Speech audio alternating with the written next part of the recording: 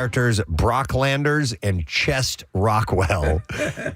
We are going to go to Matthew, who's joining us via Zoom, and he's keeping things nice and safe with his helmet on this morning. Hi, Matthew. Good morning, bud. Good morning. Rag'em. Hey, where are you headed off to work in that helmet, man? That's my hard hat. Yeah, I know that. Are you just wearing it for fun, or are you going to work? No, I'm in the plumbers union. I'm downtown in Philly. All right, very good. Okay, what movie do we find the characters Brock Landers and Chest Rockwell? Boogie Nights. That is correct. Yep. Hang on, Matt. Got you a $50 point card. And that is from our friends at Arnold's Family Fun Center. And this week's big friggin' deal is from Arnold's. You can get two $50 point cards for the price of one. Enjoy go-karts, mini golf, bowling, and more action-packed excitement for all ages at Arnold's Family Fun Center in Oaks. You can get this exclusive offer while supplies last. WMMR.com/deals. Thank you, Matt. Hang on the line. We'll get your information. We will set you up. All right, let's, by the way, yes, Chest Rockwell. If I was going to be Brock or Chest, I think I would have to go with Chest, right? Chest Rock. By the way, that was a direct parody. John Holmes, when they had fully scripted porn movies, and they really wanted to try to make movies that happened to have sex in them. Sure. There was a series of John Holmes movies where he was, quote unquote, a private dick. Yep. And there were action scenes and shootouts, and that's what that was parodying. All right, so Kim Kardashian is reportedly considering modifying her joint custody agreement with Kanye West after he released a song featuring their daughter Northwest without Kim's consent. So she is debating taking legal action to strip Kanye of joint legal custody, though she still wants him to have a relationship with their kids. West doesn't see his 4 kids outside of limited visits, but the decision-making of their children's upbringing remains a joint decision between the parents. Kim allegedly sought an emergency hearing after learning West planned to feature North in a track with disgraced rapper Diddy, but West ignored their agreement and released the song anyway. He later went on deleted rant on social media calling their custody arrangement jail and accusing the Kardashian of controlling their children's lives, adding, "The man makes the final decision." After dropping the song. Imagine that's who you're sharing custody with. Wow. Could you imagine? They finalized their divorce back in 2022. Every time she comes home, I bet Kim Kardashian has to check her for a Nazi tattoo. North has already made waves in the music industry, debuting her rap skills on her dad's Vultures album and performing live for The Lion King live at the Hollywood Bowl. So, Justin Baldoni and Blake Lively are responding to predictions that the two might find a settlement, or at least Baldoni's lawyer, Brian Friedman, has. He shared on a podcast that he believes this thing is going to go all the way. He said, "I've represented a lot of people in the worst moments of their career, the worst moments of their life. Justin has been destroyed by this." He went on to say that it was important that the truth be revealed, sharing, quote, "In this day and age, the only way that you can truly get back is to prove your innocence, and that's what we're actively going to do, or working to do, and that may only be able to be done in a courtroom." So this is is there any financial amount that's been put forward? I've seen no numbers. Yeah, neither have I. No. So I don't know. I don't know what the end result is or desired result will be. All right, so interesting. Follow-up, Gene Hackman's wife, Betsy Arakawa, had called a medical concierge service in Santa Fe one day after authorities previously reported her last known activity and 2 weeks before she and Hackman were found dead. Investigators confirmed on Monday. Yeah, so it kind of mucks up the timeline a little bit, but that was just her last activity they knew of. So this would be her last activity, I think. Hackman and Arakawa's bodies were found in their Santa Fe home February 26th. Authorities said autopsies show that Hackman died of heart disease. Arakawa died from hantavirus, rare respiratory illness spread mainly by rodents. It's believed that she died days before Hackman did, and both bodies showed signs of decomposition. Prior to getting access to phone records, Santa Fe County Sheriff Aiden Mendoza said earlier this month that Arakawa's last known communication and activities on February 11th. On that day, she had exchanged emails with a massage therapist and was seen at a local grocery store, CVS, and pet food store. But cell phone records show that she made 3 calls the morning of February 12th.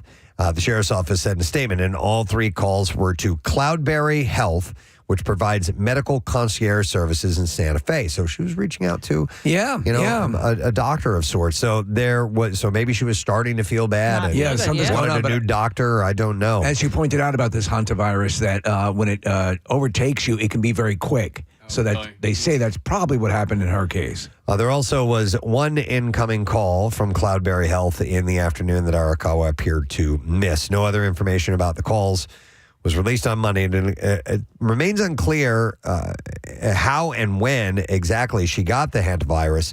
Hackman tested negative for it. He was also suffering from advanced Alzheimer's, which, of course, contributed to his death, according to the coroner's report. What a freaking nightmare, man. What a horrible way to check out. Yeah, absolutely. Chrissy Teigen has hit back at trolls online who have criticized her looks recently, specifically calling out her cheek fillers. And she asked her fans in a video on her Instagram stories, honestly, what happened to just thinking things? Remember thinking things, she said? You'd go through a magazine and you'd be like, oh, that person looks like, I would never have that haircut. Those teeth suck. And then she went on saying, we all do it, but we used to do it to magazines, and now you take the time to type it out? What, she said? It gives, I think, a whole new outlet to intrusive thoughts. You know what I mean? As far as being able to write them out? Yeah. Yeah. I mean, listen, the genie's out of the bottle. It's never, you have that. Those who are inclined to do it are going to do it, and there's no coming back from that. She specifically called out a few comments that she received, mockingly reading her cheeks look too filled, and why would she fill her cheeks like that? Why would she do her lips like that? Then she reminded everyone that you can just think things, and that they don't need to say every mean thought they have out loud, sharing just say those things inside in your head. Say them inside of your big brain, she said. Well, she's right, but you can not post stuff. I mean, the option to not say things also goes along with the option of not posting something. I think that's what she means. That's what she's referring to. I know, but I mean that for her. Oh, her. Yeah, I mean, you don't have to post everything that you always think. Right. You know? And I'm not trying to defend or even condemn her comments. She's right. But when you post as much as she does and you share so much of your life online, you are opening yourselves up to criticism. Yeah, it's a double-edged sword. Whether it's warranted or not, that's up to the public, I guess. What if you're just sitting there having a conversation with two best friends and somebody comments on your nose hair? You haven't posted anything, but you're just sitting there minding your own business. Oh, are we best friends? You said two best friends. Yeah. Aww. This happened at dinner the other night. When I heard the whole story. Me and Casey and Kathy did. Oh, yeah, that he was excoriated for his bushy nose hairs. Just was hanging out. I just was wondering if he ever cut them and he just forgot. He thinks about it from time to time. Yeah. But you don't. That's why that's going to change, Cass. I know, because I bought. You get one of those little trimmers? You have one of those electric trimmers? No, I bought. He said no. I bought it for him. I was all right. Look. Right here. There you go, in man. my hand, brought it right in here. today. You're rocking. We were talking. She made me feel bad. I said, well, if it bothers you that much, go buy me a nose hair trimmer right now. And she did. I did. Okay. We'll talk about it later. I didn't mean to make you feel bad. I just wanted you to know you had no. It was clear that he felt bad. Have you tried it yet? Not yet. I just brought it in. Have you ever used one? I have. Okay, because I use one. I have. Or about every week and a half, I do a little nose hair check. I had Slash and burn. I had an attachment for my my beard trimmer, and the attachment disappeared. I have no idea what happened to it, and it was just one of those things where I'm like, oh yeah, I probably should get a nose hair trimmer, and then it was always out of sight, out of mind type of thing. That's it, man. Not anymore. Not anymore. Best friend. Got it right there. Welcome. All right, so Jamie King has lost physical custody of her kids to ex-husband Kyle Neumann. According to the court documents, Neumann and King will share legal custody of her sons James and Leo, who are 11 and 9 respectively, with Neumann holding tie-breaking authority over legal custody and will also now have sole physical custody of their sons.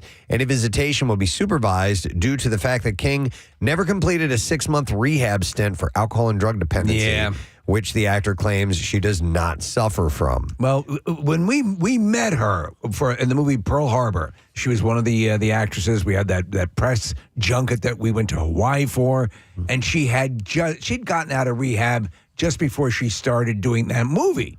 And so she's had an issue with this for quite a number of years. The two were married in 2007. King filed for divorce in 2020, and things have been contentious. with the couple ever since then.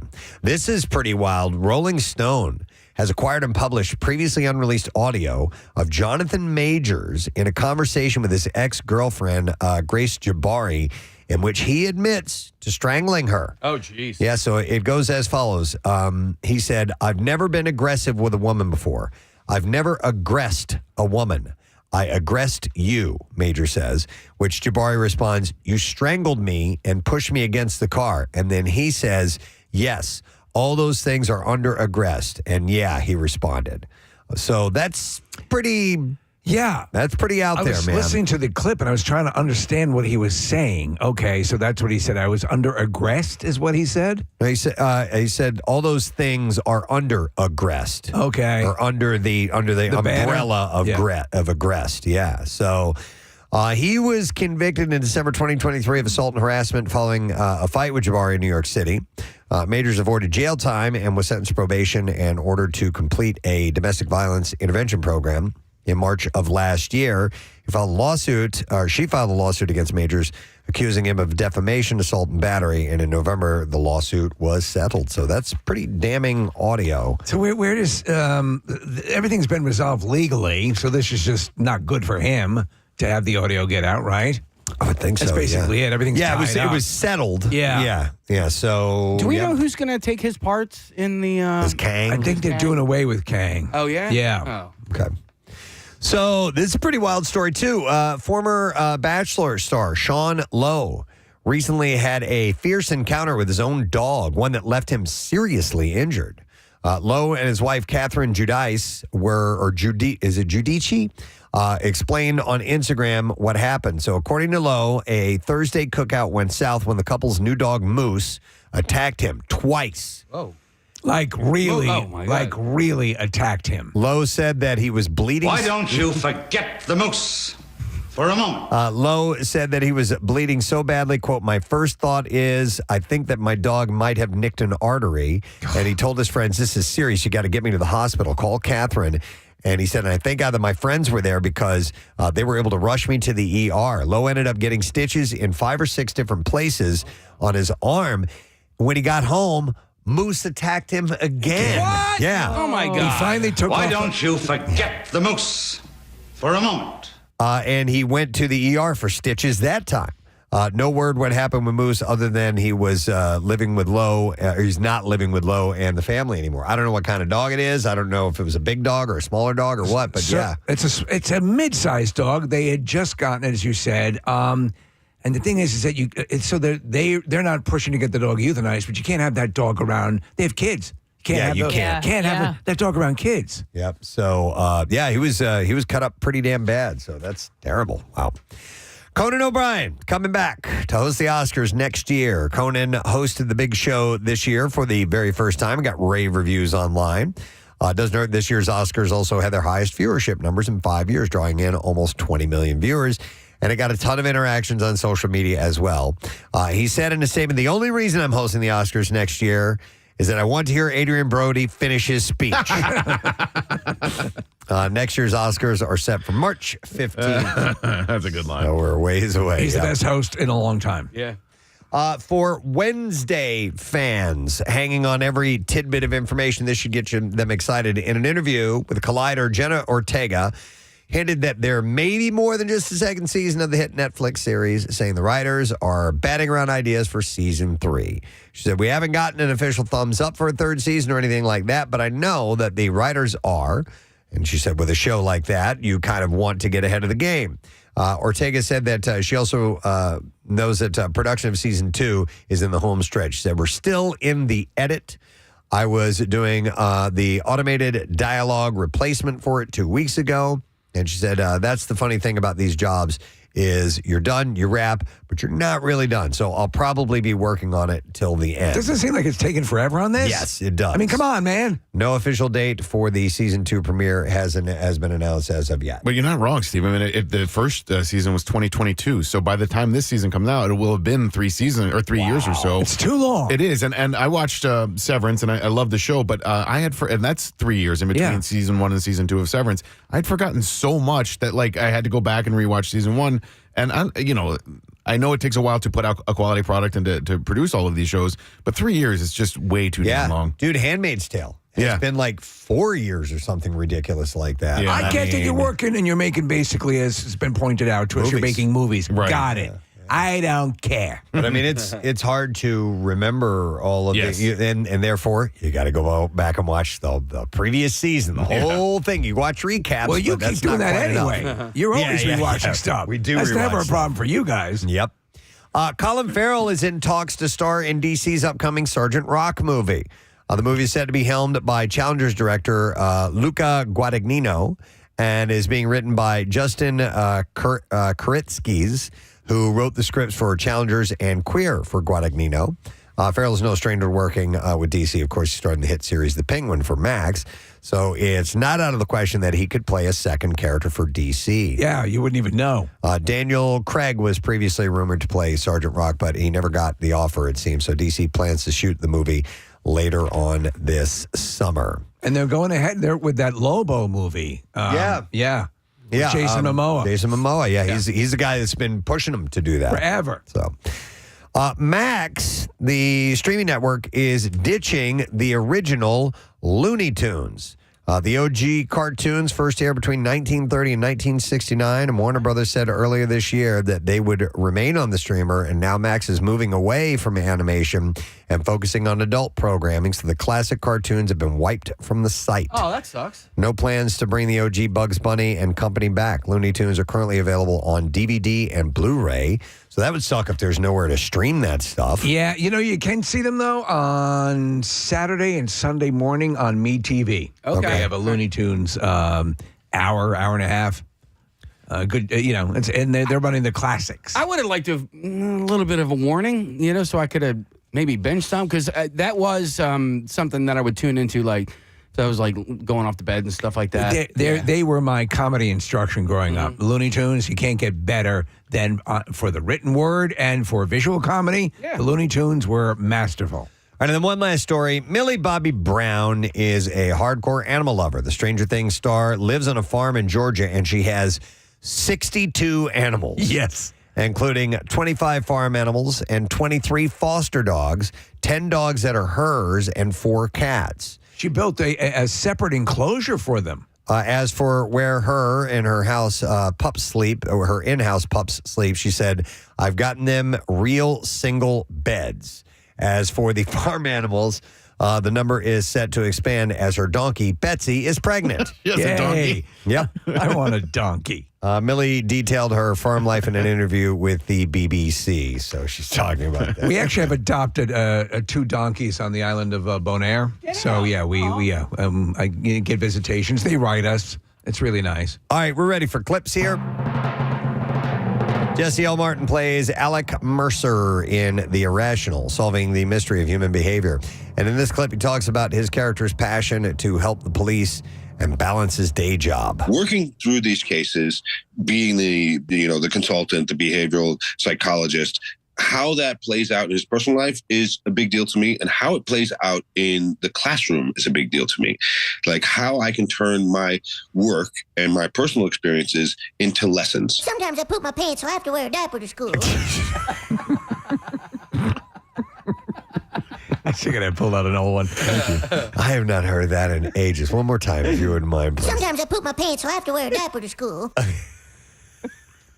Butters might be the most underrated South Park character. A new episode of The Irrational airs tonight on NBC. Here's our next clip. On Hulu's Will Trent, Caroline is an assistant to the head of the Georgia Bureau of Investigation, leading a double life. And here, Christina Wren explains her character's secret. Essentially, she was an agent who is being hunted down in a different area, and so Caroline is her secret identity. Bea Stone's character has taken her in under her wing, and she's actually a badass agent who is parading as this office assistant right now. I just made an egg in my pants. A new episode of Will Trent there. It airs today on Hulu, by the way. So there you go. That's the entertainment report for this morning. We have a couple things going on in case you are just tuning in. We're going to have guitarist Andy McKee here. He's a wonderful solo acoustic guitar performer. He's got a gig at the Sellersville Theater. He hasn't been by to see us in a long, long, long time, but we've had him here on a couple of occasions. So we're looking forward to that visit in the 9 o'clock hour. And also, it's Tattoo Tuesday. So if you're interested in getting a permanent representation of your fandom of our program, we appreciate that, number one. Number two, you need to text the word tattoo to 39333, and somebody's going to win a $350 gift certificate from Floating World Tattoo and Piercing on South Street. They're at 1729 South Street. You can check out their Instagram at Floating World Tattoos, get an idea of what they can do for you. We'll take a quick break, and we'll come back in a moment. The sun's coming up. Stay with us.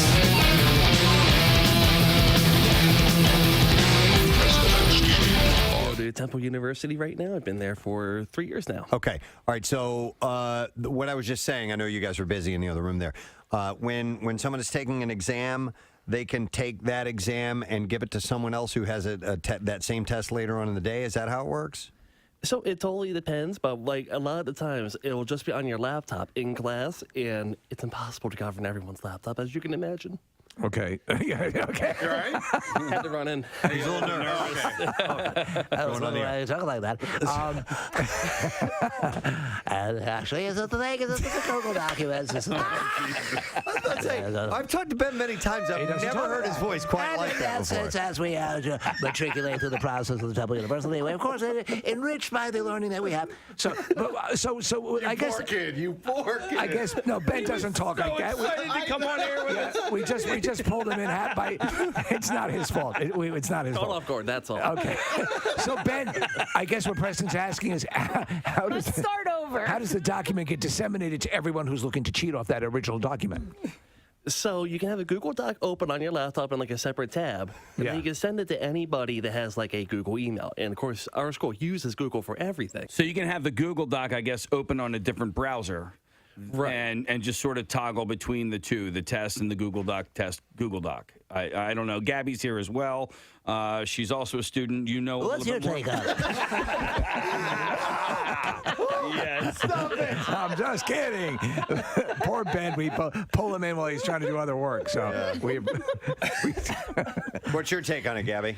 Yeah. So if you're in a group, just like in a group, when you're doing one of your assignments, you obviously have everybody's email. So you can set up this Google Doc where you can share everything that you do. So even if you're in one class earlier and you have a friend that's in the next class later in the day, you can just share that document with other people in other classes. Okay. And Victoria, were you the student? Did you do this or hear about this happening as well? Yes. Why is your mic not on? I'm sorry. Go ahead. Yeah. Yes. So when I was in school, it was just super easy. First of all, the website is pretty, like, once you get it down, it's super easy to use. And yes, sharing is so easy, and it's so easy to communicate on there amongst many people. Did anyone ever float? I mean, because they're saying that it's actually it has had, and Google has actually had to step in to give teachers ways to fight this. Do you know anyone who's ever cheated using the system? Well, that's what I was going to ask. I would say. Actually, no, I'm not aware. Ben has something to say about the Apple Watches. Yes. So not about the Apple Watch, but I do have a story we can go into. Okay, please do. So in high Make it a long school, one. I went to a tech school.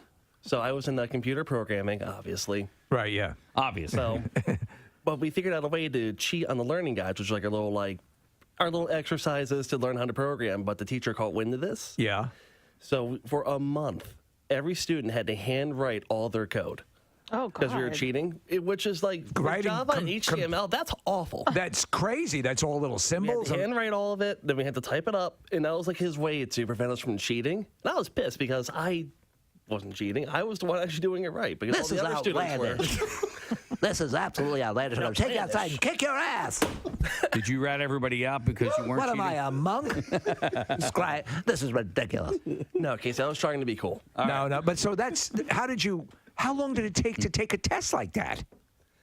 Well, for what would take 5 minutes on the computer was about 25 on the paper. Jesus. Just because you got to remember the symbols, you got to squiggle them or whatever.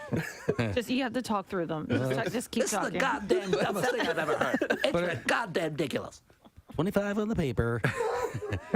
No, but I mean, to write, who's talking about writing code is in all symbols and intense stuff. It's, Preston. Get yourself together. I can't. Steve being outrageous, Ben, is killing me. Oh, this is an outrage. Preston, our dancer wants to chime in here as well. Oh, yes, Victoria. Yes. Yeah, don't forget about me. Okay. I'm anyways. sorry, Victoria. No, it's okay. It's just so funny. I'm listening to how like far people will go to like actually cheat. And I went to a really good school, and we would literally cheat in groups, and the teachers had no idea. That's how No oblivious. idea. I guess they were just paid so well that like I swear they didn't care. Do you think there's some credence to the fact that schools who rely on, how the school's performing would allow this to happen? I guess to keep up with their reviews and stuff like that. Yeah. It's conceivable. I went to a really good school, so like I guess like high test scores were like super important. So it's plausible deniability. Right? That you can say, okay, they're just getting good grades. And what's funny enough, in 9th grade, I actually had a social studies teacher that would literally grade you on like if he liked you or not. Like we would write what we had for breakfast on like literally I would write the most ridiculous answers, and some of them would be right and some of them would be wrong. I swear this man graded you on whether he liked you or not, or maybe your outfit that day. Like I swear I bet he you didn't did care. very well. Yes, being stunningly gorgeous helps too. I passed, by the way. And he fed us. Like, he was a G. He was awesome. What's going on over here? Just because she's super hot, she passes? I'm here writing goddamn code. My fingers are falling off. She talks about having egos and she gets an A+. You're a good sport, Ben. Yeah, that was an outrage, frankly. Goddamn, says like I have a rheumatoid arthritis writing all this code. And over here, she says she had a Pop-Tart for breakfast. She has an A+. I love when you threaten to kick their ass. Outside now, I'm going to put my foot so far up your ass, you're going to see my big toe coming out your nose. Oh, my God. All right, we have to wrap this up. Oh, we do? Okay. Yeah, all right. No. Officials are working to contain a scabies outbreak. No. What the hell? This is at Radnor Middle School, and one student from Radnor Elementary School, yeah. Yep. Scabies. Mm-hmm. And at least 18 students were diagnosed with the infectious disease. Okay, what is scabies? It's a rash. Okay. Isn't that... Wait, okay. Scabies isn't crabs?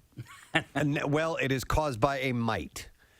A little creature. Okay. But they normally it's not visible to the naked eye. But it's not It's not crabs. It's not okay. It's not like but crotch do you crabs. get it down there? You can. Yeah. Okay. Yeah. If so you're lucky. The scabies will burrow under the skin and lay eggs. Oh God. An itchy rash consisting of raised tracts, bumps, or blisters may appear on parts of the body, including between fingers, wrists, elbows, armpits, waistline, thighs, and genitalia. Including the nutsack. Yes, probably. Yeah. Well, there all were... the little crevices and cracks. Yeah. They lay their Ball eggs. sacks are yummy. I remember in high school there was an outbreak in our school, but it was everyone who was getting it down there. Yeah. And so it seems like it's few and far between that we have scabies outbreaks. I always consider that one of those bizarre peripheral things like scurvy and gout. There was the guy that I told you about that wanted to go halfsies on the fleshlight. Oh yeah. And by the way, again, take that in. Nick knows someone who wanted to go halvesies on a fleshlight. Yeah. God, I hate him. Yeah, me too. I love him, but I hate him. But he there was an outbreak of it in college. Is this guy an Elvis impersonator by any chance?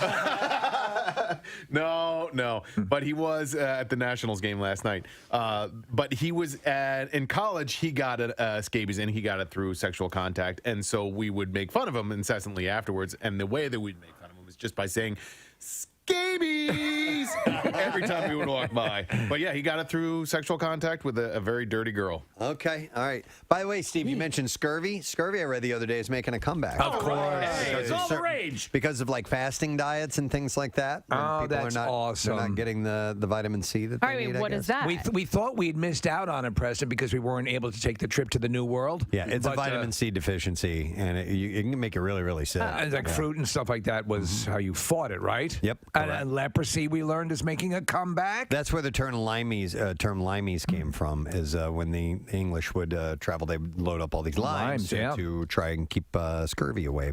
Hang on a second. Maddie has scabies, and Kathy's going to leave the room now. She doesn't even want to be on the phone with somebody with scabies. Hey, how you doing, Maddie? Good. I had scabies. Oh, okay. Right. Oh, it says actually has scabies. Yes, Okay. I had scabies, and it was horrible. I think I got it on the Appalachian Trail because there was no STD thing going on. Yep. Okay. So it's interesting that you mentioned that, and that's possibly where this particular outbreak came from. But I'll get into those details in a moment. How bad did it get for you? It was horrible, dude. Every fold in your skin on your body, they burrow into and they lay eggs, and there's these little tunnels. It's horrible. And You're laughing as you're talking about scabies tunnels. yes, Yeah. these tunnels. They're like under your skin, like in your knuckles and the creases of your finger. Die. So Maddie, Kathy, in your junk too. in your junk. Okay, we're looking at a picture. You're right, Maddie. It says skin condition caused by burrowing mite. And they lay the eggs in there, yeah. They lay the eggs. It was horrible. They gave me this poison that I had to rub all over my body. Yep. And I had to wait like an hour and let it seep in. And then blistering caused. There's blistering afterwards. Maddie, let me ask you: did they make the trip down to your junk? Did you have it around that region? They were anywhere there's a fold or a crease. There is burrowing mite. And not for anything.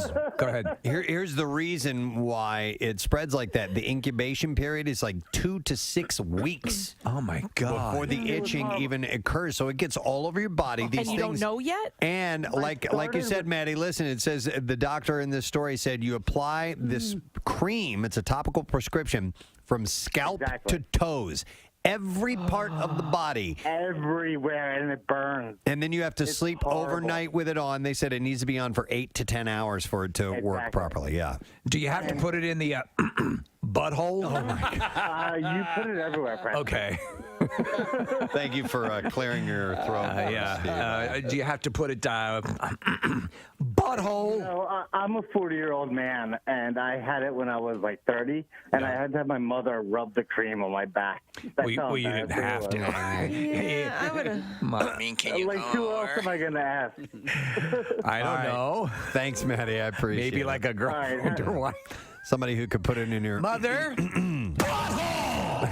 I have to go over to my 30-year-old single son and rub ointment in his ass. That is horrifying. Yeah, that's nasty. I did not realize the burrowing was an issue. That that adds a whole other realm of hell to it. I always thought it was a slightly bit more benign, but it does sound very similar to genital crabs. So they said the outbreak was caused by a camping trip that some of the students attended. Oh, they went to Whore Island. The doctor said they all hung out together, which is the typical story for scabies. Some of the kids, we did see a few of them, and that, that most likely it was just because they were all in close contact with each other. They were camping. Oh, yeah. And that's when the whores come in.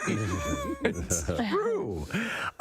So sleeping bags and things of that nature and camping tents, it's a confined space. I've had a few texts come in, and also it looked like a call had been up as well. Were you guys familiar with chiggers? Yeah. Chiggers, yes. Yeah. Growing up I lived in the South for a little while, and we would always warn about, those look like chigger bites. Which were painful. I mean, because you could scratch them until they bled almost. I mean, as a kid, I was just itch so much you wouldn't stop scratching. That's why that park went out of business at Chiggerland. Yeah, no, that's Digger World. Oh, I'm sorry. I'm thinking of. But anyhow, I don't know if they're the same. They're related, I guess. Are they? Yeah, they're also mites. They're just different kind of mites. Chiggers, I always assumed were a little bit bigger. I don't know. Mites, I guess, you can't really see them. No, these ones are called trombiculid mites. Okay. Which are different than the scabies. Kath, you know what we need to do? We need to dive into the mind and get into the stream of consciousness. My mind is a raging torrent, flooded with rivulets of thought, cascading into a waterfall of creative alternatives. The stream of Consciousness-ner.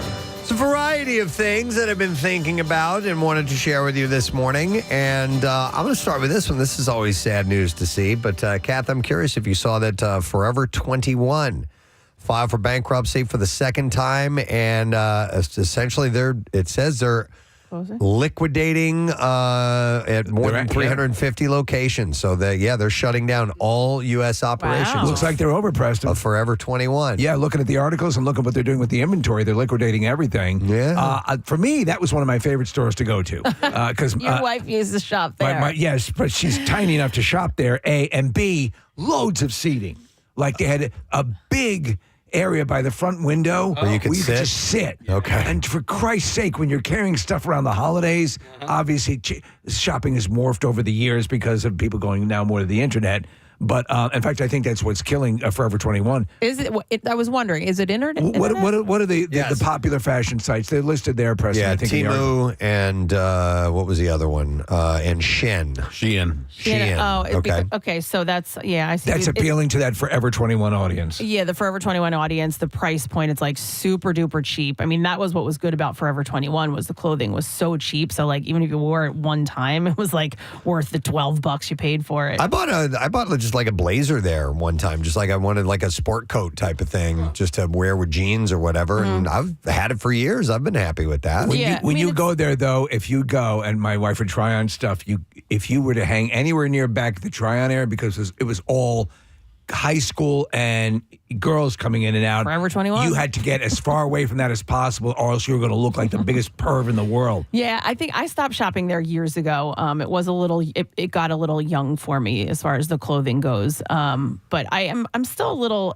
I think there are stores that like some of the stores that are not going through this. Like Charlotte Russe, are they still around? I don't think so. I don't think very many, but that are all the good places to sit that are are similar to Forever 21. Forever 21 was always for me. It was always a mess. Yeah, like they didn't have it. Like if you go into H&M, which is similar. By the way, I was wrong. It was H&M is where I bought my clothes. That's why I was about to comment. Yeah, wrong place. H&M is still cheap, but it's a little bit more expensive than Forever 21 was. Okay. But like I don't know. I don't know if this has anything to do with it, but it was part of the reason why I was like, okay, I'm done going to the store. It just was a mess. Messy. But it was a mess. You couldn't find anything. Like you walked in there and you almost got a headache. Whereas like if you go to H&M and you can't find something, you can ask them where it is and they can tell you. Forever 21 was like, I don't know. Well, it's not like going to Marshalls or whatever. Yeah, like it's just scattered. Yeah, I mean, what you get is what you get. It wasn't as bad as that. It was supposed to be organized. They just never were kept that organized. I think because the stores were so big,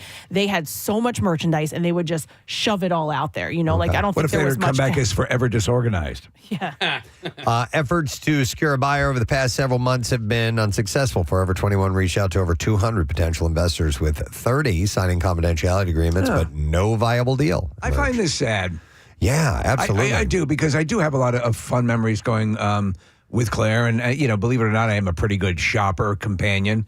And the whole, we talked about this, the whole mall concept, or the whole concept of going to different stores, and that would certainly be one we had hit. So it's sad to see it go away. Yeah, the company has been engaged in talks with liquidators and faced significant challenges in attracting a buyer willing to sustain the business. The second bankruptcy follows a tumultuous period after emerging from its first filing.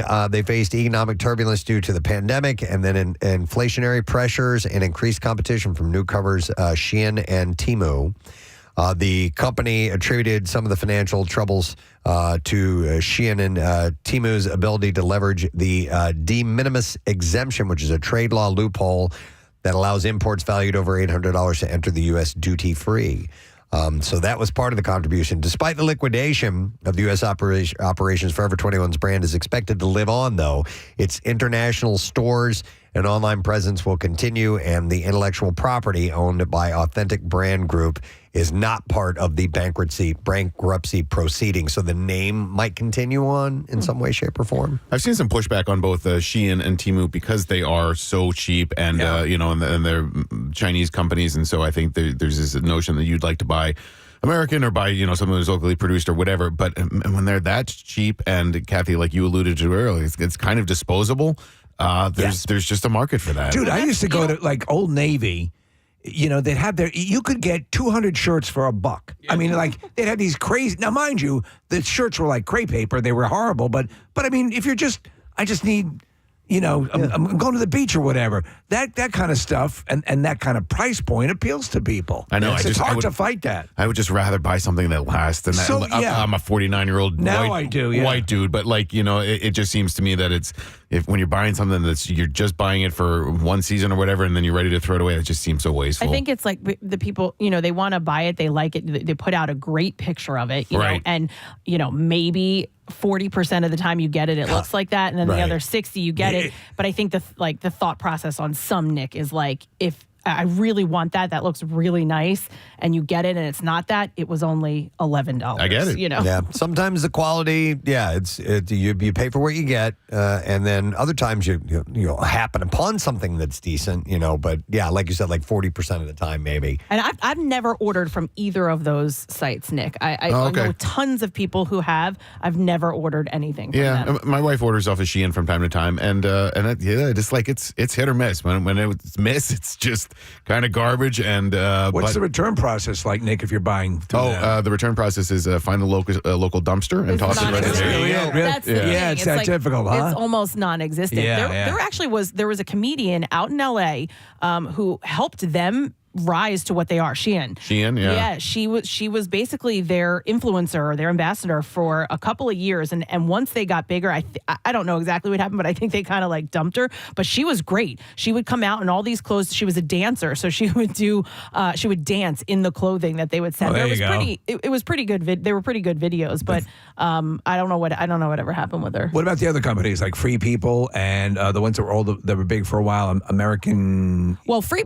People was part of the Urban brand, so they're doing pretty well. They're doing well? And they are not cheap in any way, shape, or form. One time I bought $700 worth of shoes, and then you can't ship them back for free. So I walked through the King of Prussia Mall with $700 worth of shoes and returned every pair of shoes. And the woman was like, was there anything wrong with them? I was like, no, they didn't fit. And she was like, people don't normally return this much. And I was like, well, this girl does. All right, so, sad news. Forever 21's going on. All right, let me see what else. The stream of Consciousnessner.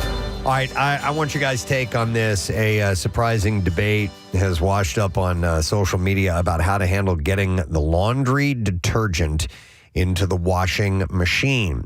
And it started with a woman posting a TikTok video calling her boyfriend out for the way that he does it. Oh, okay. All right, so I thought you might find this interesting too, Kathy. So she wrote, "Help, I just asked my boyfriend where the cap for the detergent is, and he said, oh, I just fill it up and then I just throw it in." Okay. He throws a cap in? He throws the cap in with the clothes and runs it. I know insanity. I know plenty of people that do that. Okay, all right. Yeah. I don't do it, but when I heard this, I'm like, well, yeah, why not? Makes sense. Yeah. I don't use the cap at all. Yeah. How do you measure out what goes in? There's a little tray that comes out, and I just pour it into that tray. So you have so like I have the big one with the dispenser, right? That does come with the cap. So I have the cap from the previous one, and I use that, and so that way I can put the clean cap back on the detergent and have the other cap sit. So even if there's a little bit of detergent still left in it, it's not leaking all over. Okay. So I have something that I just found out that my wife is using that I think is pretty cool. But if you had something tangential to that. I was just saying that some people find that to be, they can't believe this guy's doing that he's throwing the cap into the clothes. But his rationale is that it uses up every bit of the detergent. It does. And it cleans the cap. And when it's done, you just take it back out and you put it back on. No fuss, no muss. You know what I was worried about? I don't like muss. I don't like muss. You know what I was worried about the first time I did that? I don't do it all of the time, but occasionally I will if the cap, does have like a lot of the detergent still left in it, was the plastic cap melting. Yeah. Like if you're doing But it doesn't heat up enough. It doesn't heat up enough, yeah. So it's actually okay. Boiling your clothes? Yeah, right. My wife uses detergent sheets. Have you guys used those? Yeah, I've heard about them. These are wild.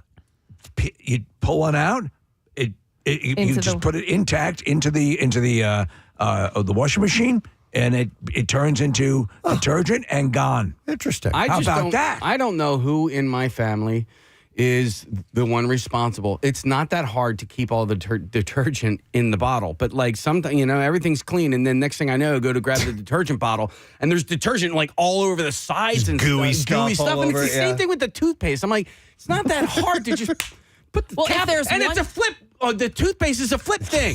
You just flip it down, and you don't have to worry about toothpaste getting honestly, all over the counter. I hear you. It becomes such a scuzzy nightmare.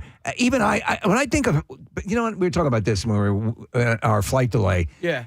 When I was a younger kid, I did the same crap, and my toothpaste looked like a nightmare. Yeah. And if I had to do the laundry, I never did laundry as a kid, but the toothpaste, I don't know. Like if there's one little drip and you wipe it up, then there's none. If there's one little drip and then the next person uses it and it's another drip, and then it becomes the disgusting mess that you get to. Yeah. So eventually, what ultimately I do when I look at the detergent bottle or whatever, if there's crap all over it, I grab it with some of the dirty laundry. Do you know what I mean? So then I can at least wipe that up. I don't know. Dude, do me a favor. I'll even pay for it. I'll buy you a couple of Eufy cameras. Yeah. Well, discreetly place them around where you're having these trouble issues so you can nail down exactly who's doing it. Yeah, because everybody's like, it's not me. Yeah. I'm like, if you had video proof. Q-tips on the floor next to the trash can.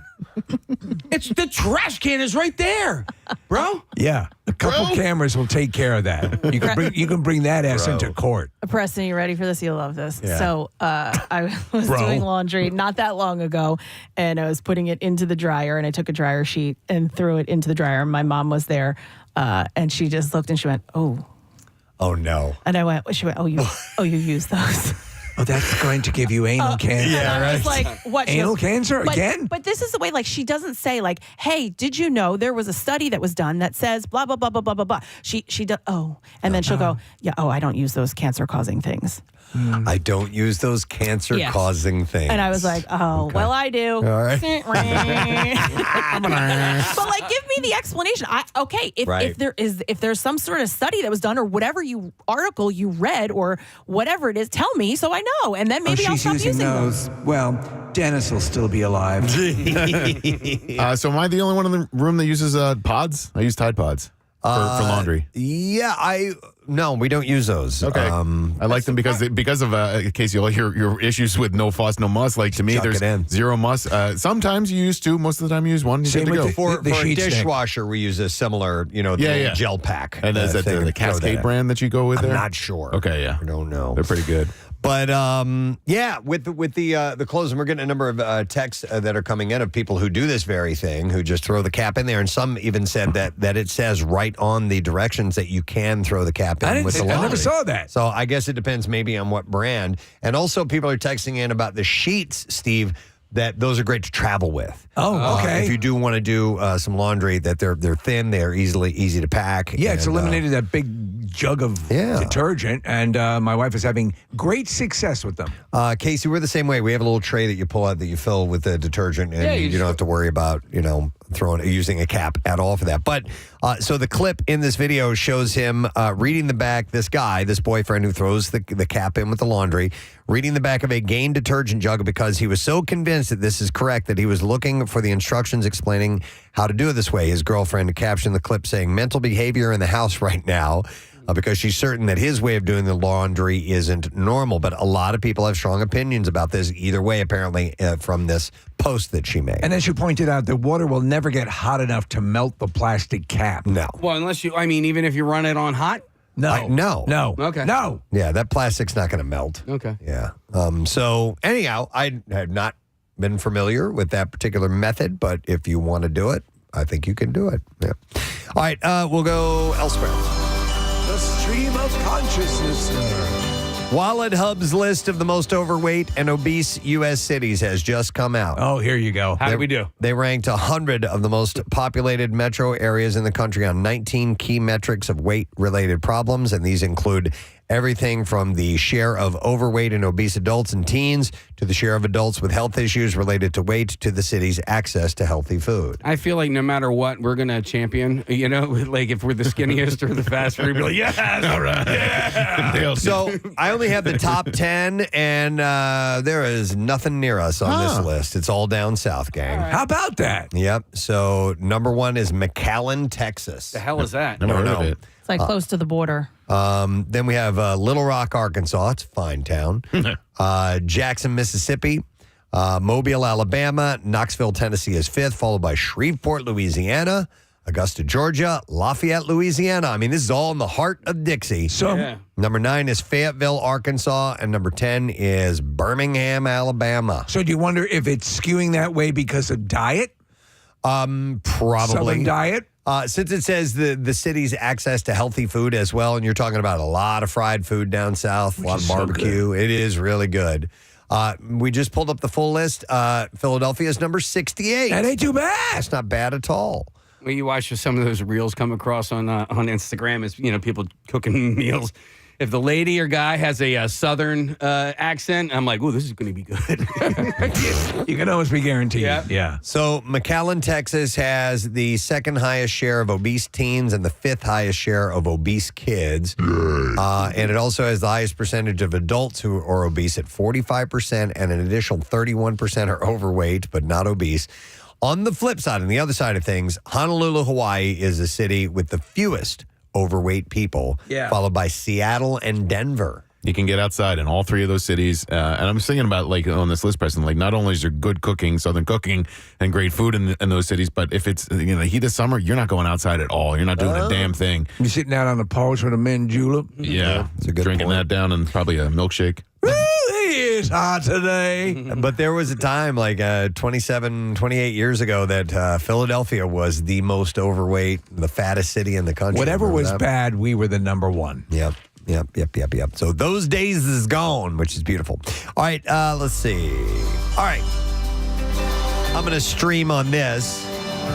An Australian, and I don't fully understand this, so you guys will have to help me out with this. But an Australian podcast lit up TikTok by asking if you're in a guess family or an ask family.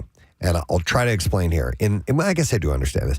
In a guess family, the host of this show, Jesse Stevens, says, you don't really directly ask for anything ever, but instead you sneak in a mention of what you need. In an ask family, you say what you need and you leave it to the other person to say yes or no. So to give an example, he said, say you want someone to help you move. You can be suggestive about it and say, hey, would you be open to helping me move? Or a more ask family would say, can you help me move? Can you give me a hand with this? Yeah. And I tried to think of whether, they're putting this in under the umbrella of a family. I was trying to think of if our family is ask or guess. I don't really know. Like, can you clean your toothpaste tube? Right. Can you? Can you hit the garbage can with your Q-tip? Would you be okay with cleaning up the Q-tips? Right. As opposed to, can you pick that up? Yeah. So I don't know. An ask and you can be both. I mean, you don't have to be one or the other. Yeah. Would you mind if I kick your ass for not cleaning the? Yeah. I wonder what how long it takes for you to get to that point of like, I'm so damn tired of the Q-tips on the floor. And so maybe Casey, just in your example or whatever, you dropped hints for a month and it's not gotten anywhere. Then you reach a point of frustration and the boiling point. You're like, can you pick up the goddamn Q-tips? How long does it take to get to that where the passive aggressive hints? What really I need to find out don't is work. Who's responsible for the Q-tips. You know what you do? According Honestly, to everybody, it's nobody. Have a family movie night and run The Stepfather.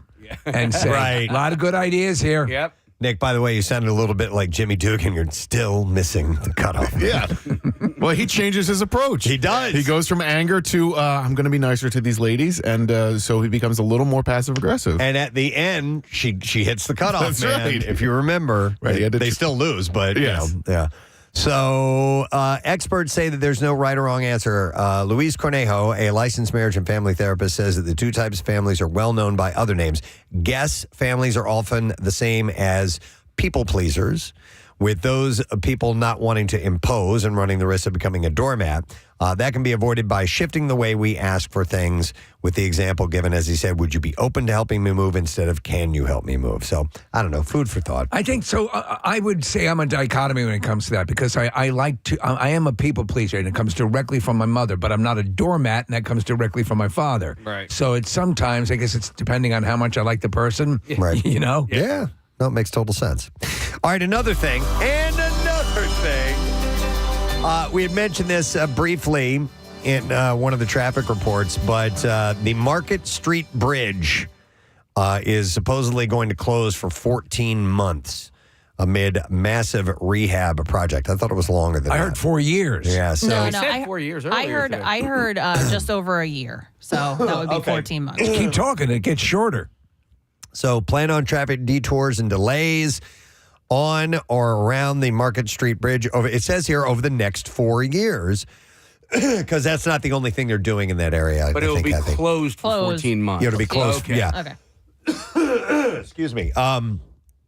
It's a $149 million reconstruction of the span that connects University City and Center City, Philadelphia. I'm sorry, I have a tickle. No problem. Can you scratch the stroke case? Here, I got this throat scratcher here, Preston. Open up. How deep down is it? Sorry, it's about 4 inches. It's out of your reach. Oh, damn it. No, I had a scratcher. Okay. Sorry about that. So enhancement. So work begins this month on the 93-year-old structure. Actually, 3 bridge sections. So that carry the Philadelphia's main east-west street over Amtrak tracks. I legit only use that bridge like once a year. I take the train into Philadelphia for the Bend to the Shore bike tour. Right. And then I ride my bike across the bridge to get to my hotel. That's the only time I ever use that I bridge. actually like that bridge. Yeah. It's a pleasant bridge. It is. It's a good crossing bridge. So PennDOT will add a 2-way bike lane separated by concrete to Market Street with a signal light for cyclists on the western end. Motorists, cyclists, and pedestrians are going to have to adjust to a series of detours at various points during the project, including closure of a section of 76 of the Schuylkill Expressway near Market Street. That's going to be a blast. That is really going to be difficult. And it will direct drivers off the expressway and through city streets to get around work. Man, that is going to clog it up. So if you could plop a bridge down anywhere around here, wow, where would you stick a bridge?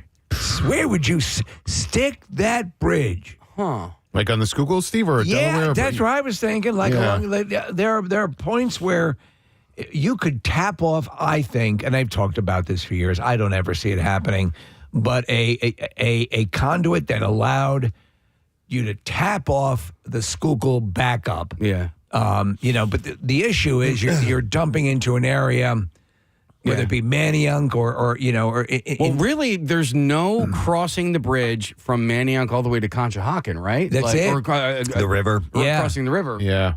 Yeah, you're right, Case. The other thing, Steve, that I think would be kind of cool is like maybe a pedestrians only bridge, for bike traffic or foot traffic, because you can use bikes and walk across, I think, all of the bridges. I don't think there's any restrictions on people walking across or biking across back and forth. But there are a few cities that have a pedestrian only bridge, and maybe that would alleviate some of the traffic. Something? Because people would not be, so there's one that goes over from at the end of, it's over very high over Manayunk. Yeah, and you get over to the park system on the other side. I used to go all the time when I was walking my dog, Chelsea, and it was great. Yeah, and that didn't used to exist. They made that a pedestrian bridge for the last 15, 20 years or something like that, right? Yeah, and it's great. I don't know, but it's, something that might tap off some of that BS. So the bridge roadway itself will be closed to motor vehicles for 14 months beginning August of 2026. So that's when they will actually shut it down. It What will about Vespas? Not be usable. No, you're not going to be able to use Damn it. PennDOT says that it will maintain 2 lanes for motor vehicle traffic on the bridge between 5 a.m. and 9 p.m. during the project. But any closures will be suspended between June 1st and August 7th next year when they're going to suspend it when the FIFA World Cup matches come to town. You'd have to. Yeah, they're gonna give it a break then. But early construction will focus on moving, replacing, and installation of a web of electric, gas, water, fiber optic utility lines in the Market Street Bridge project area. So, yeah, but Casey, going back to your point, that's it's fascinating because there's nothing in between Fayette Street and the one down here in Belmont. There are no bridges at all. Yeah. And Conchi could definitely use some more bridges to get across because like that Fayette Street Bridge is so jammed all the time. I think the problem is with going across the Schuylkill, other than when you're right down there in the throes of Conchi, but I mean on the other side of the Schuylkill Expressway is a giant hill. It's all built up. There's nowhere to go with a bridge. You would have to allow a ramp in space so that you'd allow traffic to merge with. I don't even know how the hell you'd do it. Yeah. How the hell do you do that? So the federal government is paying 80% of the cost. The state will cover the rest of that. And the like Kathy was saying earlier this morning, it was scheduled to start today. But they have postponed it until the 24th. So just get yourself ready for that because that's going to be so much fun. All right, one more. All right, we'll end with this one. There is I like the idea, but it's kind of dumb. A new app is called Touch Grass and has a unique approach to fighting excessive use of social media. It was developed by a guy named Reese Kentish from London. The app blocks access to social media platforms until users physically go outside and touch grass. What? How does it determine that you've done that? So to unlock their apps, users must take a photo of themselves touching grass, after which they can choose to unlock their apps for 15 minutes, 60 minutes, or until sunset. What if you keep a piece of sod on your desk? Yeah, you could just do that, Yeah, right? yeah. So Kentish created the app to address his own habit of excessive scrolling and to encourage others to reconnect with the outdoors. The app's game-like design aims to appeal to young adults, demographic significantly affected by internet addiction. I tell you, we're sitting in the airport. You take a scan of the people sitting there. Everyone is scrolling. Absolutely. Either that or they're chewing gummies. No, I know what you mean. There are multiple times when I will be the only person who is not. And I will just kind of sit back and observe for a little while. I told you the story about the father and son I saw having dinner. Yeah. I felt really It's bad for sad. them. The kid wouldn't lift his head from the phone, and the dad sat there for an hour trying to communicate with him, and eventually he gave in and picked up his own phone and started doing the same thing. I spent a good portion of the time, Casey, you were listening to music, we were sitting there, but I spent a good portion of I like to people watch. Yeah, me I too. can sit there and people watch all the time. Yeah. Yep. Yeah, and so, but it doesn't mean I don't scroll, and it is seductive once you start, but there are other things to do, like shoplift. Right. Yeah. But as far as going outside and this is to encourage you to go outside. It is, especially this time of year, when it's cold out, I just don't want to go outside. I know. Just do not want to go outside. It's so funny because the majority of transplants that we met down and this is year after year, down in Florida for spring training, grew up in Philadelphia, moved here 5 years ago, love it. Oh, really? Why'd you move here? Couldn't stand the winter anymore. And it's a broken record of people who just couldn't take it anymore and wanted to get to a warmer climate. That's it. They don't regret it. They don't regret the move. They love the temperature. And so it's what they call, like in Florida, I was talking to my brother, in California, they call the earthquakes the sun tax. In Florida, the hurricanes are the sun tax. So the weather, that's what you pay. Yeah. I like to believe that I don't mind winter and it's no problems, a few months to get through. By the time March rolls around, I'm done, man. I'm like, I am fed up with it. That's why I love spring training so much. Fed up with it. The baseball part of spring training is just a small portion of it. It's getting to Florida. It's being able to get outside and walking around Clearwater Beach. We were there for 3.5, 4 days or whatever. There are so many people who are out and walking about. They look healthier. They look happier. And I get why people would want to move. And it's January and February. And if you can make it to the middle of March, by this time of year, you're just like, God, I need some green. I need some sun. I vividly remember walking out of Finnegan's Wake on St. Patty's Day one year, and it was gorgeous. I remember it that was like year. 70 degrees. Couldn't believe how good it was. You're in this cave, this dark cave for 4.5, 5 hours, and then you walk outside. You're like, oh my God! And to me, I remember just going, okay. Here we go. I'm going to touch last. Yes. By the way, somebody down in spring training knew Kenbo. Oh, get out. And mentioned him to me. Kenbo was the guy who used to run Finnegan's Wake. And I was like, oh, my God, I haven't heard that name in ages. But going back to the whole Florida thing, going that far down, the one thing you forget about is the ridiculous oppressive heat that happens in the summertime, because I go down to visit, and there are times like that is just as miserable to me as is the winter. That's what I'm saying. You lose chunks of the summer because you just have to stay inside. Where's the perfect place? Where is the perfect temperature year round? There's an argument. California? There's an argument to be made in some parts that it's Philadelphia, because like the summers around here, like at least. I love Seattle. I love the Pacific Northwest, but the winters there are long and dark, and you don't get as much sunlight, especially in the wintertime. So, look, I don't know. Is there a perfect place? Probably not, but like there's a lot of appeal in this area because of the seasons. Yeah. I don't know. My uncle lived in Carmel, California. That was pretty outstanding all the time. So that's what I was thinking. So you get sweater. You might get I need a coat. But you don't get I'm dying parka. Right. You don't need that. And so I was thinking not northern California, but Carmel, Monterey, all of those areas. Yeah. Does anybody else hear sauna? I don't. All right. Not regularly. I pleasure myself. Yeah, well, that's different. That's way different. But no, I've been doing the sauna for months and months and months now, and now I'm up to like 20 minutes in the sauna after my workout. How do you like it? I love it. Yeah. And what I'm interested in to find out is whether or not that is going to help me in the summertime when I walk out and it's humid as hell. Okay. Because I'm more comfortable now in humid. You're conditions. climatizing basically. Yeah. So how does sauna benefit one? Because I'm sure you're doing it for a reason. I'm just trying to sweat out toxins and stuff. Sweat out toxins? Yeah. Okay. This kind of thing. To tell you the truth, Preston, I haven't done a whole lot of research on it, but I was legitimately curious. Yeah. I don't know. I am too. And I know, like in Scandinavia, sauna is huge. Yeah, people love it. Like heart health as well. Heart health, it has all sorts of benefits to it. I was looking for the longest time at the infrared saunas, which don't require the steam, obviously. And there's just tons of very good information about it.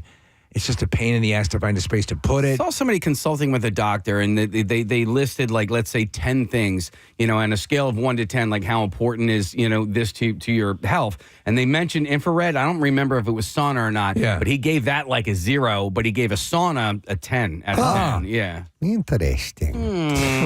All right, well, food for thought, friends, and that's why we bring it up here on the Stream of Consciousnessner. The Stream of Consciousnessner. We're going to wrap this particular segment right about now. We do have some live music that's going to take place in our studio this morning. We're very much looking forward to acoustic guitarist Andy McKee, who's been here. It's been a long, long time, but he's performed for us a couple of times in our studio. So he is back in the 9 o'clock hour performing at the Sellersville Theater tonight. When we get back, though, we'll share some bizarre file stories. I think you'll dig them. We'll be right back. Stay put.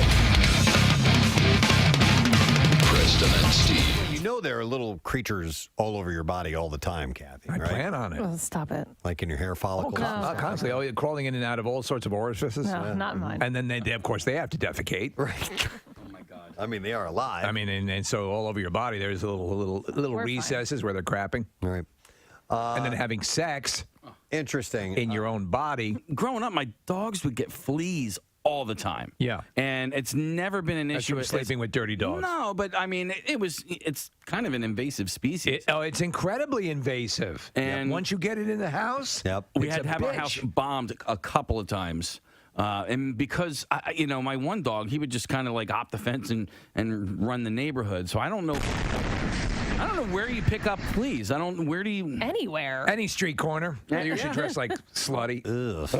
Nothing quite like Scabby Welts, man. Yeah. That's the old bluegrass singer. His name is Scabby Welts, and he sold more records in Pakistan than Slim Whitman. Hi, I'm Scabby Welts. It's great here to provide you folks with music.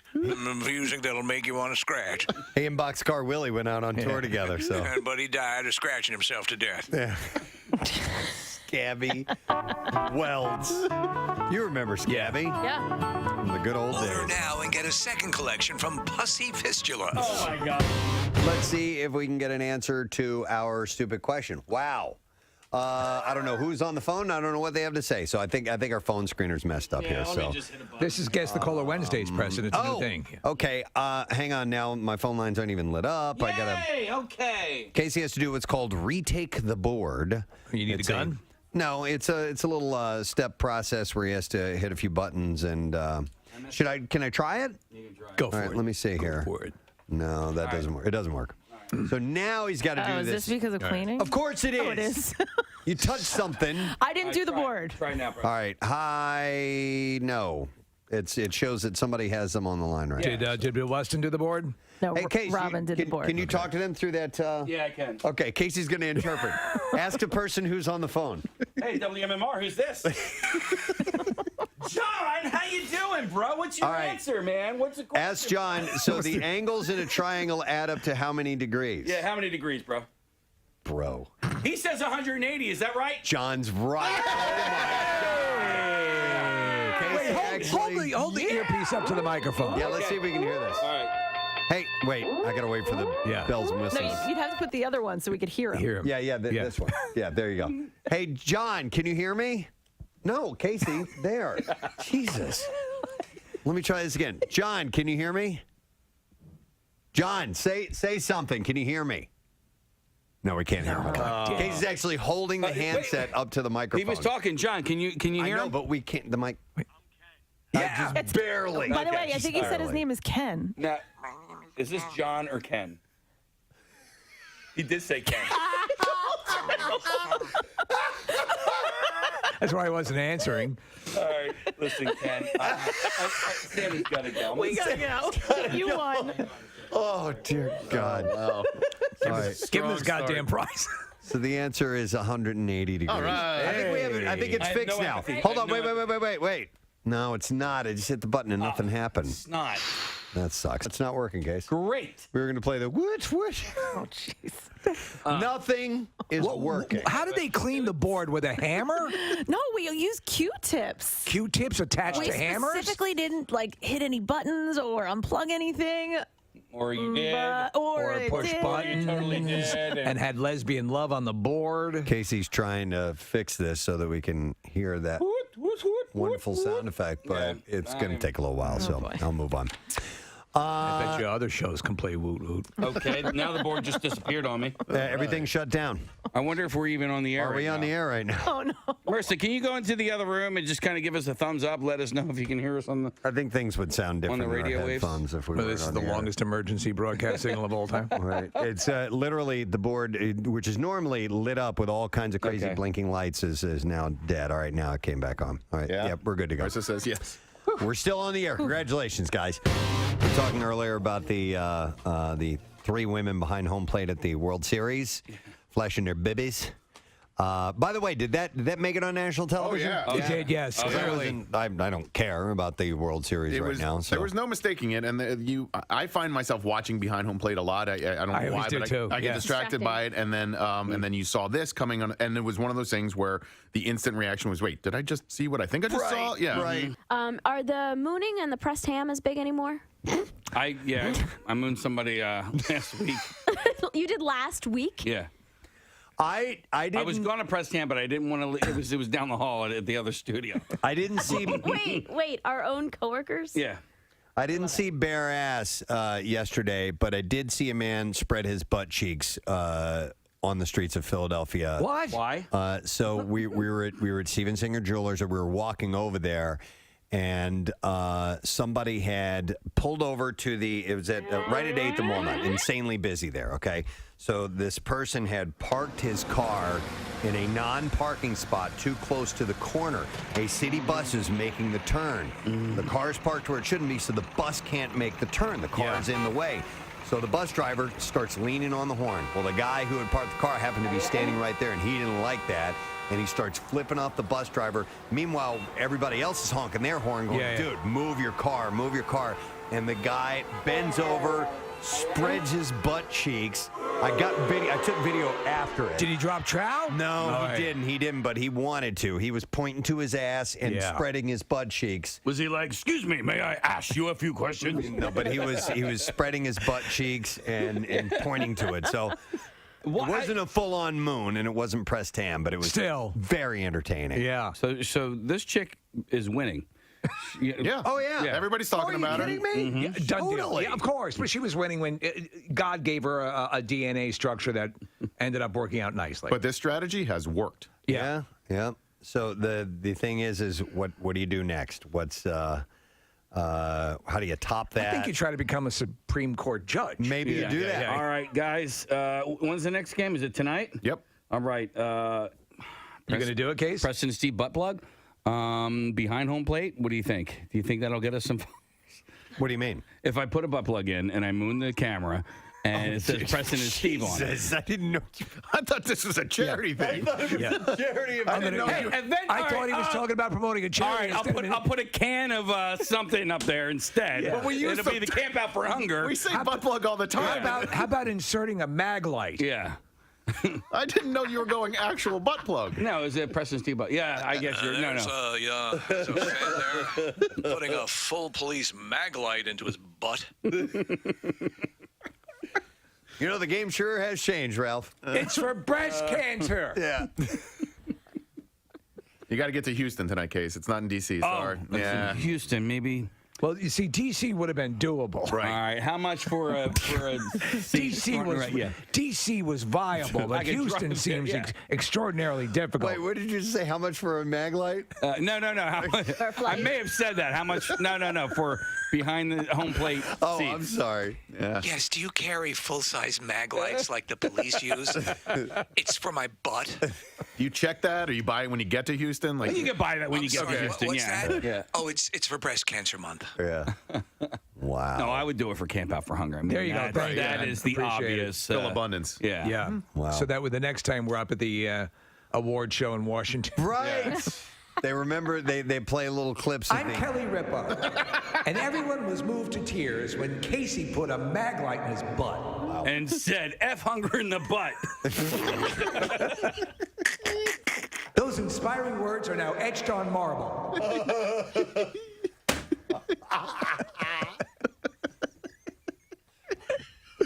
That's the statement trying to be made. Yeah. F hunger in the butt. F hunger in the butt. Camp Out. Can't wait to see those signs this year. Oh my God, no. No, you can't. It's a fan. Have your son or daughter. Yeah. Camp Out for Hunger. Let's circle back to the royal family for just a moment. Kate Middleton and Prince William discussed marriage while they were dating in order to take the pressure off of themselves and make sure they wanted to spend the rest of their lives together. In royal correspondent Katie Nichols' new book, Kate, the Future Queen, she writes, there on the Paradise Island, William promised Kate that he was in the relationship for the long term. For the very first time, they talked seriously about marriage, and with the ocean before them and beneath the night sky, they made a pact to marry. My dearest Kate, I love you. What island were they on? Does it say? It says the Paradise Island. I don't know if that means Paradise Island in the Bahamas or not. Yeah, they went to like a Club Med thing. Yeah. Unlimited drinks and you don't have to tip. I left my wallet at home. I can't get enough of Buster Poindexter. They played a hot. Everywhere you go. It's like Marley in Jamaica. Hey. Totally. Oh my God. He's walking, he's got 2 drinks with the little umbrellas in his hand. Do a little sachet. ID. As the music's playing. More jerk chicken, please. The pair did split. They call it oatmeal, but it tastes like tapioca. The pair did split temporarily after they made that pact, but all's well that ends well. Of course, they got married in 2011. They have 3 kids, and it's a wonderful, beautiful relationship. Yeah, I like her a lot. Speaking of beautiful relationships, Amy Schumer and Chris Fisher shocked many when they got married in a secret beach ceremony 2 years ago. But ever since, the pair have turned into couples goals for many.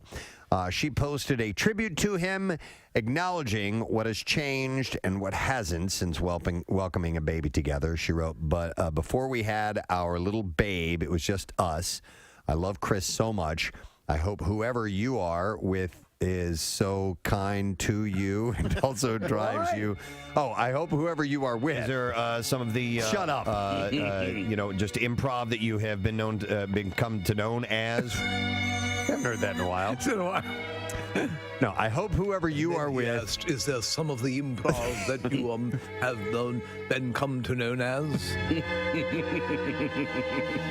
From Touchstone Pictures, The King's Speech 2. Is there some of the improv that you have been come to known as?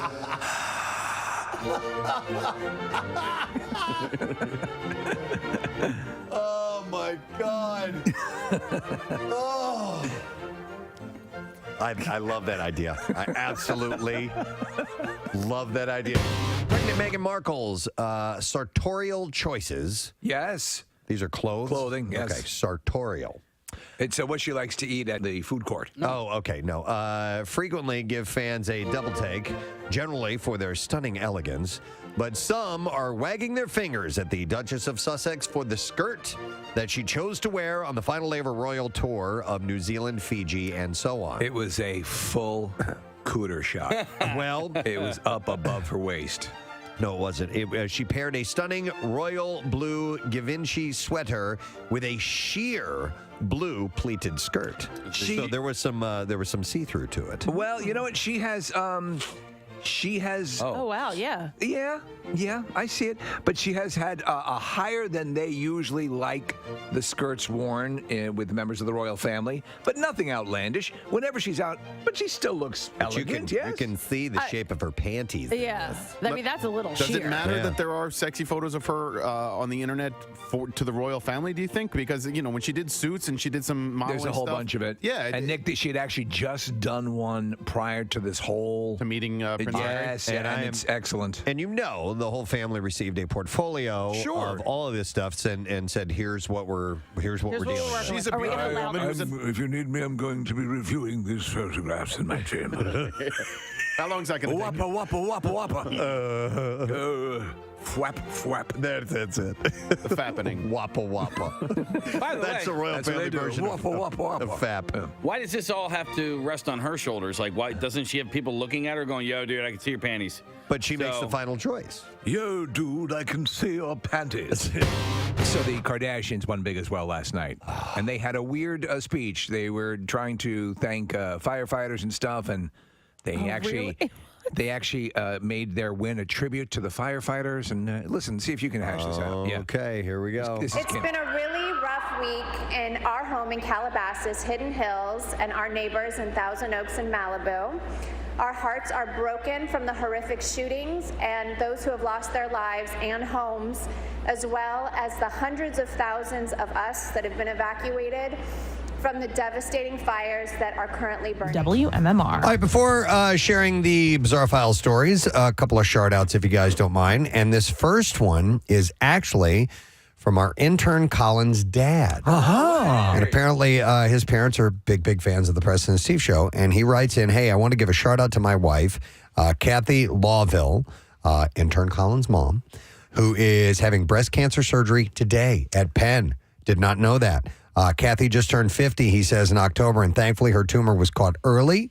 But she wants to stress to all women listening that early detection is so important. So please get your mammograms." Very true. She states. And it's from her husband, Greg Lawville. So here is a shout out to you, Kathy. We hope everything goes as smoothly as possible, and we'll be thinking about all three of you as you're going through this. She's in good hands at Penn. Yeah. Here's another shout out. It says, "Hey, if you have a chance on Tuesday the 18th, please send a Rofo shout out to my BFF, Haley," and I assume you pronounce it Geck. It's Geock. Geck for her birthday, and I would appreciate it. Happy birthday, Haley. And that is, she says, you rock. That is from Megan Adeletto. So a shout out if you don't mind. Yes. I like that. That's a combo. And then one last one. This is from Christina Steyer, who lives in Pottstown. She says, I'm a longtime listener. Since the Y100 days, absolutely love you all, and this is my first time I'm emailing you, so I hope I'm doing this right. And I'd like to send a shout out to my husband and the business he's been trying to get going. He's a music producer with his passions revolving solely around music and the industry. He's been trying to get his own production company rolling, and he's got exceptional skills in this field, the website, the cards, the QR codes, but he's gone out to shows all around the area, meeting up and coming talent to get his name out there without any luck. So his company is Eric Steyer Music Productions, and Steyer spelled S-T-Y-E-R, and it can be found on any and every social media platform. Just search for Eric Steyer, and she just wants to wish him luck and send a shout out. You know, I got a dream, and he's pursuing it. It's tough, and it can beat you down a little bit, but more power to him. Hang in there. Hang in there, bud. All right, we can now get to the Bizarre File story. WMMR presents Preston and Steve's Bizarre File. Brought to you by the Bagster. The Bagster. You can buy yours now at any home improvement store, just $29.99. You fill it up, they pick it up on your schedule. The Bagster, dumpster in a bag, buy, fill, gone. All right, listen to this story out of Australia. Not everything is a money-making opportunity. And Joanna Catherine Kemman, a 48-year-old woman in Melbourne, was working at an animal shelter when some of the dogs there regurgitated up human toes. Wow. Okay? So the dogs had apparently fed on the body of a man who died of natural causes before they were brought to the shelter. And instead of reporting the remains, Kinman decided that the thing to do was to take the body parts and try to sell them. Oh, yeah, why not? Found money. Authorities eventually This little piggy learned about the incident, and they charged her. She was sentenced this week to an 18-month community corrections order and 150 hours of community service. Yeah, there's a pinky toe. She won't serve any jail time as long as she toes the line. Yeah, that's some good comedy. Right. But, so she saw these things puked up, and she's like, well, I'm going to auction these off. And they're human body parts. Yeah. You're not allowed what to if do your that. sweet little dogs at home barfed up a toe? A human toe. Yeah. And now I'm not thinking, how do I make money off this? All right, here's a follow-up story out of the Lehigh Valley. Remember this, or it was in York County, the box demon. I told you about this. Yes. A person dressed in a Snuggie-like jumper walked up to a home with a box, activating the Ring camera with the tap of a finger. It was about 4:30 in the morning. Kind of looked like the face of a flower. And says to the camera, hi, I'm the box demon. And brought into focus a paper plate that had been turned into a crude mask with black, jagged teeth and hastily drawn red eyes. The face had multicolored petals adorning the border of the plate. And they said, this box is a gift for you, and then walked away. Well, hours later, Natalie Knotts stumbled onto the box, perfectly shaped in the center of the doormat, placed there. And she alerted her other relatives, who then pulled up the footage. They didn't recognize the person on camera, nor did they know what the empty box left behind was supposed to represent. They decided they should call the police. And they had shrugged it off as a prank, not worthy of any media attention. Others pointed out that while it's not a crime to be creepy, things could have gone south for the suspect had they encountered more reactive homeowners. So people are wondering, they have apparently identified who the person was. Oh, really? But many are wondering why authorities have not released more information on the culprit, even if it's only to say the incident involves a minor, as some internet sleuths suspect given the disguise. So they think it might be a kid, but they haven't even said that it was a kid. But apparently they got the box demon. What I think it is they legitimately have discovered a box demon. Whoa. Oh. And they don't want to terrify the public. That's probably a good idea. They have We can't reveal this. our best interest in mind. It's real. New details have emerged in the shocking story of a 32-year-old Connecticut man allegedly held captive in a single room by his father and stepmother for 20 years. Kimberly Sullivan was arrested Wednesday, nearly a month after police and firefighters responded to a fire that the man lit inside of the home on February 17th. And while receiving medical care for the fire, The 32-year-old said that he had been held captive in the home since he was 11 years old. 20 years. He told his first responders, I wanted my freedom. So police launched an extensive investigation that found the man endured prolonged abuse, starvation, severe neglect, and inhumane treatment. Subsequent arrest warrants revealed the man was locked inside a room nearly 24 hours each day without heat or air conditioning. He was also provided 2 sandwiches and 2 bottles of water on a daily basis, which he rationed for soapless baths. When he was found, the man weighed, listen to this, 69 pounds. For an adult man who weighs 69 pounds. 5'9", weighed 69 pounds. How were they accommodating bathroom needs? Yeah, having no access to the bathroom, he funneled his waste through straws that led to a window. Holy hell. What they need to do is the people who imprisoned him need the same treatment for that amount of time. Police noted the man was starving while still attending school, often stealing food and eating out of the garbage. When he ate, his teeth would break due to lack of dental care. Sullivan was arrested. She's charged with assault and kidnapping, unlawful restraint, cruelty to a person, reckless endangerment. Authorities are investigating how the man fell through the cracks as a child. Police only had 2 interactions with the family, both in 2005. One call was a welfare check prompted by reports from classmates. Another was after the family filed a harassment complaint against school officials for reporting them to state child welfare officials. How did they pass the first welfare check? Yeah, officers noted there was no cause for concern. Unsubstantiated reports of neglect or abuse are erased, by the way, 5 years after the conclusion of the investigation, so they had nothing to go back on years later.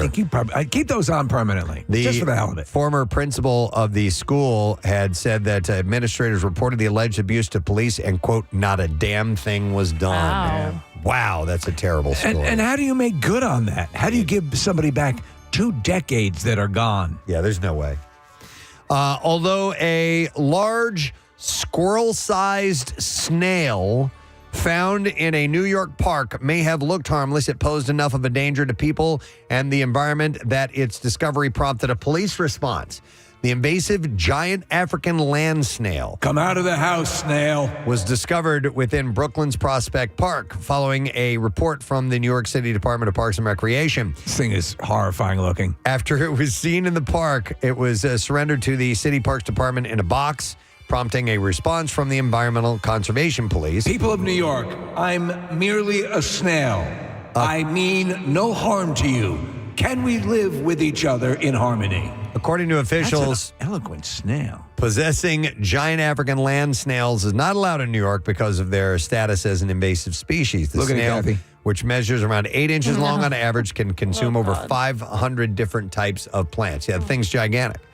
Additionally, the mollusks are a risk to public health because they can carry a parasite that causes meningitis. I was simply visiting a relative. You know him as Pizza Rat. Wow. To make the incident stranger, it is not known how the giant snail, which is native to East Africa, made it to New York in the first place. And that is what I have in the bizarre file for you this morning. The size of that friggin' thing. It's awesome. All right, well, let's take a quick break. We'll come back in just a moment or two. Don't forget our Word of the Week prize this week. Very cool one. It's a road trip for 2 to go to Washington, D.C.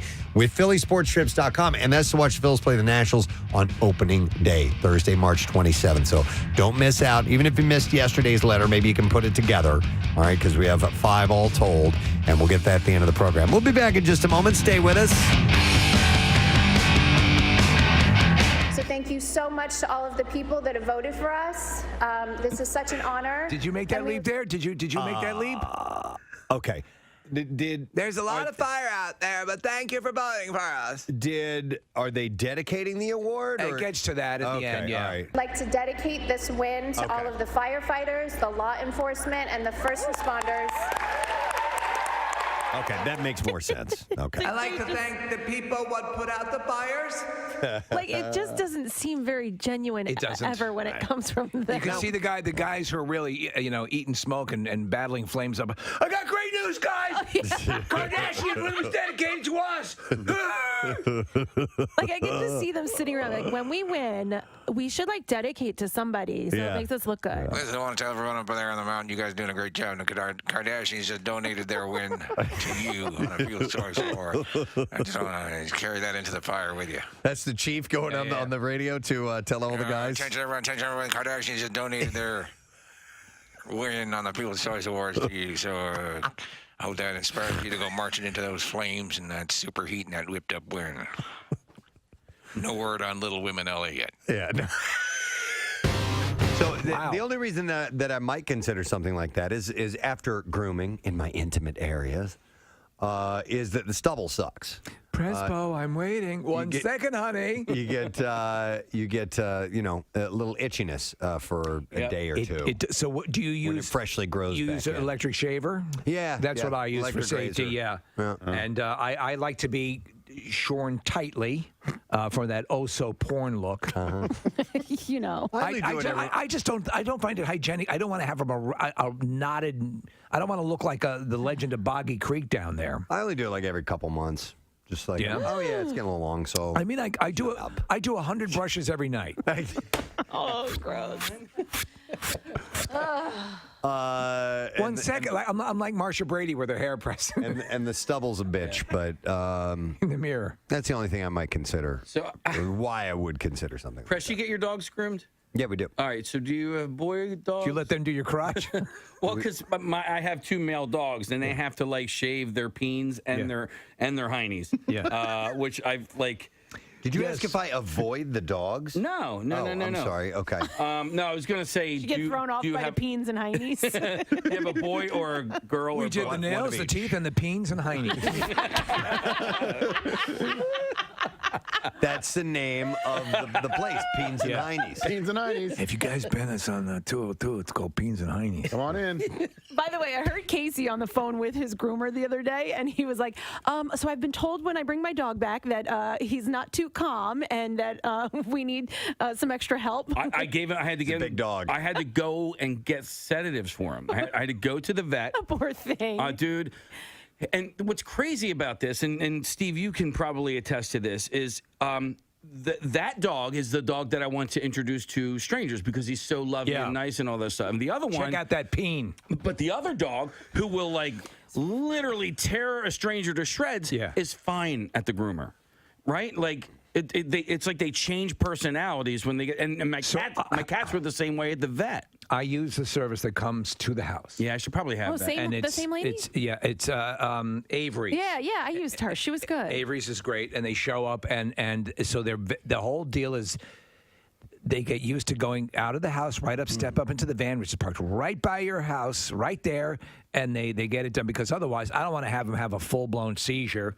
And man, the peen and heiny is great. My dog is peenless, so it's just heiny. Yeah. My female. Yeah, but so somebody was also telling me that a way to sort of combat that, because it's the hair dryer, is to, like, when he's eating, run a hair dryer next to him while he's eating so he doesn't.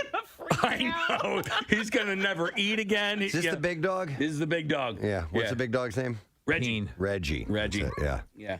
The dog's huge. Dog is huge and thinks it's a lap dog. That's the black and white one? Yeah. Okay. He's actually not that big. I mean, he's only 74 pounds. Like, he looks bigger because of his fur. Preston, you have Yorkies. I know. That's a huge difference. They're the doodle variety, so they get really hairy. So you have we're to groom talking them. doodle peen. Yeah. Doodle Peen. That was a kid show, wasn't it? Doodle Peen? Hi, I'm Doodle Peen.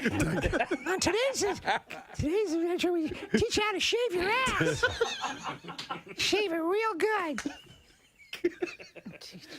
Doodle Peen. Showing you how to groom your genitals. Doodle peen, I have an issue right behind my testicles. Well, it's easy. Use fly strips. And now another adventure with Doodle Peen. It can get awful smelly down there. Oh my God. Like a filthy whore. Hey, we're going to wrap this up. We got to start Wrap it up. We got to Hey, start on kids, the road. tune in next week for another episode of Doodle Peen. All right. With that, we're going to take a break.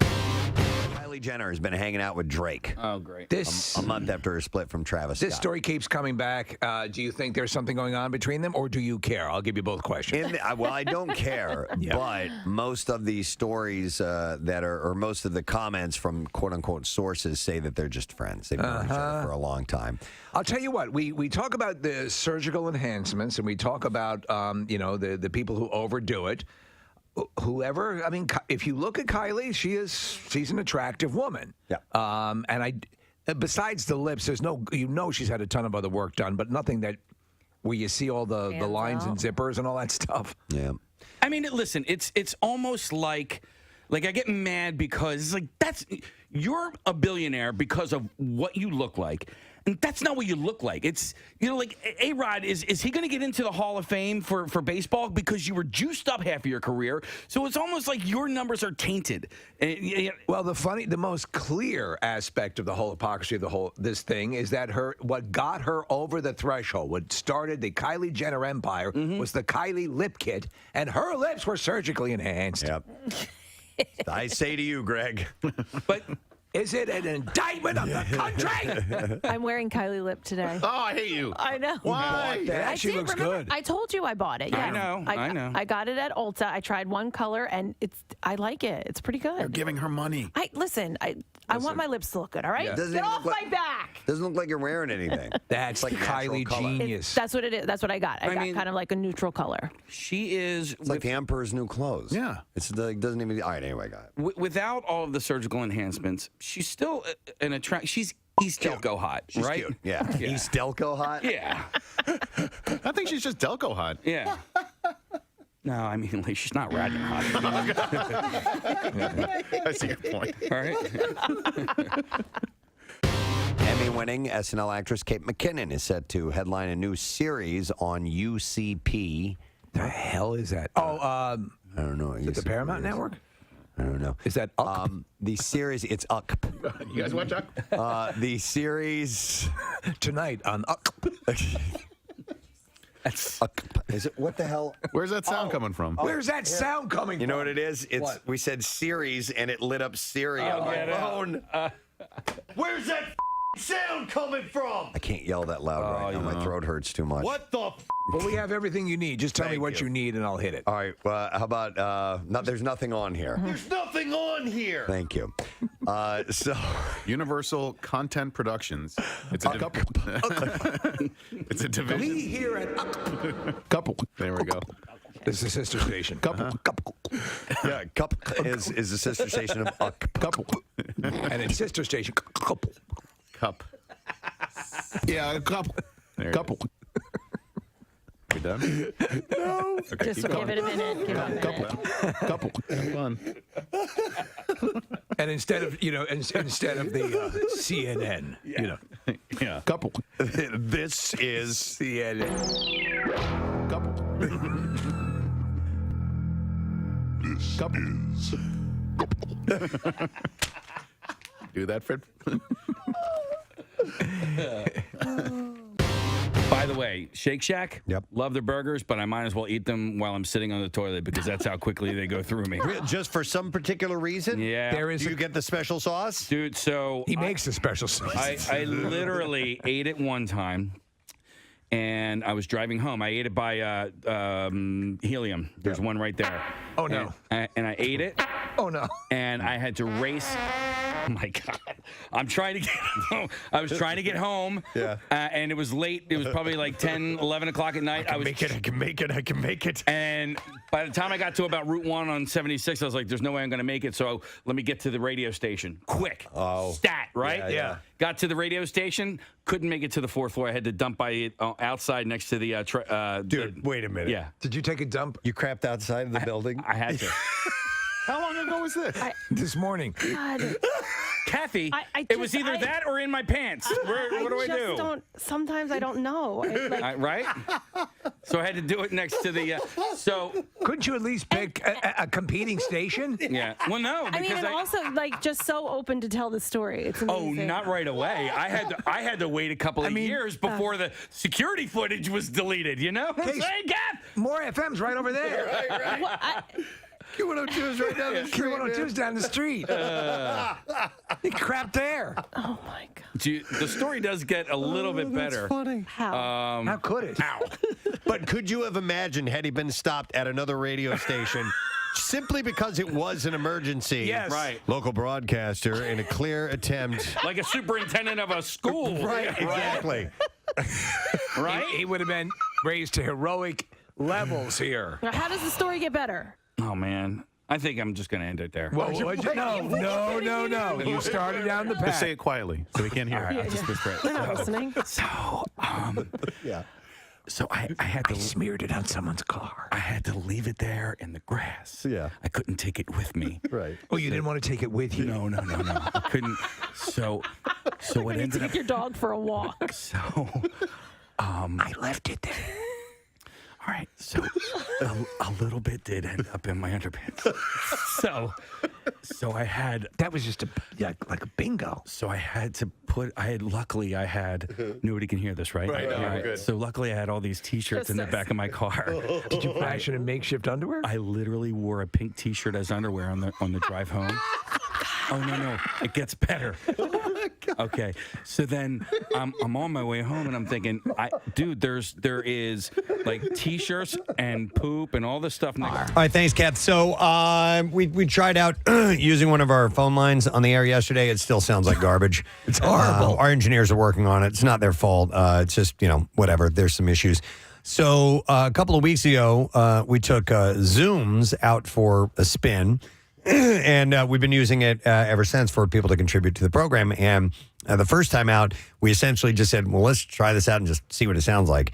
And we just said, call in and just tell us who you are and what you're doing, or Zoom in and tell us who you are and what you're doing. And we loved it. It was a lot of fun. Really did. And immediately after the break, we thought, okay, even when the phones are back and we're supposed to be getting a pretty kick-ass phone system, and time will tell, but even when that's back, we need to keep doing this. Yeah, and so we're going to do that again in just a second. I'd actually thought about trying a segment that I have a name for, which is called Who's Your Daddy and What Does He Do?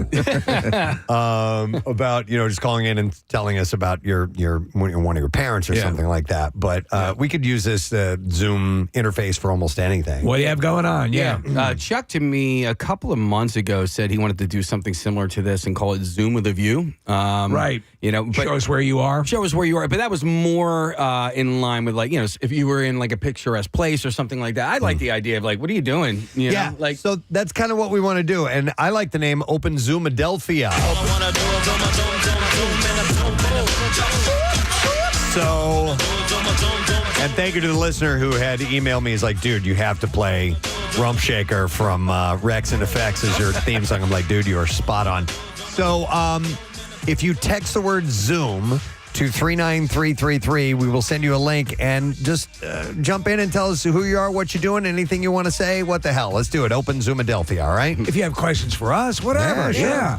I obviously wasn't really able to tune in last week, but I followed you guys on social media, and that was I saw the video, and I had to ask you guys for context because I got such a kick out of 2848. That was great. Yeah, it was great. That was so funny, man. And there, for me, there was no context, and it didn't need context. It was awesome. The guy's bald buddy who's 28 years old. His nickname is 2848 because he's 28 years old and looks like he's 48. While we are waiting some Zooms to come in, I would like to give a big thank you to some friends that we made last year in Clearwater, and that is both Allison and Liz. They own a restaurant called The Boxer in Clearwater. They're awesome. And they had us out for dinner, and we had a great time. It's this really cool spot. It's got an interesting story to it as well. It used to be called the Brown Boxer back in the day, and it was named after a dog. The original owner's dog was a brown boxer, so they called it the Brown Boxer, and they were partners with Allison and Liz, I believe. I'm going to mess up some of the story, but the partnership went awry, so they decided to change the name away from the original because that guy came up with the original name, the Brown Boxer, so now they just call it the Boxer. And they had to move locations just this past year, so they moved across the street to a new spot, and they were only a few days in that they had signed a new lease. Like 4 days. And the hurricane hit. Yeah. The second hurricane hit and destroyed it. Destroyed all their equipment. And by the way, they did not have the proper insurance at the time yet. They thought, I guess they would have some time to get that together. Yeah. It hit, and everything that was in there, all the equipment, shot, done. Yeah, fried. can't use it. And they ate it. There was no reparation for it at all. And so they just ate all that money and they started over again and they did all the hard work, them and their coworkers. And eventually the regulars and community came in and started helping them out. But Allison and Liz were saying that it was just them, with a squeegee and brooms and equipment. And they were just essentially they threw all the ovens and the fryers and the refrigerators and everything. They just threw it out front. It's brutal. And made posts that, hey, here's scrap. Come and get it if you want it. And that's what they had to do. Yeah. And they managed to bounce back. And it was hard to believe looking at that place. That was in November, right? Yeah. Hard to believe how this place looked now. I mean, it was great joint with the garage doors that open up out front. It's an open air all the way into the street and everything. And so they were awesome. They had great food, wonderful drinks, cool people working there. And Allison, I don't know if Liz came by the next day. She did, yeah. To Coco's. They were both there? And a guy named Jeff as well. I think he's one of the investors and one of the owners. And yeah, they stopped by Coco's the next day too. Yeah, so it was cool to hang out with those guys. We had met them last year at Coco's. Allison came up and told us what a fan she was, and she was telling us about their restaurant. We're like, well, next year we'll come by. And we'll get a bite to eat. And that's what we did. I still have to get over because you guys were raving about the food. Yeah, it was great. It was just a cool night out, and it was... And then they came the next day and hung out, and it was a blast, man. This is a really good trip. Other than the flight home, the trip was excellent. Yeah, but you talk about the way they were able to reclaim the area. I mean, Coco's itself, we were being told that the parking lot had basically become a large whirlpool because of the way the buildings were situated. Yeah. It was just swirling around. They found their dumpster out in the bay. I mean, everything was just all over the place, but you would never know looking at it. Yeah, the stuff from bars that were across the street, Steve, ended up in Coco's, and the stuff that was in Coco's ended up in the Intercoastal Waterway. and I was chatting with Glenn on Friday after our broadcast. I mean, he got back to work the next day, and you started the cleanup process. He said a couple things happened. First of all, he cried. Yeah. He was looking around and just couldn't believe the damage. Second of all, there were just fires that were popping up, and he couldn't believe that. And then the positive out of all of it was that people were just stopping by and helping. And the community rallied around, and it wasn't just Coco's and it wasn't just the boxer. It was just people that needed help, and help was offered up. You know what, Nick? I had the best crab imperial in my entire life at Coco's after our show on Friday. He was going on about it later that night. He shared some with me. Yeah. It was damn good. And I want you to reach out to Glenn to see if he can provide me with the recipe because I thought he was going to he said it was his mom's recipe on dry ice, right? Something along those lines. Yeah, he said it was his mom's recipe. Yeah, that's what he said. Nice. Yeah. We'll try and get that for you. All right, you guys ready for Open Zoom? All right, our first Zoomer this morning. We have Mike and his daughter Sage who are joining us in their car. Hey, Mike, how you doing, man? Hey, guys. Gadzooks. Gadzooks. Nice to see you. Where are you and Sage off to this morning? We are about to drop her off at school. Oh, hi, Sage. How you doing? I'm doing good. What grade are you in, Sage? Second, going into third. Second grade going into third. Man, you're getting close to the end of second grade. Has it been a good year so far? Yes. Awesome. So next year you'll be driving, Sage, correct? I can't wait. It'll be great. Drive me to work. My brother can drive. That's true. Wow. Is it so? You have a brother who's old enough to drive? Do you have any other brothers or sisters? No. Just him. So mommy and daddy took a little break there for a moment. There's a 10-year gap. Yeah. Yes. Wow. That's a big gap. Nice. I did that to myself. Yeah. I had the same thing happen. Not ours was 5 years, not 10 years. So what's up, Mike? Anything you want to bring up, or are you just checking in and saying hi? Checking in. Just wanted to try this out. It's pretty fun to see you guys. It is pretty wild. You're in a it's kind of a vertical frame here, so we're looking at you sort of sideways. But sorry. After school, you're going to work, and if so, where are you going to work? I work for Game Truck. Game Truck. The mobile video game theater. Oh, and look, Sage is holding up an advertisement for Game Truck. Those things happen to be in the right time there. Those things are they're a blast. They're a great time. When my kids were of a younger age, we didn't hire one, but we went to parties where those were. I've seen them. They look awesome. Yeah, the kids love them. Are you a gamer yourself, Mike? Yeah. I am quite the gamer. What's your poison? Right now it's Far Cry and Sea of Thieves. Far Cry, I was in the series for a long time, and then kind of disconnected. Is a great game. Both Preston and I currently are playing Sniper Elite. Have you played that one? I did. I liked 3 a lot. 4 was okay. I haven't touched the newer ones. Yeah, Sniper Elite Resistance. It's a great game. By the way, Far Cry, that was the first game I ever played that had a wingsuit. Yes, it did. And and that was a game changer because now the new Spider-Man has a wingsuit, and it's badass. Do you remember one of the things also with Far Cry is that the body mechanics, the physics of the way the bodies would react to collisions and things like that? It was the first one to employ, at that time, those advanced graphics. So it's a great game. Yeah, it is. It's a lot of fun. Yep. Hey, Sage, what do you like to play? What do you like to play, game? Sage, what game? Like video games. She's thinking, man. She's really Mario thinking. Kart, Minecraft. Was it Big Minecraft. City? Okay. Hey, Sage, do you ever go with your daddy to go to work? And I love when you're tilting your head because she's turning her head sideways so she can. There we go. That's better. That's better. Sage, you ever go with your dad to work? No. Well, she's good with the advertisement. She held up the poster instantly, so you got to keep her along. Yeah. Who would have thought she'd have done that? Hey, Sage, who's your favorite teacher this year? Well, say hold on, say it one more time. Miss Ballet. Miss Ballet. Excellent. All right, well, we'll let you get on to school and keep doing what you're doing. I won't talk to them without you. Okay. All right. He's got to go. I love Very Sage. demanding. All right.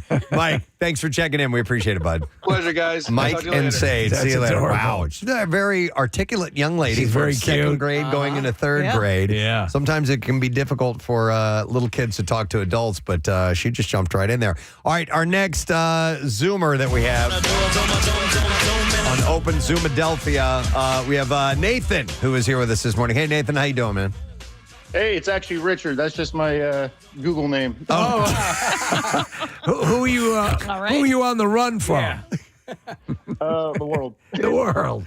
Wait a minute. Why is that your Google name?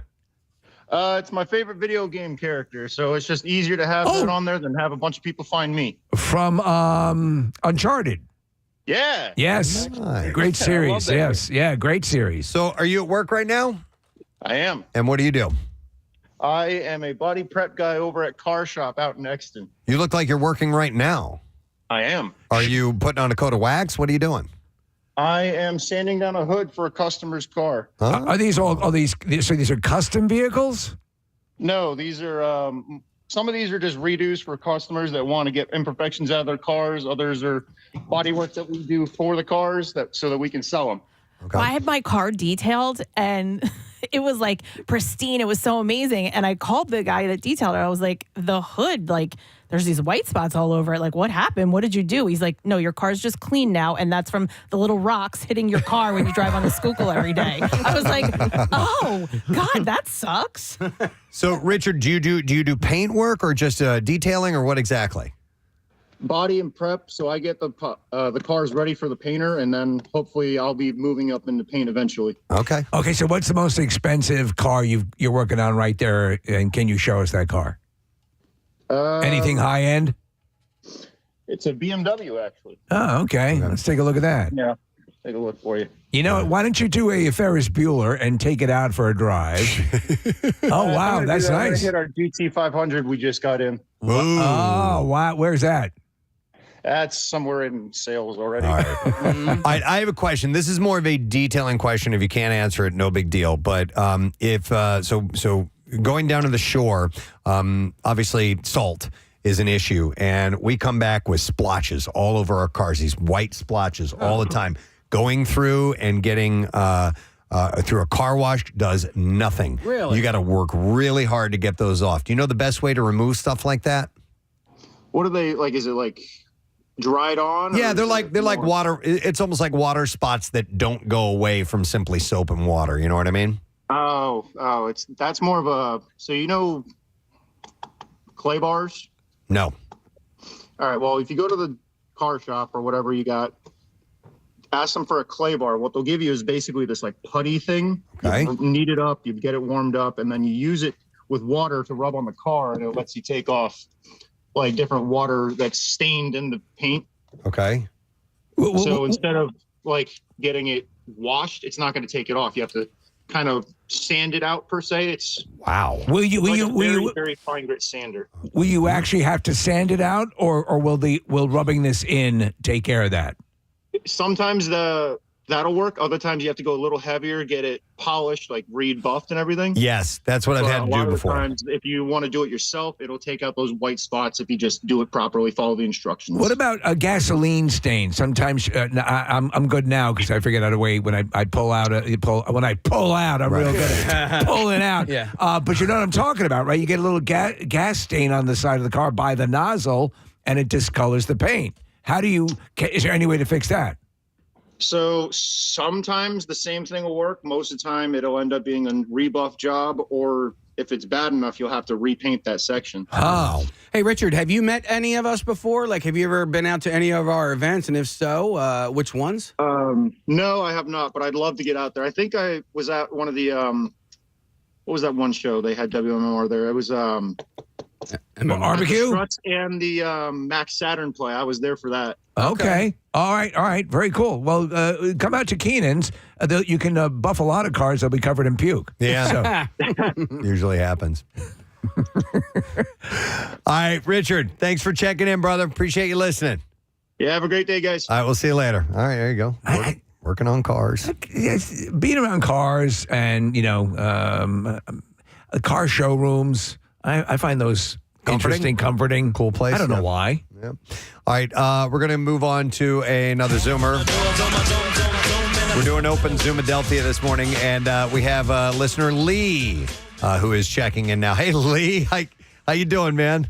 Good morning. It's Turkey Talk from Richlands, North Carolina. Yeah, we talked before. Yeah, I remember. We saw the turkey in your yard, and we learned about your land. You've got a nice little plot of land there. Yep. What's the latest today? Enjoying your cup of coffee outside with your turkey? Yeah, a little bit of cup of coffee. Just seeing what's going on out here, feeding the chickens and the dogs and stuff, getting the property ready for summertime. Although I'm in shorts and a t-shirt right now, it's beautiful. So hopefully, it'll get a little bit warmer here in the next couple weeks. But just loving life out here, man. Are the chickens in the chickens in the? Oh, I lost it. Chickens in the bread pan breaking out dough. Dude, I thought you were doing that. And then we're good. Chickens in the what? Chickens in the what? In the bread pan, picking out bread dough? pan? Yeah. Chicken in the bread pan, picking out dough. They eat Cheerios. They love Cheerios. She loves apples. We feed them any kind of leftovers that we have, bread and stuff like that. Sometimes they eat better than my teenagers, but we have feed for them. But yeah, they do pick out dough every once in a while. Is that the chicken coop behind you? You were just over by the chicken coop. Is that where they all? Yeah. So here's the coop. I have my outside bar over on the other side there that I've built with a couple smokers. But yeah, I just that's where the chickens that smoke. They just walk right in the smoker and there's dinner. So you have the house right there, and then there seems to be a house in the distance. Is that your neighbor? No, we don't have any neighbors here. We're actually we're just surrounded by fields that they turn over every couple months. Dude, in the back. That's a nice tract of land you got then. Yeah, I don't own all of it, unfortunately. There's 300 acres. They do plant corn, tobacco, soybeans. The tobacco is really cool when that comes up and how they harvest it and all that. But it changes every few months that they till it and change it up. It is kind of a beautiful. I mean, the video is beautiful. The area, you have these open fields, and it's So from here, from the hustle and bustle of this area down there, are you completely a convert? It's I really, honestly, like, I don't have a lot of family up there that I visit or am close to, so I don't even like going to visit. I'll be honest with you. It's a different lifestyle. Not to say that it moves slower, but it does move slower.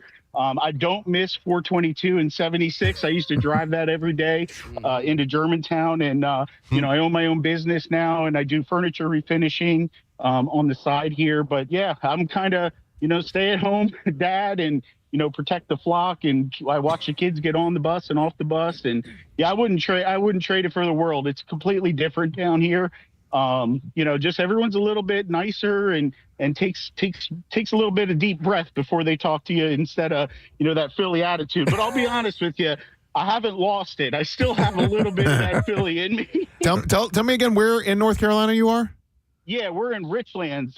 So we're about 45 minutes north of Wilmington, North Carolina. So Topsail Island we're close to. So, you know, we have this farmland area around us, but we also have you know, the beaches within an hour, so it's really accessible. Wilmington is absolutely beautiful. I've been there a couple times, and I'd love to get back, but I have to tell you that one of the worst smells I've ever encountered was on a drive from Raleigh to Wilmington, North Carolina. I got stuck behind pig trucks. Pig farms are all over North Carolina. Are there particular times of year where you can smell them that makes it worse than other times of year?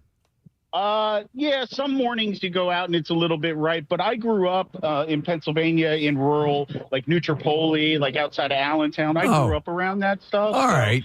You know, to me, it's comforting, you know, in a sense. But yeah, some days it's a little bit ripe. We're actually really close to, you know, military bases, so we get a lot of flyovers.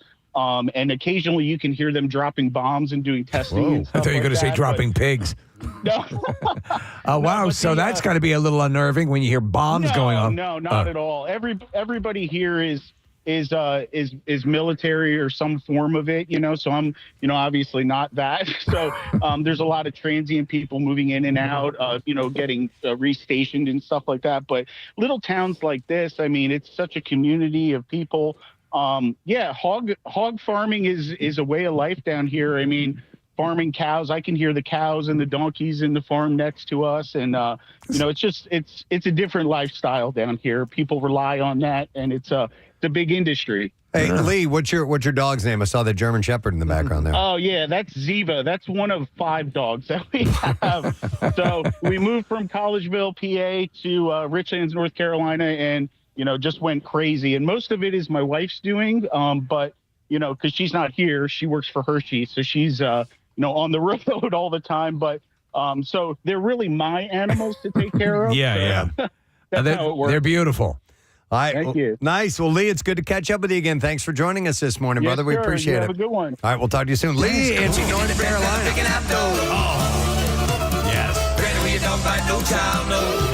Yep. I liked it. Granny, will your dog bite? No child, no. Because sometimes people would tell you down south, they'd be like, don't pet that dog. That one bites. Yeah. You know what I mean? So you do need to ask. All right. We have another Zoomer on the line. Open Zoomadelphia. And we got Jackie D. Who's on this. Hey, Jackie. Hey, guys. How are you this morning? We're doing great. And where are you checking in from this morning on Open Zoomadelphia? Myrtle Beach, South Carolina. Wow. Can you turn your phone to landscape mode? Yeah, I do have it on landscape. Oh, okay. We're seeing you. We're seeing you. There we go. That portrait. There you go. The other way now. Okay. Nice. So obviously you're from the area. In the background, I see the love statue on your bookshelf. Where I positioned it perfectly. Where are you from around here originally? I'm actually originally from Juniata. Oh, do you know Gary Lauer? I do not. I moved out here in like 4th grade. Oh, okay. So quite a while back. Myrtle Beach, South Carolina. Went there last year for a golf trip. Had a great time. There's a lot of people that come into that region for golf courses. There's tons of that in that area. It's a specialization at Coastal Carolina University. That's actually where I work. Oh, okay, cool. And you're at work right now? That's where you are? You're not at home? Unfortunately, yes. Okay. What do you do for the school? I'm an administrative specialist for some of the education departments. All right. Nice. And what brought you to that region? My husband actually worked at Bloomsburg, Pennsylvania, or Bloomsburg University, rather. Before we moved here, he got a job here, and I unfortunately followed, in a sense. How long have you been? I miss Philly. So. How long have you been there? May will be 9 years. Wow. Okay. And what do you think about the area? I cannot wait to move back. Really? Oh, wow. We have a 9-year-old and a 6-year-old. Our 9-year-old was born in Bloomsburg. Our 6-year-old was born here. It's great, but it's way too touristy for me personally. Yeah. But all of our family's back up north. Okay, so we have no one here. You're separated from family, and you're saying when you say touristy, when you go out to do things, you're surrounded by other people who are on vacation and stuff like that all the time, correct? Like when I want to go to the beach in the summer. Yeah. No, Can't do it. I was in Myrtle Beach It's around. really difficult. I was in Myrtle Beach around this time last year with my son's rugby team, and they had that cool little area. There's like a lake and like a boardwalk around the lake, and all those restaurants and everything, and like that is super touristy, right? Yeah, Merle's Inlet. I guess that's what it is. I wasn't really paying attention to names of places. Yeah. But it's all right. I won't judge you. No, but they had like these cool, like you go on these like speedboat rides, right? And I mean, it's touristy. It's touristy, yeah. but like think of like the Wildwood Boardwalk, a little bit cleaner, actually a lot cleaner, and like, but not on a coast. It's just kind of in the middle of like. But they don't call it a boardwalk. It's What like is it? so weird to me because I'm like, it's not. I mean, it's a boardwalk, but they don't call it that. I don't even know what they call it because I just ignore them and call it a boardwalk. Damn them to hell. Yeah. So of all the things, and obviously you said you itching to get back. What's the one thing that you really miss about the area? If you could distill it down to one thing. Aside from family, Yeah. honestly, just being around the friends. Just being around and friends. obviously my Flyers. I mean, I am a huge Flyers fan. Yeah, we got a mug Even though and they're everything. doing great this year. I still can't abandon them. We were there for Game 6 when we lost. It was painful. And you clearly listen. You still listen to us in the morning. I do every morning. This is my favorite highlight of the day. Oh, we appreciate it. Oh man. And I can't tell you how much we, as a listener, so much enjoy and appreciate that you guys do the Zoom. This is like amazing to me that you guys do this, and the interaction that we get with you guys is amazing. Hey, when you go to like a place like Los Angeles, there's Philly centric bars. Are there any Philly bars in a place like Myrtle Beach? Like, can you go and watch a Flyers game somewhere? I mean, I ask them to put it on no matter where I go, but that's who I am. Yeah. But I mean, there are a couple. I mean, you're going to see more Steelers everywhere, but I will tell you, I'm in a Jeep club and we just did the St. Patty's Day parade, and everyone was wearing, like, I saw so many Eagles things, obviously because it's green, it's easy. But I would have people telling me go Chiefs, and I was like, I don't even have anything showing that I'm an Eagles fan. And I would look at them and go, go Birds! Yeah, there you go. You're holding up the end down there, which we appreciate. So Trust me, I do it very loudly. And just quickly, so you talk about wanting to get back. Is that in the cards, or is that just in the long distance? Fingers crossed. Trying for the last, 9 years, 4 years we've been trying to get back. Okay. It's really hard. So if you got any connections to Temple, let me know. All right. You will be the first to know. Excellent. Thank you for checking in, Jackie. We appreciate it. Thank you so much, guys. Have a great one. All right, we'll see you later. Wow, South Carolina, North Carolina, then South Carolina. We got the Carolinas covered. I think we do. Yeah. All right. Well, let's move on. I already like these guys. Let's move on to another one. Oh my God. We got two guys here. We got Steve and Jesse who are joining us as we do an open Zoomadelphia. Hey guys, how you doing? Hey, bitches. Hey, Mitch. All right. So who's who? Who's in the orange there? What's your name? I'm Steve. All right, Steve, and then Jesse is in the yellow here. Steve, you're very smiley and very, very close to our camera. You look happy today. Always. It's a good day. We're on MMR. Yeah. It looks like is that you in the back doing some sort of sewer work with the hose down the grate? Yeah, we're rebuilding a storm drain right now. I'm in the hole. Oh, he's actually standing in the hole. Will you? Okay. Can you go all the way down in there and take the phone with you? Preston's always wanted to go into a manhole. Yeah, I've always wanted to go in a manhole. Let's see, yeah.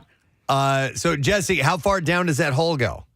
About knee high. Oh, so it's not. yeah. It's a smaller. Oh, and then it goes into pipes down there. This isn't one of those that you can go walk around in. Do you ever go all the way down into a full on sewer, chute that you can walk in? Unfortunately, I'm a little too fluffy to be going. I like how you guys, by the way, you're wearing like a neon green hoodie, and which is orange. You say your name's Steve. Is that your name? Yeah. Yeah. So you're wearing this orange. You guys are like, it's kind of like a sewage version of Miami Vice. There you go. Yeah. I love it though. I get the impression that you guys go out for beers at least twice a week after work. Am I right about that? Of course. Yeah. All right. And which one of you two usually ends up buying? We split it. You split, yeah. Goes back and forth. All right. And where are you guys working today? What area of the general spot are you? Feasterville. Feasterville. It's a nice area, nice suburban area on a kind of a quiet street. Yeah, we're in a little neighborhood, and it's nice and quiet back here. Do you ever have that situation where an attractive housewife comes down these steps with a pot of coffee or a thing of lemonade because you're hardworking men?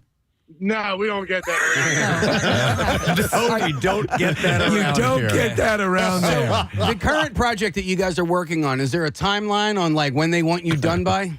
No, just whenever. We got 4 in a row to do. All right. So like during heavy rains and stuff like that, does it go bonkers for you guys, or what is the worst scenario for the work you do weather-wise? I assume that's it, right? Flooding and everything? Yeah, flooding and then snowstorms. Or sewer backups. We get to deal with that. Oh, and what's, I mean, are we talking, the whole panacea of stuff that's you're dealing with? Yeah? All right. Yeah, poop, tampons, you name it. All right, so I got to ask, what's the most knee-bending, fall down to your face, horrific thing you've ever seen come out of a sewer? I would have to say grease from like restaurants. That's the most foul. Oh, really? Okay. Yeah, grease is 1,000 times worse than poop. All right, and that can lead to those fatbergs that we've heard of. Yeah, before. fatbergs are crazy around here. Oh, wow. So fatbergs are like worse in residential areas, or I thought they'd be more like, in more commercial areas? Well, yeah, our sewer system's a mix of residential and commercials. Oh, all right, cool. I mean, listen, the work you do is invaluable, man. Because without it, we'd be screwed. So and we appreciate none of it. us want to do it. Yeah. So thank you guys for doing what you do. Thank you. Yeah, Thanks for keeping us rocking during the day. You got it, buddy. All right, thank you, Steve and Jesse, working hard, man. Wow, that's well, you've seen the show, Dirty Jobs. Absolutely, that's it, man. That is a dirty job, man. And some people get up there and they get knee deep in that stuff. Man. They keep, as you said, we don't have the stones to do that. They do it for us. All right, let's go to another Zoomer, and now we have it's Gloria. Who is checking? Hey, Gloria. Hey. Gloria. I'm checking in from Wisconsin. What? Wisconsin. Oh my God. Yeah. How long have you been there? 15 years. Oh my God. And you're from this area? I'm from South Jersey. I'm a Jersey babe. Okay, wow. All right. Yep. Wisconsin, one of the states I've never been to. I have been. And I would like to. Actually, there's some great golf in Wisconsin. Believe it or not. Is there? Yeah. Yeah, there is. Yeah. I live in southeastern Wisconsin, so I'm about 20 minutes from Milwaukee and about an hour from Chicago. Okay. All right. You know what? There's if you're flying across the country, and you happen to be heading in the northern region, and you fly by the Great Lakes, it is very easy to pick out Chicago and Milwaukee from the sky. Yes, you're exactly and they right. look really gorgeous. And I always forget about Milwaukee being on the water right there. Mm-hmm. Do you ever go to Milwaukee and spend time there, for whatever reason? I do. There's a lot to do in Milwaukee. There's a lot of museums. There's the old side of Milwaukee, just like there's the old Philly. And there's old Milwaukee beer too. And shots. Yeah. Mm-hmm. Shots Brewery. Yeah. So you. There's lots of breweries. Actually, if you take a brewery tour, then they give you free beer at the end of the tour. Oh, there you go. That's inducement enough. So you've been there now for a while. Compare and contrast. I came out here for college, and then I met my husband at college too. All right, and do you love it? I love it. I became a fan of the show because my sister, she lives in Aston, actually. Oh, so you started listening while you were out there through your sister. Yes. So we were on a road trip. Unfortunately, we were on a road trip because our grandmother passed away 2 years ago. But we were traveling from Philly to Pittsburgh for that. And she put on the Preston Steve podcast. And like, what is this? She's like, just listen. Oh, that's awesome. Have you ever been to the town called Westfield, Wisconsin? I don't know. It's a small town. It's north of Madison, north and west of Madison. I think I've driven past it on my way to Sioux Falls. Okay. So. My grandmother grew up there, and her name was Ruth McElwain. She was born Ruth Eubank, and there's a general store in that town called the Eubank General Store, and so that's where she grew up going. If you're ever in Westfield, drive by the store, take a picture, send it to me. My dad will be very, very happy, and I've shared this story on the air before, but my grandmother had a fairly distinct Wisconsin accent, so she would be the person who would say, "Yeah, Tim, what do we need a cassette player for?" What are your thoughts on the Wisconsin accent? I like it. I've actually picked up on that a little bit. I have a mix of a Long Island accent and Wisconsin accent. Where'd you get the Long Island from? I got it from my grandmother who lives in Nassau County. Nassau County, yes. Yep. So locally, when people want to, give you a flavor of the dialect around here, they'll pick a word like "wooder" to say. What is a Wisconsin word that is used to demonstrate the accent? So, like water fountain, they call it the bubbler. The bubbler. Bubbler. Wow. I like that. I've lived here for so long, I still refuse to call it that. Never in my life have I heard the term the bubbler before. Sounds like some bizarre murderer. Wow. Oh, this is clearly the work of the bubbler. Oh my God. And then bag, I say big. Big. Yeah. Big. Don't forget your bag, darling. Question: what do you do for work, Gloria? I work part-time at a bakery in a small town bakery in Union Grove, Wisconsin. Okay. And all right. what I mean by small town is like it's a small town. Like everybody knows everybody in that town. Wow. So what's the specialty of the bakery? I assume you have a fair amount of German, right, there? Dutch? A lot of Danish. A lot of Danish. A lot of Danish settled in the Racine County area. That's where I'm from. Okay. So. And if everybody knows everybody in this, who's the town slut? You going to share that with us, Gloria? Nope. If you can't answer, it's you. Probably her. Yeah, Oh, boy. is that how it goes? But it's like a family bakery, family-owned bakery. All right. So. Nice. If you recommend it, we'll be expecting a package in the mail. No, that's awesome, man. That's terrific. You seem happy. You seem to love the area, and we're thrilled that you listen to us. That's very kind of you. Yep, I do. And you guys make my day. And if I can't catch it live, I always listen to the podcast and everything else. So. Awesome. All right. Well, thank you, Gloria. We appreciate you checking in this morning. Take care of yourself, all right? We'll see you later. All right, Gadzooks. We'll see you. From Wisconsin. So we've gotten South Carolina, North Carolina, Wisconsin. Where are we going to go next? We're actually running out of time here. We're just getting started, it feels like. All right, we have Phil who is joining us next. Hey, Phil. Hey, you guys rock. What's up, Thank buddy? you, bud. Nice to see you. Phil Kelsch, it says here. That is correct. Where are you from, Phil? I am from Levittown, Pennsylvania. Oh, Kathy! Do we need to ask him what section? What section? Right around the street from you, over near East Lane. I'm on Echo Lane. Oh, So, he's in my section. Elderberry. Oh, really? So that was your home growing up, Kathy, in that general area? Yep, he knew the street I lived on. So there's probably a chance at some point that you guys made out, correct? Oh, Stop it.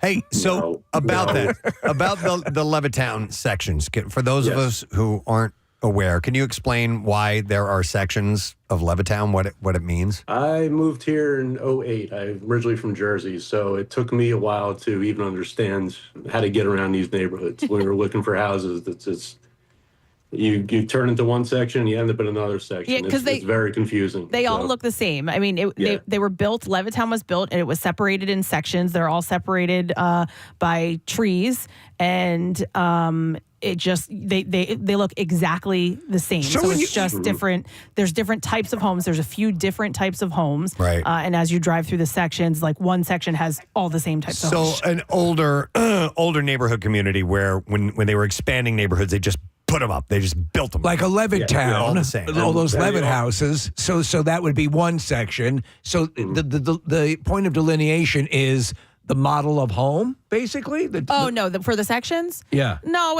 not really. I mean, they're, like I said, I forget how many there are, maybe like 5 or 6 different types of homes. If Paula Decker's here, she knows all the She knows it in and out. Yeah. Yeah. What do you do? What do you do, Phil, for a living? I work for Pennsbury School District. Oh, get out of here. Did you hear about the recent honoree? Yeah, I saw my boss on here last week. I heard the name. I'm like, there's no way that's him. And then here, Tom Smith popped up on the screen. And I'm like, Oh, that's so funny. So it's what my- do you do? What go do you ahead. do at the district? I run their printing department, and I'm probably going to be printing your Hall of Fame programs in about 6 months. Oh my God! Make so- sure you use a good picture of me. Yeah. Hey, listen, I'll send you a C note if you use a horrible picture. We have a picture of her with bedhead. If you could use that, Oh, stop! that would be amazing. Yeah. Actually, I met you guys a few times. My family and I like to go to the Camp Out for Hunger every year. And Kathy actually chose my son, Dylan, to sit in the privilege section. So you're going to get a good picture, Kathy. All right, so wait, hang on. How did you guys dress in order to get picked to sit? Dylan just stood on a chair and waved his arms, and Kathy saw him in the audience and picked him. And then he had actually texted you guys because it was our 20th wedding anniversary that same day too. So So when Kathy's name comes up around there, is there sort of a reverential like pause where everyone kind of puts their hands on their hearts and stuff like that? yeah, we kind of just sit in a circle and chant Kathy's name. Preston, it's like Randolph Scott. Yeah, Randolph Scott. Randolph Scott. What the hell is that? Blazing Saddles. Some Blazing Saddles. All right. Wow, nice. So anything interesting you want to share with us, Phil, since you're just kind of checking in? We're doing open Zoomadelphia. Anything you want to mention? Just wanted to check in, say hello, and we you guys rock. Love the show. Listen every day. So. Oh, thank you, man. We appreciate the support for the show. It really means a lot. Yeah. Hey, what time are you going to the gym after work? Well, I got to pick up my 17-year-old, and then he's Is that your workout? Why do you ask him that? He's just because real recognizes real. You know what I'm saying? No, you can just see. You can see it in his arms. I'm like, yeah, that guy works out. Oh my God! All right, thanks, Phil. We appreciate it, man. All right, take care. We'll see you later. All Preston, right. by the way, there were 6 different models of houses in Levittown, and they each had, a name: the Levittowner, the Rancher, the Jubilee. Probably built like in the 1950s or something like that. That's exactly what it was. What was your model? Oh, Do you remember? So mine had, I forget exactly what. Loosey goosey. No, I forget what it was because my house had work done on it. So they added, my grandparents lived there, and they had put an addition on it. And then when my parents moved there, they put several additions on it. So I forget what the original. That's the funniest thing because, like with the original Levitt homes, which were meant to be affordable homes for returning GIs, Preston, throughout the years, they've taken these core little homes and added on, and they're these sort of amazing Frankenstein versions of the original house. Is that what you have? Yeah, like we had one of the bigger houses in the neighborhood because there were so many additions to them. And none of the houses that they built had basements. So none of those houses. No kidding. Had basements, yeah. Wow. Okay. Interesting. All right, let's go to another Zoomer. We're doing an open Zoomadelphia, and we have Stephen Crumley who is joining us now. Hey, Steve, how you doing, bud? Good. How you guys doing? Good. Nice to see you. Where are you off to today? You're in the car. Yeah, I had a lumber delivery early this morning that has to be delivered again tomorrow, but it is what it is. I saw you guys over the weekend, and I was the guy that showed up late, and you guys took a picture with me when you guys were eating lunch. Yes. What happened? Like you were in and out. He came by Coco's, and he came towards the end. We were already done. Oh, when we were eating lunch there? Yep. And he popped in and got a picture with us. I caught him as he was coming out of the bathroom, and I was going in. And then when I came out of the bathroom, he was like, wait. He's like, and it was funny because, Press, we shared this look, and I was like, I think he recognized, and then I was like, but I'm not going to say anything. And when I came out of the bathroom, that's when you introduced yourself to me. And I said, hey, listen, we're all over here around the corner. Appreciate it. Yeah, man. How good a time, though? Did you get some time to hang out? Did you get your... No, I showed up right when the show ended. I had to do a couple things for work, and I just missed it, but I'm taking off for next year. All right, please, man. You can see what it's like. It's amazing. So, put that on the calendar now. Yeah. By the way, Steven, since we have a nice close-up shot of you, you have a world-class beard there, man. You spent a lot of time on that? No, I didn't even comb it this morning, but I appreciate it. You look like you take care of that thing. I try a little bit. Yeah, I got a good barber. What it's missing is one pronounced white strip in the middle, like Pierre. I got plenty of white starting coming. The strip's going to start soon. What's your story, Stephen? Are you single? You married? What's up? I'm married. I got 3 kids, a 17-year-old, a 4-year-old, a 2-year-old. Whoa. And I'm taking the 17-year-old to Barbecue this year. We got the lounge passes and stuff. I'm bringing a bunch of my buddies. We're going to bring him, and it's his first concert, and he's going to the Army right after school. Wow. Oh, wow. Wow. Your oldest is? Yeah. Wow. How do you feel about that? It's rough. I know. But it's his decision. Sure. I would imagine a sense of pride, but also concern is going to be 100%. Yeah, that makes total sense. And he doesn't have any friends going with him. There wasn't anything pushing him. He was never in ROTC. He just, okay. Well, good. Wants to That's do very it. cool, man. Good for him. It'll open up a whole new world for him. It'll find a whole new group as well. Shout out to your son, whatever his name is. Where does he go to school? He goes to Wesley Chapel High School. His name's the same as mine. There you go. Stephen Crumley. All right, with a name like Crumley, what'd you get growing up? Are you Crumb? Is that your nickname or what? Yeah, the only thing I didn't get called was Crumb Bum. Yeah, no Crumb Bum. Did you get Crumb Bag? Crumb Bag. I got Crumb everything. Okay. Yeah, Crumb Bum, though. And they always... You're a real Crumb They Bum. always put a B in it. That's right. Yeah. So when you were down in Florida, who were you traveling with? I wasn't traveling. I moved down here 4 years ago. Oh, you live there He now. lives there. He's delivering lumber in Clearwater today, correct? I missed that part. Yeah, I had a delivery show up, and they didn't have the right truck, so they got to come back again tomorrow. Dude, well, next year we'll see you. You take some time off and you come hang with us, and then we'll see you at the barbecue.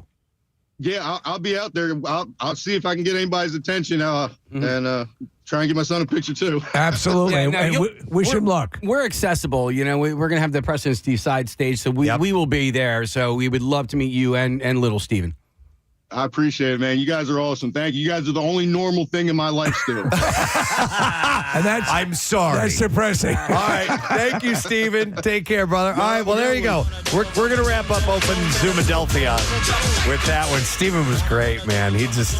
he was kind of very hesitant. I'm sorry. I don't mean to bother you guys. I just want to... We're like, no, come on, It's like what we're here for. Wow. All right. That's really cool, man.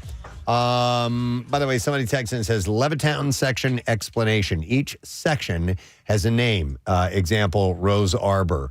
The main street of the Rose Arbor section is called Rose Arbor Lane. The name of a section is the name of the main road, and every street in every section can be accessed from the same road. So if you needed to find a street in a section, you can drive on the main road until you find the street you're looking for. You will come across it sooner or later. So I'm seeing, so you're talking about, if I understand this, the main road that bisects all the other roads is the one that determines the section, correct? So in other words... What? So there's one road that runs across that bisects all the other roads in the town, the main sort of conduit. No, I don't think that's what he's saying. I think he's saying per section. Like so Elderberry Drive would be, so I grew up in Elderberry. Elderberry Drive would go through my section. I believe what they're saying is each side street can be accessible. A section. No. Be accessible. To Elderberry Drive. Okay. I think it's kind of like what you were Do you know, saying, it's Steve. easier to understand Dune. Yeah, exactly. All right. Harkonnen. Wow. How many sections are there? My God, look at this. Quincy Hollow, Indian Creek, Blue Ridge, Mill Creek, Plum Bridge, Kathy Falls, Golden Ridge, Orangewood, Birch Valley, Golden Finger. Or what is that? North Park. 1, 2, 3, 4, 5, 6, 7, 8, 9, 10, 11, 12, 13. Dude, there's like 30 sections. Yeah, and the guy was right though. Like if you're not familiar with it, so like, can you see where I was? I was in Elderberry. Give me a direction on the map. Go over to the right of the page, Preston. Yep. Oh, Okay. I see it. Yeah. Right. So like Elderberry, North Park, Birch Valley, like they were all Butt Nugget. connected. So like you'd be driving in Elderberry, and then all of a sudden, if you just make one turn, you're in North Park. And did you know that? Would they come after you? I knew it, of course. I mean, I grew up there. And these sections don't look that big either. Like you can, you know what I mean? Yeah, some of them are not. Some of them are bigger than others. Like if you look at what's the one up at the top there? Is that Highland Park? Yeah, Highland Park. That's large. Indian Creek or New Falls Road. There's nowhere else around here that's like that.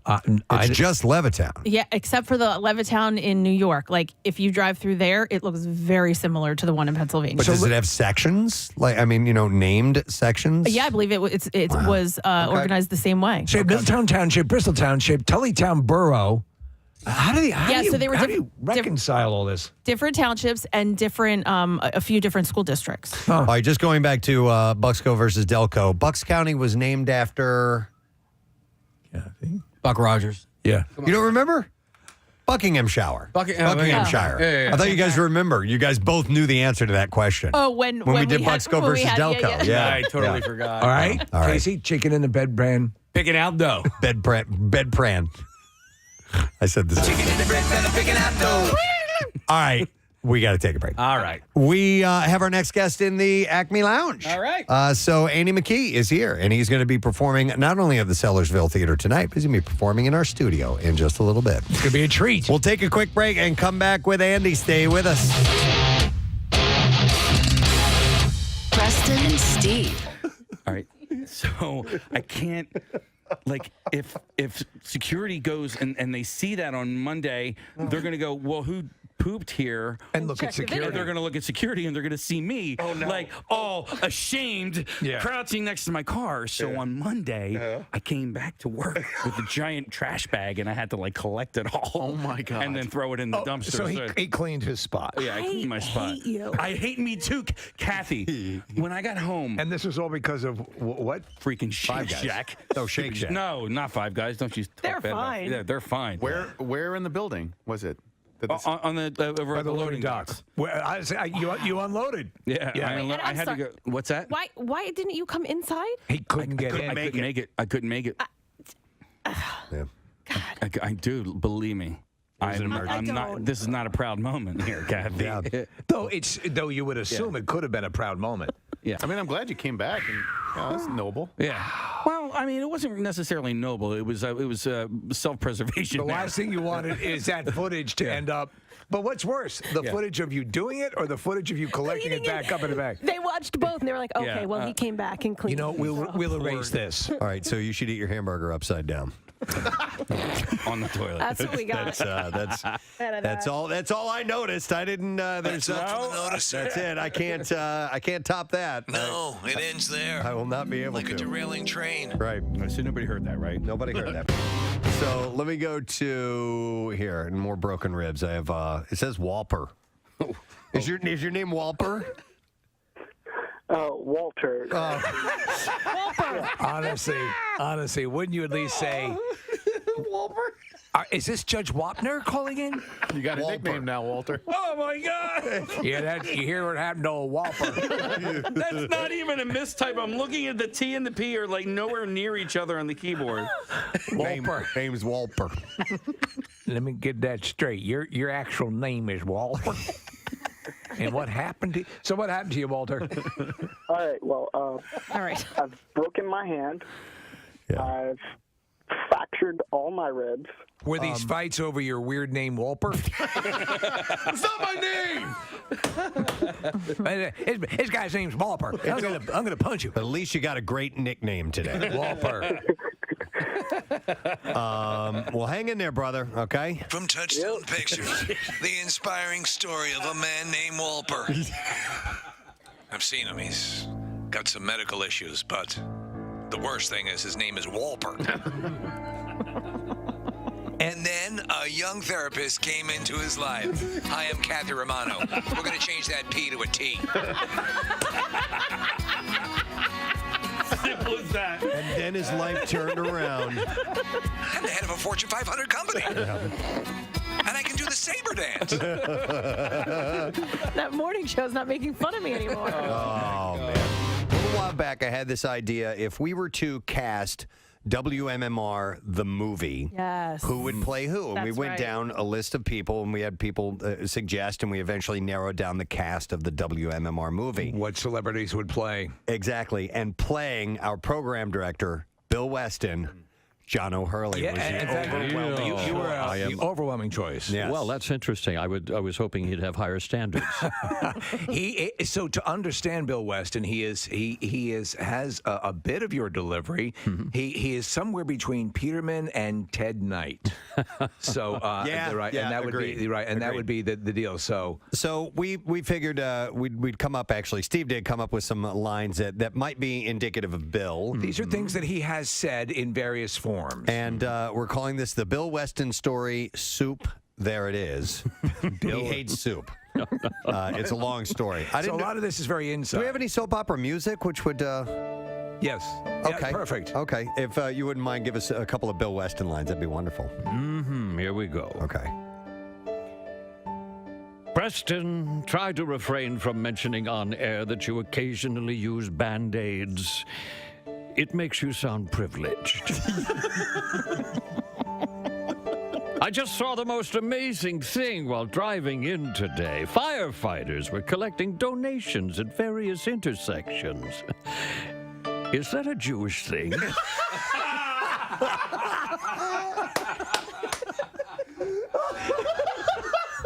So last night, I was jarred awake from my slumber by a horrible nightmare. Both Preston and Steve were there in the studio, sitting on horses and eating soup.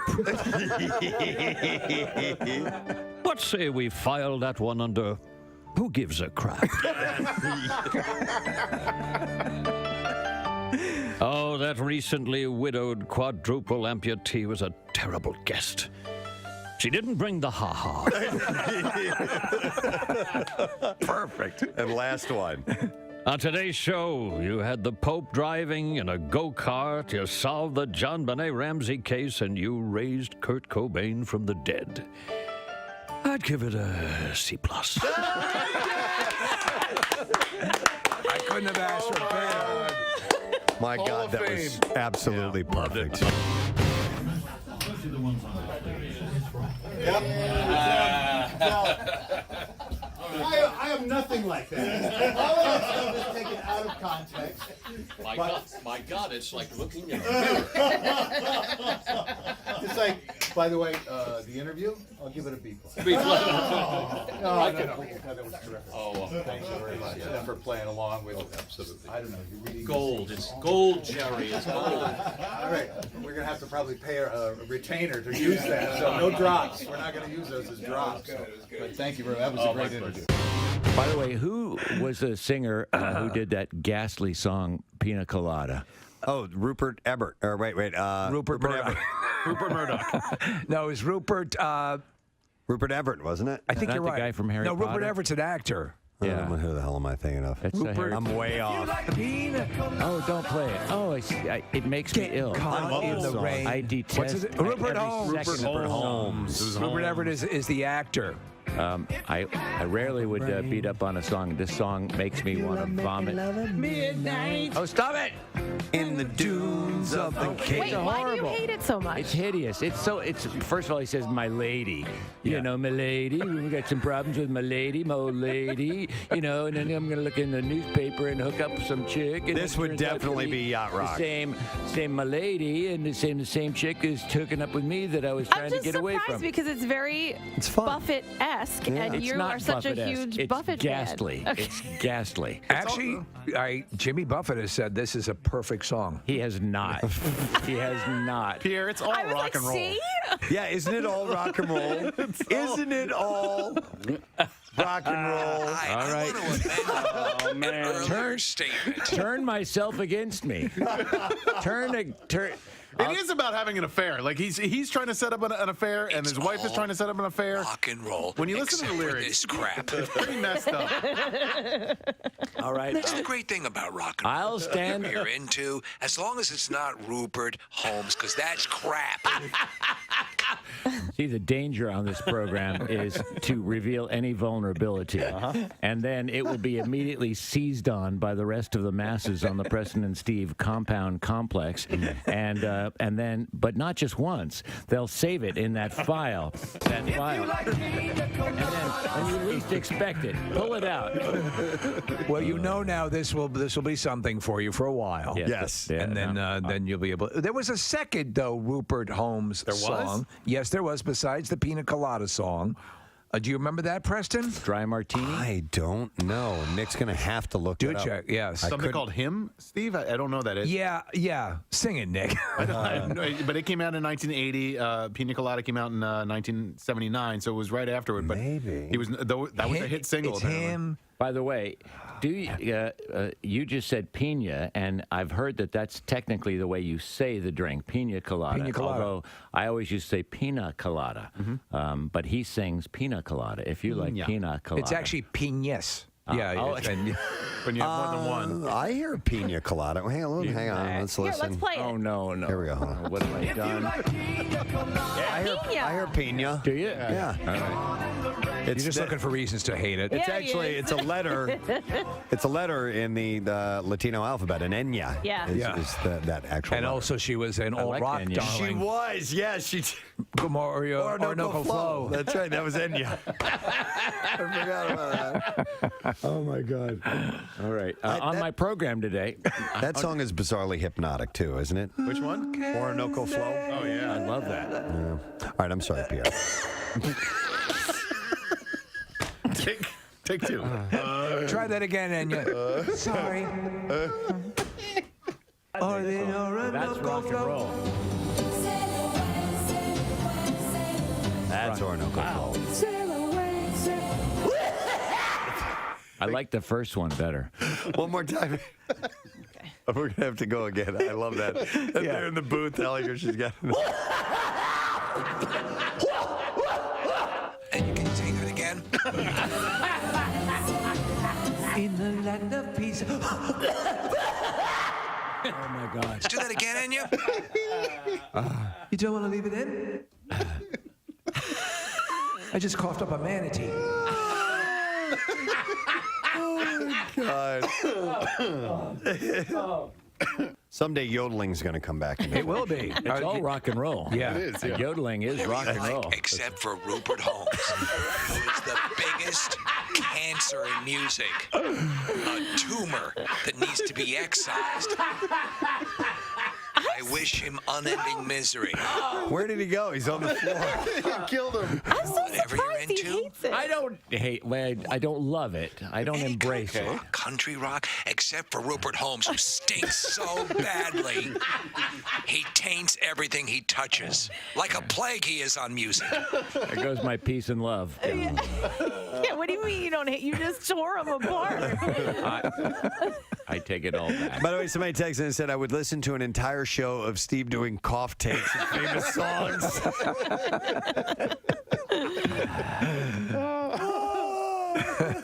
Okay. I'll leave you with one more thing. If you like Rage on and have a great day, gang. We'll see you tomorrow. Bye-bye. Please welcome the one and only Mr. McKee Hart. Yay! All right. Okay. Wow, I love the way you did that. Well, thank you. I love the way you're that was really great. You had rhythm. You had rhythm. See? Thank you. You know, Who could ask for anything more? let's get right into that. I love that you love rhythm so much. It's a huge part of your life. It's everything. Yeah, yeah. It's not melody and it's not harmony, but it certainly is rhythm. You were exposed to percussive instruments and rhythm early on. Your dad was well known and well respected. And I wouldn't go that far. He was a musician? He was a musician? Okay. I wouldn't go that far. Oh, really? All right. But he did dabble. Okay. Yeah. All right. More And than then, dabble, and then actually. you were working in a you had a job and you were I had a job once. a jazz club. Once. Yeah. A long time ago. I can't remember having the last time I had a job. Just thinking, You don't call this a thinking job? of the idea of having to have a job just gives me the willies. I mean, what would I do with the job? Oh my God. You wouldn't be a 9-to-5 guy working the cubicle. No, I doubt it. But if I had to, I would. You would. Yeah, but I don't have to, and I won't. Yeah. But so you don't view what you do as a job? Oh work. no, it's a service. It's a service industry. I mean, that's what music is all about. You know, you provide a place where people can come and have an emotional moment, Right. And ritualize. So, yeah, I know, and I think it's very profound, and I'm very, what should I say, honored or. Yeah, blessed sure. or whatever you want to call it, to happen to fall into this universe as a percussionist or a drummer, to be able to do that is, But maybe even people good like UMMR. Thank you very much, Kathy. Our next guest returning to our studio. It's been a long time, at least a decade since he's been here, and he is a phenomenal musician, specifically with the acoustic guitar, which is why I'm surprised he's wearing a Pantera shirt this morning. But it is nice to see, and he's going to be performing at the Sellersville Theater tonight. Ladies and gentlemen, we welcome back Andy McKee to our studio this morning. How you doing, Andy? I'm doing great, man. Thanks so much for having me back. Our pleasure. Listen, we've been, we go way back as far as our fandom goes, and had you by our studio on a couple of occasions, but just to refamiliarize, or maybe even for people who are not familiar with you at all, you first got on the radar to most people with a YouTube video that you made. It was a song called Drifting. Yes, sir. And how long ago was that? 20 years. 20 years ago. Yeah, not much longer after the day at the zoo, if you're talking about relatively video. So you caught viral traction before viral traction was really a thing. Yeah, man. I don't even think viral video was a term at that point. But that's amazing to think about, being at the foundational thing that is now it's just ginormous. Yeah. YouTube's everywhere. I want to see how many. Nick is pulling up the video now. I want to see how many views it has. It's down 61 million views. Yeah. 61 million. For fingerstyle acoustic guitar. Right. I never would have imagined. Well, Preston was mentioning the Pantera shirt, and we were talking about this. And so to bring people up to speed, your original love was you were playing to Metallica and Joe Satriani, and you were the shredding was your thing. Yeah. Electric guitar. What started the love affair with acoustic and the style that you eventually developed? Well, it's like that. Remember that Monster Ballads commercial that would come on, Right. Yes. It's like every bad boy has a soft spot. That's kind of my deal. Oh, dude.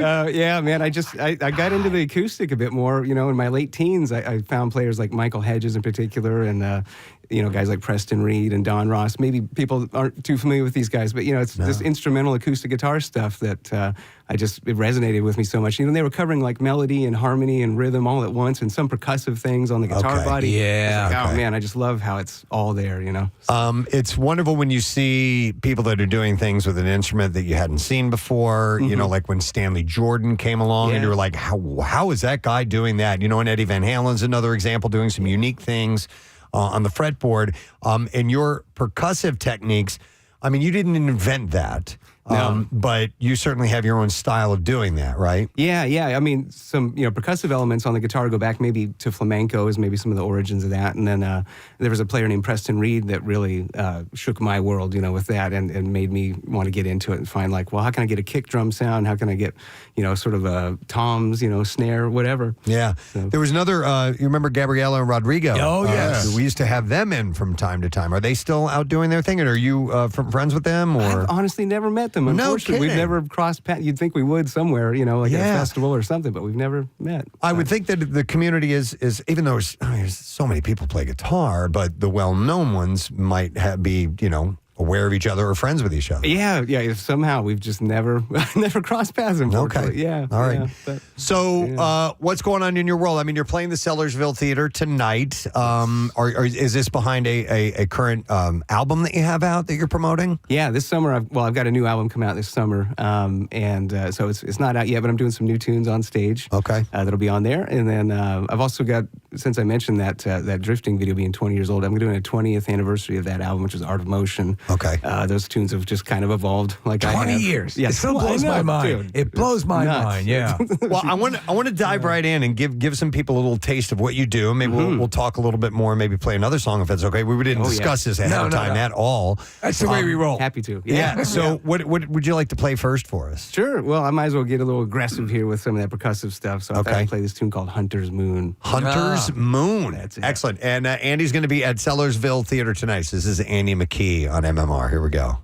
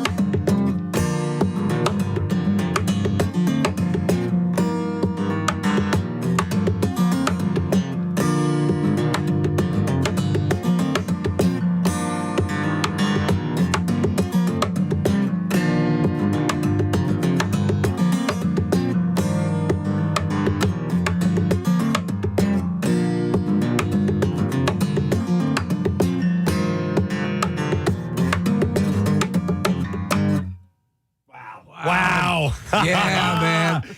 Andy McKee in our studio at the Sellersville Theater tonight. It's hypnotic to watch you play. It's amazing. I have so many questions about your technique because people have to ask you all the time. Yeah. About your technique and how you do what you do. Number one, I notice, obviously, as somebody who plays finger picking, you do have to grow your nails. Yeah.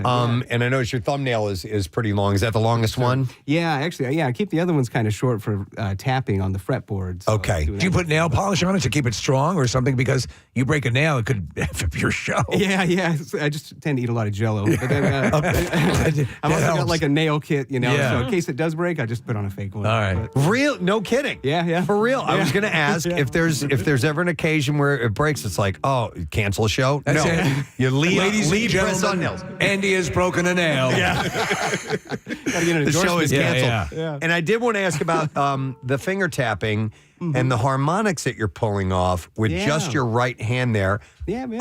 How do you do that? Can I see that? Sure. So Are you pinching it or? Yeah, I'm fretting the harmonic with my index finger and then plucking it with my thumbnail there. So you get the... No way. That's that hypnotic sound. yeah. You're providing your own accents as you're playing. Okay, because I couldn't see your thumb doing that. Yeah. And I thought you were just touching it with your forefinger. So you're plucking it, you're holding the harmonic with your forefinger and plucking it with your thumb. Right, yep. It's so efficient. That's why it sounds like three people are playing the guitar at the same time. Yeah, in my left hand would be like fretting the chords at that point. So my left hand's doing the chord, right hand's doing the melody on the harmonics. Wow. It's funny though, Andy, when you're doing the slapping portion of it, like my brain just goes to, well, he's playing the guitar wrong. The way that it looks, that doesn't make any sense at all. Is the most common question you get, how is it just one person making all of these sounds? Yeah. That's always what comes up. And so it's good to explain these kind of things a bit on the radio. So you get to that point. So with this, and Preston was invoking the names of other people who do similar sort of things. Have you ever thought of caucusing with everyone and designing the quintessential guitar for this kind of playing, or is a regular guitar the quintessential guitar? Yeah. I mean, this is essentially a regular guitar. This is actually my signature model. I'm happy to say this is from Michael Greenfield, is the builder. He's an independent luthier up in Montreal. But is it built stronger for the percussive aspect of it? Yeah, it does have some additional bracing. Okay. Yeah, sometimes you might knock a brace loose inside when you're banging on it, so then you'll get that repaired. But I have another question. So hearing you play in Preston, I don't know if it like memories. I was big into, and I still love fusion jazz and Lee Ritenour and who else am I thinking of? Pat Metheny. That sort of just where you're transported. So a lot of times the people that you're into are the shredders and the guitar, those kind of people. A lot of times they're motivated. There's a little bit of an aggression and so on and so forth. What makes you write a song? I mean, because we tend to think of this as more ethereal, more transcendental almost. Yeah. What makes for a good scenario in which you're going to write music? What kind of frame of mind delivers the best music to you? Yeah, well, keeping kind of the channel open is what I like to think of. So like having an open mind and letting things happen. I tend to experiment with altered tunings on the guitar. So, okay. That's a big part of what I do. So I like to put it in a different tuning and then just kind of see what comes from there. Yeah, go fishing, you could say. See what I can pull up. And that's interesting. Do you do like any off the wall tuning? Any like stuff that other people aren't doing? Yeah, I mean that last song actually, the tuning from low to high is C, G, D, F, B flat, D. Okay. So, what is a normal tuning of a guitar? It's E, A, D, G, B, E. Yeah, so you're all over the damn every place. Every string almost is different. Yeah, wow. The fourth string. So yeah. I wanted to ask also about your posture, because when you play, you're really hunched over. You have to, in order to get to where you're playing the guitar, you're really bent over like that. Do you ever have any neck or back problems from that? I have had some back stuff. I usually play standing up, actually. So this is really? Yeah. I would think it'd be easier to sit down, unless you're the Hunchback of Notre Dame. Yeah. Well, I mean, because some classical guys will angle their guitar almost straight up and down. Oh, yeah. And I didn't know if a position like that would be beneficial to you. Yeah. That can definitely help you get up the fretboard. Okay. That sort of vertical positioning. But with the percussive stuff, see, I was kind of hitting on the lower side of the guitar. Yes. So I kind of got to reach all the way over there as well. Okay. Makes it tricky. Now, I saw some pictures of you in preparation for this interview, and there's a picture of you using a really funky looking instrument. Yes. It's got it looks like a regular guitar, except the body has this kind of growth out of it that goes up to the neck. It's like a separate neck on the guitar, but an acoustic guitar is not like a double neck that you might see like Jimmy Page play or something like that. What is this really interesting looking instrument? That's called a harp guitar. A harp guitar. Okay. Yes. Yeah, they've been around for centuries, actually, in different shapes and sizes, numbers of strings and all that.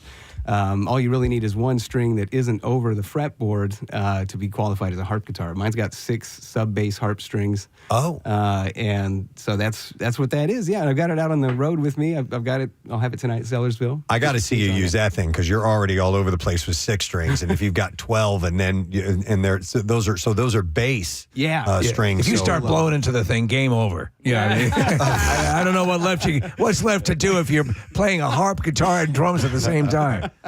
Just put the cymbals between your knees, and there you go. All set. How in demand are you for instructing, giving seminars, and things like that? I would imagine people want to have you out regularly. Yeah. Oh man, I'm really glad you mentioned that. Actually, I have a guitar sort of retreat that I've done for 10 years now. I've done it in New York, in California, Nashville. This year I'm doing it actually in Kansas, where I'm from. And people come, from all over the world to it. And it's all focused on this kind of new way of playing acoustic guitar, modern way of playing acoustic guitar. It's very cool. I have to ask also, and this is just a side note, I was doing a little research on you. You played on Josh Groban's Christmas album? That's right. All right. So what's it like? We have fun with Josh Groban. We think he'd be a great guest. We do a thing where you play one of his songs and I play a drop. But is he a cool guy? Oh, totally. Yeah. Hilarious and cool. Yeah, for sure. Yeah. Here, do we want to do Andy our little thing? This is whenever we mention Josh Groban's name, this comes up. We do that. You raise me up. Shut the up.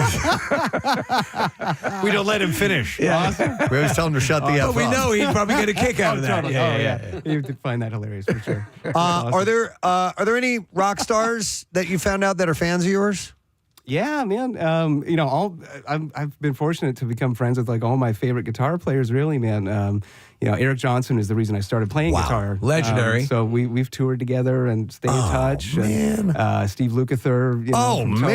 Steve Lukather's. Did you watch that Yacht Rock documentary? Oh yeah, man. Because Steve was featured in that quite heavily, and and it's just really cool to see what incredible musicians those guys are, but be celebrated the way that they were in that documentary. But that yacht rock genre sort of became a thing unto itself, and it highlights what great musicians they are, but it also sort of narrowed them to a certain sellable genre. Does that make sense? Yeah, sure. Yeah, it was more. Yeah, it was like a band because they were kind of studio musicians, right? And then they all came together and started writing amazing pop rock tunes. Man, I love Toto. Yeah. All right, so you mentioned Eric Johnson, so then by default, people like Steve Vai and do you know Steve? Yep.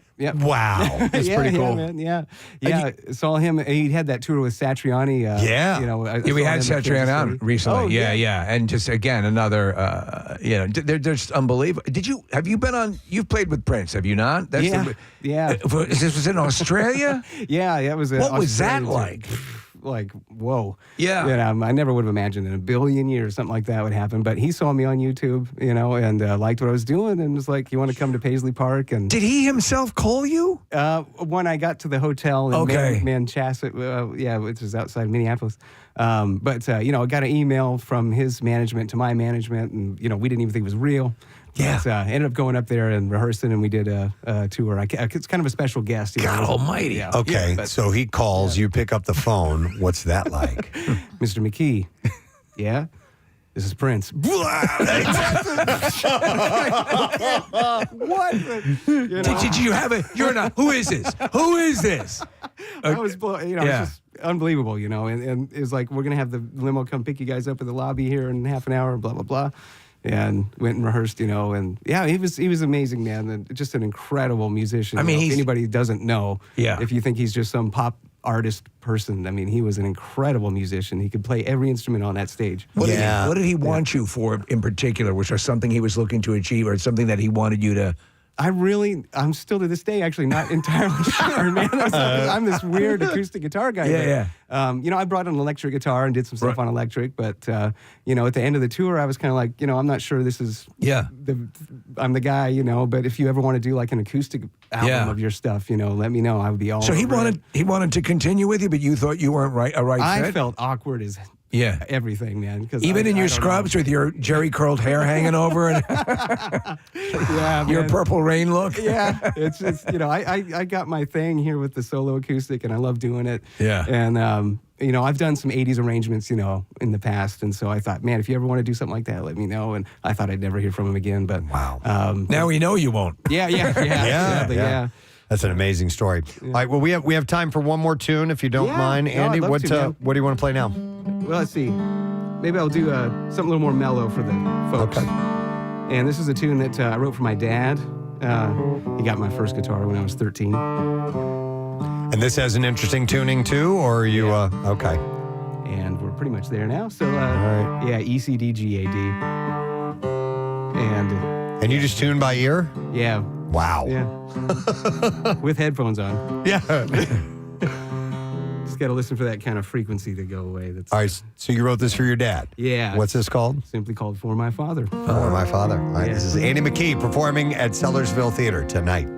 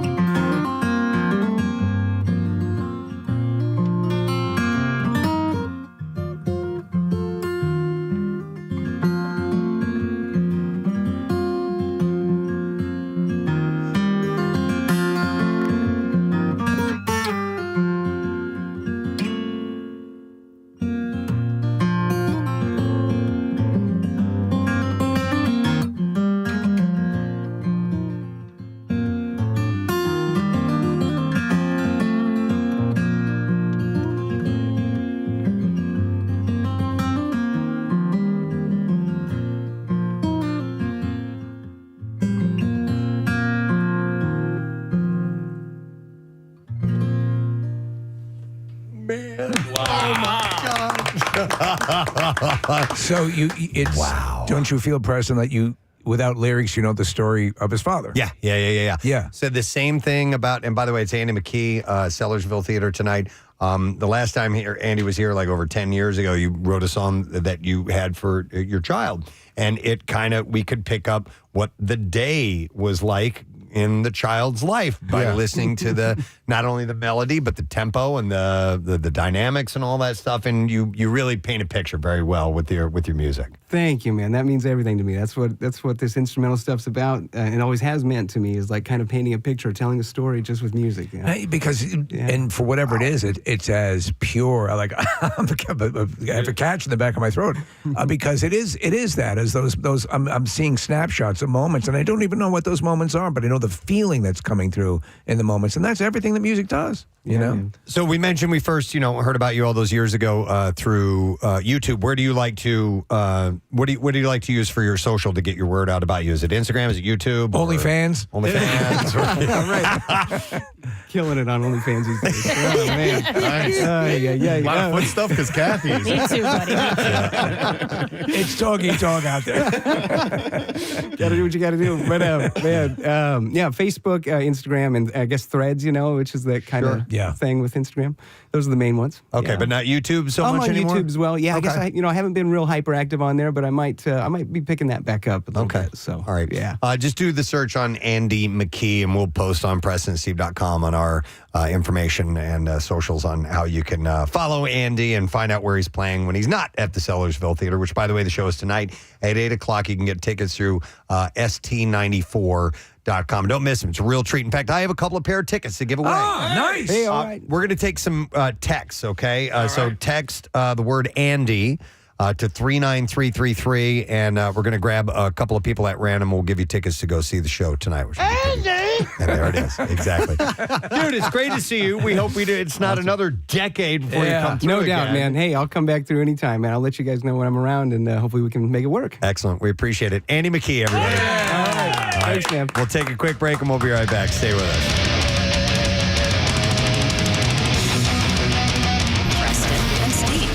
Maybe in the same situation as you, viewing it as a job. The fact that you don't view it as you view it the way you do. It's not easy, but it's not like a job. It's like when I get up in the morning, the first thing I do is think of, the new day and what kind of new rhythms there are in it and how I can interpret that. And that's what musicians do. They interpret, society and whatever, you've seen or whatever it is, and they lay down that groove. And every 5-10 years you find a new groove, and you work at it. Yeah, you do work at it, but you work at play. You work to play. Sure.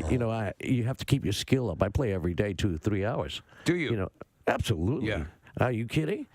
Absolutely. In order to get up there and do what I do. Yeah. I mean, it's an athletic event. It's not like lounge drumming and stuff. This is the power stuff. Well, speaking of reinventing and finding new grooves, I want to ask you about John Mayer, because he's been with the band and touring with you guys for a stretch now, and I think a lot of people initially dismissed him as poppy and not the really great, incredible guitarist that he is. And from my perspective, he seems like the perfect fit for the Dead, because he holds you guys in reverence, but he can also hold his own. What are your impressions on John? John's a sharpshooter. Yeah. He's a gunslinger, as it were. And his guitar, he's beautiful. He plays great. He fits perfectly in the band, and he's a nice guy. I mean, I know he has this reputation and all that stuff, but I've never had a moment of weirdness with him. He's just a very pleasant person to be around, and he plays his ass off. Before he was a star, he played in the conference room down the hall in these offices. And I went to see his show that night, and one of his strings broke during the performance. He tuned the guitar to itself and kept it. He didn't miss a beat. And right then, I knew this guy had it, and I was so impressed by his ability. I'll tell you when I knew he had it was one day when he was just joined the band, and I had gotten him into this droning things, feeding back, getting a little crazy. And so during the drums and bass party, got down on his knee and he put the guitar into the speaker and he started feeding back. And I was looking at him. I was saying, oh, okay. So I walked around to the front of the speaker, sat down right next to him, and I had on one hand I had what do you call it, lighter fluid. Yeah. And the other hand I had a Bic. Okay. And so he looked at me, I looked at him, and I went like that. And for a minute, I thought he was going to do it. You know, and then so he took it. He did take it while he was feeding back, and he put he put the Bic on his amplifier, and he took the lighter fluid and used it as a slide. And so he played slides with lighter didn't go fluid. full Hendrix on and I said, John, you were going to do it, weren't you? And he said, you know, I was really thinking about it, but the guy who makes my guitar is in the audience. I couldn't do it. But he almost lit his guitar on fire, so I knew right then he was okay. Wow. I was wondering if you had watched the Grateful Dead documentary that was on Amazon and what your thoughts are. No. It was very in depth. Oh God, it was just awful. I just did not like it. You didn't care for it. It was just a one-sided affair. It was not for me, and it really didn't show the Grateful Dead in its totality. It was more like a Jerry, you know, whatever that is, memorial thing or whatever. He was trying to do, but it wasn't really. It didn't have the heart of the Grateful Dead. Okay. That's for sure. There's been a lot done about it. They made me watch. Oh, I watched it once. Yeah. Okay. Just to say I didn't like it. But that's it. I didn't see it at the premiere. Me and Bob and Bill, we went out and had dinner. Yeah. While they showed the movie. That's funny. We came back right at the end when they all started. And we go, okay. Thank you. I wanted to ask you about some of the things that you do like. I was listening to the concert in Paris, 1974, this morning. Yeah. What was it besides the United States? What was your favorite country to play in? Oh, Jesus, that's a good question. I think that I can't answer that question because they're all good when you play good. You know, every country is the same. Yeah. If the music is played well and we have a great time, France is great, England's great, Germany, it's all good if we play well. If we don't play well, the city sucks. It's this place. We blame it on the city. Blame it on the city. Of course. Franklin Port. I also, as a fan, there's an ebb and flow to the way I listen to your music, and so recently I flowed back to. I guess I ebbed back to. I ebbed back to studio albums. Do you? I don't know if you ever listen to your own music. No. But do you have a favorite studio album? Yeah, I would have to say it would be, it was half studio and half live. It was called Anthem of the Sun. I think it was our second record, back 3,000 years ago. Yeah. And that was probably my favorite. American Beauty, Working Man's Dead. They were nice, fuzzy, warm. See, my first album I ever bought was Mars Hotel, so I automatically go back to that one. And Unbroken Chain. And we were never very good in the studio. We never could cage the animal in the studio. When did you realize that? It seemed to be early on. Yeah, well, we thought we could make. No one knew how to make a record. But I mean, we didn't know how to make anything. We were just musicians at the time, and we weren't really savvy on the studio. No one had a studio. Right now, I have a studio. Everybody has a studio, so we just weren't producible. There was too much anarchy. In the band. Too many people wanting to do. They had strong opinions of it. So, and we never really liked it in the studio with the four walls. It was too captivating. We were like a captive in the studio. And we never really made a great record. You guys had a pop explosion in the late 80s when you hit with Touch of Grey and Hell in a Bucket, In the Dark. Was that fun? Was that cool? Was it neat seeing a whole bunch of people who maybe had not been turned? You always had legions of loyal fans, but here all of a sudden, boom, you had fresh music. And the tour was gigantic. Was it fun? Oh yeah, it was fun, but it wasn't quite like that. Okay. What happened was we were already playing stadiums at the time. That was in '87. Yeah. So instead of playing 1 or 2 days at the stadium, we're playing 3 days at the stadium. Yeah. So it really didn't affect us much. We just You guys were touring sold-out shows we anyway. We didn't feel it, which we were playing stadiums. And Yeah, but you know what? I was found more out about you guys incremental. because of the Touch of Grey. There was a music video. I was young at the time, so you know, so you guys had a music video, so you were totally reaching an audience. That, we never did the videos or anything. We never did a single. So we weren't really part of the music industry. You know, we never played that game, and you know, if we lived by the single, we would die by the single. You know, if we didn't have a hit. That's interesting. Yeah. It's funny because I remember becoming aware of the Grateful Dead, you know, through the iconic artwork that was associated with the band. Yep. What's that about? What's that about? So that predates obviously videos, but still a visual medium brought me into the awareness of the music, which is very cool. Exactly. It mirrored the music. In the old days, how that started was these artists would come to the shows, and we were all getting high, you know, on psychoactive drugs, taking acid and whatever. And these were physical representations of what the music sounded like. They would go home and they would start painting, and they're still high, and that's what these things were representing. They were representing the music. How were you vetting that, or was it just sort of if you want to do it, or would you guys kind of consciously say, I don't like that, doesn't represent our band right, or was it just an open source? Well, luckily in our case, the people would come up with these incredible, you know, iconic stuff. Yeah, I mean, we just had to choose between the good stuff. I mean, it was so much good around. And a lot of people went home and just did it, and it was uncommissioned. Yeah, they just went out and said, "This has to be done." Wow. And so then all of a sudden we looked at them, we go, "That's us." And they go, okay, cool. That's cool. That's it. Let me ask you with the art and your painting. I mean, did people automatically take to it? Were you afraid you were going to get here's a musician trying to be a painter sort of deal? I'm not afraid. Yeah. So what was that jump like, and how well were you received initially? Because I mean, honestly, we were looking at the stuff. It's pretty amazing looking. There it is. Yeah. So what was that initially like? Well, I didn't think of it as it's art. You know, it is came art. out. It's right. You follow the muse. I mean, you're an artist. You know, the thing that it turns you on, makes you do things artistically. And first time I did it, I walked into the house and my daughter looked at it and she said, "You know, Dad, this got legs." Yeah, that's pretty good. Legs. She liked it. Yeah. And so if my daughter liked it, and she doesn't like much. Does she like the Dead? Does she like that? Okay. So I said, okay, I'll paint. If you like it, I'll paint it. You can take a look for yourself and see Mickey Hart's work. It's called Vibrational Expressionism, The Art of Mickey Hart. And Sunday, back out this way, King of Prussia, noon to 2. Is there a spot where we can go to get all this information, a website or anything, you guys? I just want to meet the King of Prussia.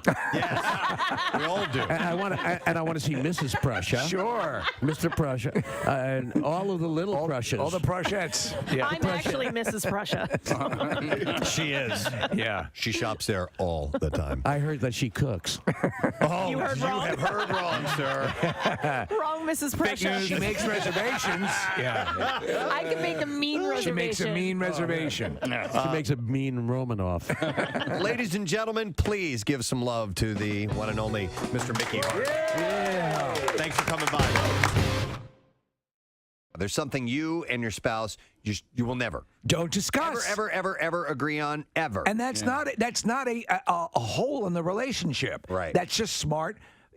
You know, you just don't agree on some things. That's totally fine. If it's an agitation, there's an entire rest of your lives to live. Don't worry about it. Yeah, you know what, my wife and I don't whether Hulk could beat Hulkbuster. I don't think we'll ever agree on is which way the toilet paper goes on the roll. Yeah. And or whether or not you should use it. No. We both agree that you should use it, but I put toilet paper on the right way and she doesn't. Oh, okay. Well, yeah. Top down? Yeah. Yeah, it goes over. Does it matter? You don't pull, It does matter to you guys? No, doubt. You know what? Consider this. No, You're balling it up and jamming it in your butt. It comes off of the toilet paper roll easier. There For you some go. perspective, There you go. Mr. Morrison. Aesthetically. By the way, did you guys see my notes in the bathroom this morning? No. You didn't? No. Oh, is it still out of toilet paper? Yeah. Oh, I saw that Dude, it the was other out of day. toilet paper yesterday. Did you do that last week?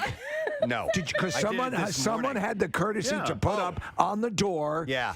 Out of TP, so I went to another bathroom. Can you fill me in here? I saw that. So we were out of toilet paper, and In the men's room? In the men's room. So this morning I went in there and I did my business. It was a flashback to Casey when you caught me with my pants down in there. Did you have to move stalls? I did. I moved over to the second stall, and Kathy was out in the second stall. Did you have to use regular? Fortunately, it wasn't so messy that I could pull my underwear use your up. shirt. And I walked in. I used my shirt. You just sit over the sink? No, I got some paper Ass towels. gaskets. Oh, paper towels. You had to use paper towels? Yeah, but I wet them. I moistened them, Yeah. so it didn't rip. The my man played butt it right. And so anyhow, so what I did after that is I happened to have my highlighter on me. You put that in your butt? No. What is that? I got 2 pieces of paper towel, and I wrote no PTP. Yeah. And set it over the toilet paper dispenser. Awesome. Because if you go in and you see that, and you don't want someone to replicate your horrible situation, someone Fortunately- actually stuck a note on the door going in last week, and I appreciate them doing that. Fortunately, everything was a clean movement this Yes. morning. It wasn't mushy. It was like a good mushy, no cellist mushy. Preston has a clean movement. Yeah. So anyhow, not every argument has a resolution. Exactly. Getting back to the core issue.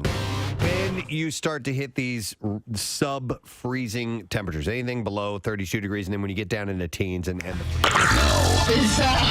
WMMR presents Preston and Steve's Bizarre File. The B-File this morning brought to you by Camelback Mountain. You can join up Marissa, Casey, Nick. They'll be at Camelback Mountain's 20th annual Pond Skim, and it's on Saturday. It's going to be the wildest end-of-season party on the slopes. Go to camelbackresorts.com to get the details. So I've never heard of this airline before. Etihad Airways. Etihad? E-T-I-H-A-D. Etihad. E-T-I-H-A-D. Etihad. Yeah, I think it's Egypt, isn't it? I believe so. An Etihad Airways passenger had to be wheeled off the airplane after he threw up over 24 times Oh, man. during a 6-hour flight from hell, which he blames on eating a smelly in-flight meal. Oh. He had the lasagna. So Cameron Callahan said it ruined the first few days of my holiday. He is now chalking up his incident of food poisoning caused by the airline neglecting to take the proper precautions while storing their in-flight meal. It occurred while the Brit was flying from Manchester, UK to Abu Dhabi en route to his final destination in Bangkok, Thailand, where he planned to enjoy a tropical getaway. Unfortunately, the flight was delayed for 5 hours, so Callahan decided to tide himself over with an egg sandwich 3 hours before departure. So there's a difference between the people of Dubai. They don't eat egg sandwiches on flights, but the people of Abu Dhabi do. So when the plane finally boarded, a Manchester native, the Manchester native said that he and the other passengers were offered a tomato cheesy chicken pasta, which reportedly had an off-putting stench. He said it did smell a bit weird, but all plain food kind of does. Not really. So he devoured the in-flight meal before putting a movie on. Around 20 minutes later, he began to experience some severe gastrointestinal turbulence. He said, I had diarrhea twice, and 10 minutes after that, I was just constantly throwing up for the duration of the flight. He said I threw up probably about 30 times. Jeez. He said I was going to the bathroom every 5 minutes, laying in the fetal position, and towards the end of the flight, I'd empty my body so much that I couldn't even stand up. He said his symptoms were reportedly so severe, they had to sit in the back of the plane with an air hostess while she kept the bathroom free. Unfortunately, the pain wasn't just physical for Callahan, who said it was embarrassing to have people go to the lavatory and see him lying on the floor being sick. I think I crapped my pants. When they finally arrived at Abu Dhabi, the traveler was so weak that he couldn't lift his head and had to be helped off of the aircraft. Oh, my God. He was assisted by a doctor and administered an IV with an anti-sickness drip. Thank you for flying with us today. While the treatment seemed to do the trick, the residual symptoms ruined the start of his Thailand trip, which was reportedly 3 years in the making. So what did it end up being? He said even after arriving at his destination, he felt so depleted he couldn't walk and felt as if he was going to pass out, which he blamed on dehydration caused by the constant vomiting. He said the next 2 to 3 days after arriving in Bangkok, I was just bedbound. It was only the third day that I actually left the hostel and started exploring. Callahan blamed his illness on the pasta. He said, I believe the food had been sitting out since the original time the plane was supposed to take off and not been stored properly. He felt it couldn't have been anything else, as he felt fine for 3 hours after eating the egg sandwich and also hadn't consumed anything the night before because he was stressed about his flight being delayed. An Etihad spokesperson has since addressed the ordeal, claiming that it was unlikely that their in-flight meal had caused travelers ailment. They said that we did not receive any reports of illness from other passengers. Right. No one else on this flight who were served the same meal. Our first priority is always the safety and well-being of our passengers and crew. So he said he's going to try and get some reparations for the flight, and he's working on that. Yeah, I wonder how you do that. I mean, if no one else had it. Nobody else had it. Yeah. Yep. All right, you ever seen a grown man naked? Different story about food. Don Gorski, a guy from Fond du Lac, Wisconsin, just ate his 35,000th Big Mac. Wow. He's been eating what this a meal. burger since 1972 when he got his first car and drove straight to McDonald's. And back then he ate 9 in one day. Now at 71, he's famous for holding the Guinness World Record for the most Big Macs eaten ever. How do you keep count of that? I mean... Yeah, unless you have like a little diary that you're keeping. Dear Diary, today 112. Fans showed up to watch him chow down at his favorite McDonald's on Saturday as he ate his 35,000th Big Mac. Don usually eats 2 Big Macs a day, about 14 a week. And to hit the 35,000 exactly, he ate just one day for 3 days before the big event. Hey, one a day for 3 days. Don's eating another Big Mac. He's been counting every burger since day one, which should probably be a record itself. So he is, somehow or another, he has kept track of all of this over the years. 35,000 Big Macs. I know you and I feel the same way about the Big Mac. It is a fine sandwich. Yeah, but the entire lifespan. I can think about all the meals that he missed out on. Mm-hmm. All right, a woman was refused a mega refund by Samsung after they claimed that there was something fishy about her parcel. The tech company says that what was supposed to be the return of a $1,500 phone was actually a box of 3 cans of sardines. Is that how they exchanged them? Alina Damien Cretu had paid for a Samsung S25 Ultra for her husband's birthday last month, trading his old phone to get the new device at a discounted $800. However, the mom realized that afterwards she had missed out on a tech deal, and there was a new offer to claim for a free pair of Samsung Galaxy Buds. Can I borrow your phone? I'm not getting any service on my sardines. So she declined. She decided that she would return the phone when it arrived and put a new order in. She said she only opened the outer box of the new device before returning it at the drop-off point. And when she then contacted Samsung to check on the return, she was told it hadn't received a phone, but 3 cans of sardines instead. The customer obviously couldn't believe this, saying that she rarely eats fish and it's not even in the house. Oh, boy. So she said everyone was shocked. I raised a complaint on that day. They never gave me an impression that they believed me.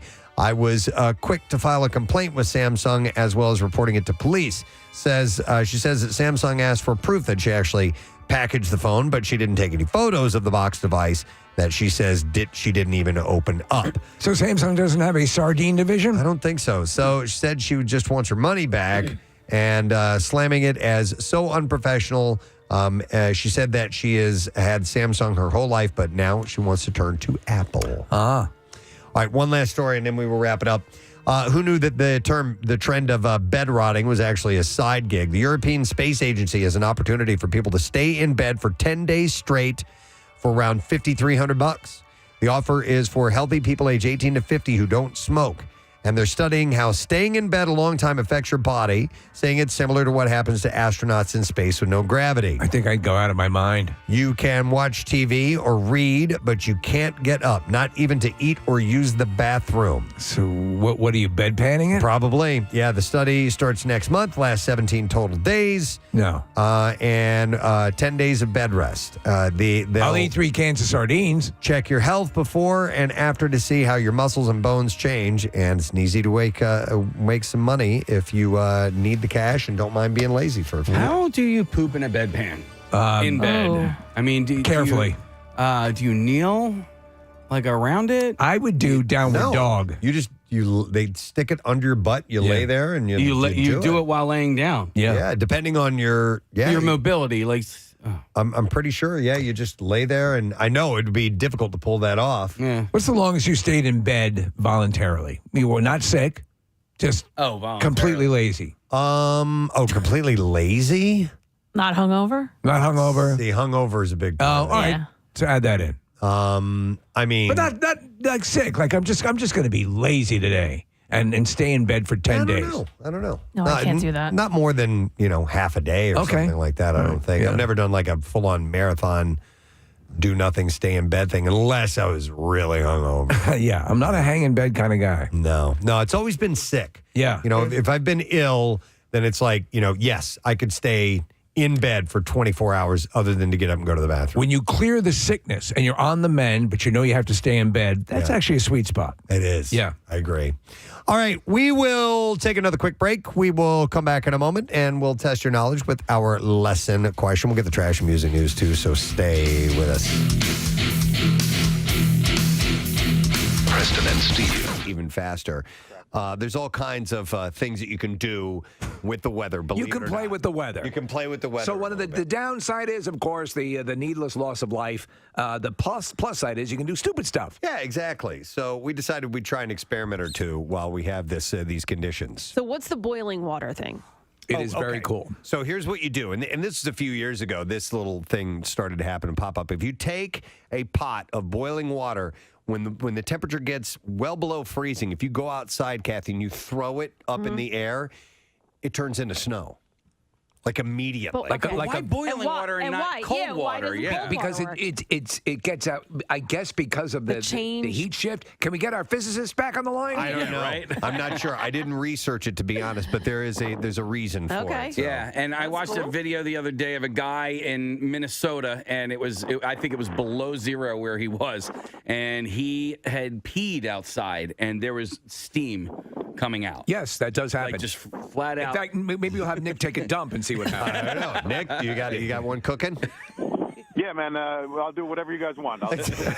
Really? Nick looks very uncomfortable. But Nick, do we have? Should we just right out of the gate do the hot water? I'm going to take the lid off. Max, you're going to toss it. Try not to toss it in my face. Okay. No, wait, Nick. Before you do it, I would step away from Callie and step away a further. Step out to the lot. Yeah, all right. So Max is going to throw it into the lot, but I'll take the lid off because Max has both hands on the pot itself. Boiling water. You guys ready? Yeah, we're ready, man. Makes sense. All right, we're watching the video. Nick is going to give the description. 2, 1. Here we go. Took the lid off. Max tosses it in there. Oh my God! Now, not all of it turned into the snow, but a decent amount of it did. Also, a decent amount immediately turned into steam. And it's so windy that it went 50 yards away in the blink of an eye. It was down the parking lot. Though gone. We did get instant snow. Yeah. But the wind is whipping so much that by the time Nick was done talking, it was already half a parking lot away. It was gone. Two things also happened. Max's foot was burnt, and the pot of water is now empty. Oh. Ooh. Thanks. All right, so let's see Callie's hair now. I don't want her to weld to the. Well, I don't know. I don't think they poured more water on it, Steve. Well, we don't want her to freeze to the thing, right? She's still not laying down. At this point, I'll take it. Well, anything. Yeah, I mean, her hair is frozen solid, guys. All right. It's not sticking up like we saw in some of those hot tub photos. Yeah. Where people, but I mean, it's coated with hairspray and it is completely frozen solid. All right, because she's got very thick hair, so to get that sucker to freeze up the way we want it to would be a lot of work. But you can see the tips; it looks like icicles. Wow. Okay, so we've learned that water freezes in cold temperatures. Yeah. All right. And that if someone's hair is wet with that same type of water, it will freeze in cold temperatures. Then we're looking at Callie here. I just don't want her to freeze to make sure she moves a little bit. Yeah, we can. How long has she been out there? Anybody know? She's going to look like Wendy O. Williams. What was that? About 5 minutes. The punk rocker? Yeah, about 5 minutes? Yeah. All right. Can she move her head so we can see if it's frozen? There we go. Yeah, all right, we have frozen hair. Yeah. It's sticking straight out. No, that's cool. We got it. All right. It actually looks like, what does that look? It looks like the when Maleficent turned the forest dead. Yes. Oh, like all those branches. Tree and branches, stuff? yeah. Yeah, it does look like that. Bill calling us? Yeah. Okay, Bill's calling us. Bill's not wearing gloves. Hang on, let me go to him. Did he come in on his motorcycle? No, he is. He just took one glove. Why does he have a chafing dish? There's no way he came in on his motorcycle. Bill Weston, Man About Town, are you there? Good morning, my warm-feathered friend. Hey. So, first of all, what do you have in the crook of your arm there? Are those peppermints? They're peppermints that my wife went to Costco and got the 30-gallon size. Yeah. Realized that she only needed a dozen for her candy dish. And she said, well, why don't you take the rest into work? I said, that's really economically wise. All right, fair enough. And so what did you want to, you wanted to jump in on this frozen hair thing, I guess, huh? Well, first I see an intern out here freezing her tail off and with no hat on. Yeah. You know, your mother always said, don't leave the house without your hat and gloves. Yeah. And zip up your coat. And so I said, I hope you get extra credit for your internship program for this. She says, no, there's no credit for this. So, Marissa, we need to have a little chat. Well, Bill, can you just actually go over and just have her raise her head? Because I think her hair's probably properly frozen now. Yeah, let's check on the hair. Hold on just a second. All right. All right. We just don't want her to freeze to this building. Ooh, yes. We've got some nice... All right, that's cool. That's it. She's good. It's frozen solid. Have her come in. And it's rigid. It's sticking straight out. Yeah. All right, Bill, how long are your pubes? Oh, Jesus. That's my second question. When Casey asked if they were gray. Casey asked if they were gray. Hey, Bill, you can tell her to come in, Bill. Yeah, you guys can come in. We want to see this. Hold on, Marissa has something. Marissa? Just want to say this is Callie's last week, so this is like her last there you go. We love Callie. Yeah. All right. Don't want to get me in trouble. All right, Bill, you and Callie can come inside. A Volvo that was owned by David Bowie was auctioned off for approximately $218,000 in Switzerland. His Volvo 262C was one of the last of that line produced in 1981, and it was delivered to his Swiss home in June of that year. The car was initially registered under Bowie's own name, David Robert Jones, before transferring over to the record company Bellway Brothers. This is the beginning of Philly Loves Bowie Week is today. Can you do a commercial for the Chili Dogs place? No, that was Cinderella. Oh, Cinderella. Yeah. Pat's Chili Dogs. Chili Dogs. Ground control to chili dogs. Hi, I'm David Bowie with a passionate message about any fan who loves a good chili dog. How'd you get Bowie to do this? Well, he was in town. Well, look who it is. Yeah, hi. Bing, I'm here to tell you about the best chili dog I've ever had. Sounds great. Do tell. It's Pat's Chili Dogs. How did they get him in the first place? If you like a chili dog, bum. Where is it? I don't know. But anyhow, he definitely Do you like a good chili dog? he definitely owned a Volvo, and that's. Oh no, I've got chili all over my Volvo. That's Chili Dogs. We Buy Gold place now. Oh, is that what it is now? Mm-hmm. Okay. Anyhow, David Bowie. Do you have extra gold you'd like to make some money off of? All right, and then finally, what? What? Oh, there you go. I am David Bowie. I just had an otherworldly experience. As Major Tom, I took you into space, but now it's time to explore your belly. I'm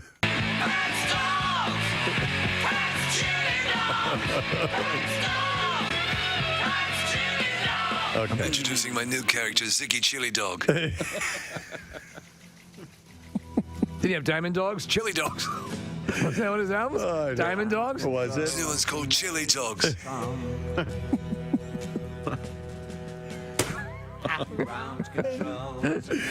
How bizarre would it be just out of nowhere? He just becomes enamored of chili dogs. That he is all of a sudden he is a proponent of chili dogs. Oh, this is Diamond Dogs, yeah. Yeah, Diamond Dogs. Did you guys hear the news that Khloe Kardashian is pregnant? You may have heard that, right? Yeah. She was on Ellen, right? She made the announcement, of course, a little while back. She may be head over heels in love with her boyfriend, NBA star Tristan Thompson. Yeah, head over heels. But the revenge body star has no desire to get hitched anytime soon. She told Ellen DeGeneres in the first TV interview since announcing the pregnancy that we're not in any rush for that. We're in no rush to get married. She added, as you know, I've rushed quite a few things before. And I've made some mistakes, and I regret those mistakes. Referencing her marriage to Lamar Odom after knowing him for 30 days. I forgot wow. that's how quickly that happened, yeah. It was just 30 days. Oh, my God. Look at this picture. Yeah. She does look like a It looks giant. it looks like a scene from Pacific Rim. And She's a listen, kaiju. not fat. No. She's just a tall person. I love you, Ellen. Do they have her stats on Wiki, like how tall she is? 6'9". So, Nick, type in how tall is... I think she's 5'11". Well, like, even in their Khloe family Kardashian. pictures, I don't think she's towering over the rest of them. No, she's bigger. I don't know how tall... Because OJ's her father. Ellen is either. She's 5'10". 5'10". There we That go. would make Ellen like 3'11". Yeah, because that's how tall my wife is. She's 5'10". Yeah, that's not like 5'9", 5'10", somewhere in that range. bare range. But I think the other ones are just, everybody else is just tiny. Tiny? Yeah. So anyhow, as you know, she said I rushed into quite a few things before. Right now, I'm so loving the place I'm in and very happy with how things are. We talk about it for sure. What's meant to be will be. I just love spending time now foraging through garbage cans. It's really a zen thing for me. Ellen. Kardashian adds that she knows her 26-year-old beau is a good dad after watching him parent his 1-year-old son, Prince, from a previous relationship. Okay. That's the tip-off. She said, he's such a good dad. He's so great just during pregnancy, and he makes me more excited, too. I'm excited. That's unbelievable that he has just a 1-year-old and has moved on. Been caught stealing 93.3 WMMR. Jane's Addiction. I forgot. I wasn't even, Casey and I were doing something else. I wasn't paying attention to my newly learned line from that song, which is not, she stole a freezer full of meat. It's, she grabbed a razor for me. Got a freezer full of meat. Think about what would impress you more as a potential paramour. Yeah. She steals an entire freezer full of meat for you or just a razor? A full freezer full of meat. I mean, Would be she's impressive. a keeper if that were the case. Yeah. most Oh, definitely. baby, this is awesome. All right, it's 10:30. Wow, it's 10:30. Okay. Yeah, we got to do our lesson question. I didn't even realize. We are going to give away as a prize today a pair of tickets to MMR Rocks Live Thursday, April 24th at the Excite Center. And if you happen, that's at Parks Casino, by the way. If you know the answer to this, you got to text the word Zoom to 39333. We'll send you our daily link to get you up on and answer the question, if you can indeed do that. So here's the question for you. What kind of barn fowl are notorious smokers? All right, so text the word Zoom if you know the answer right now to 39333. We send you that link, and then we'll grab somebody random. We'll pop them up onto the monitor here, and we'll ask you the question. What kind of barn fowl are notorious smokers? If you happen to know, get on that Zoom thing now. The trash business is a gold mine. 93.3 WMMR with Preston and Steve's Hollywood Trash. It is brought to you by our fine friends at A.D. Moyer, trusted expert since 1939. A.D. Moyer Lumber is your professional source for decks, windows, doors, kitchens, millwork, and more. And you can visit them on the web at admoyer.com. What's going on this morning, Steve? Well, Preston, A$AP Rocky performed a brand new set of songs while hovering over the audience in a helicopter on Saturday night. After the set, everyone agreed that the new song sounded like a helicopter. Yeah. Antlers. Gossip site 2Fab revealing that both John Cena and Dr. Phil are two celebrities who have recently had their vasectomies reversed. Both Cena and Phil explained, saying they ultimately missed the sensation of fully finishing in their own mouths. Oh, my God. And finally, despite all the negative press from the controversial comments made by star Rachel Zegler, Disney held the official premiere of Snow White in Hollywood over the weekend.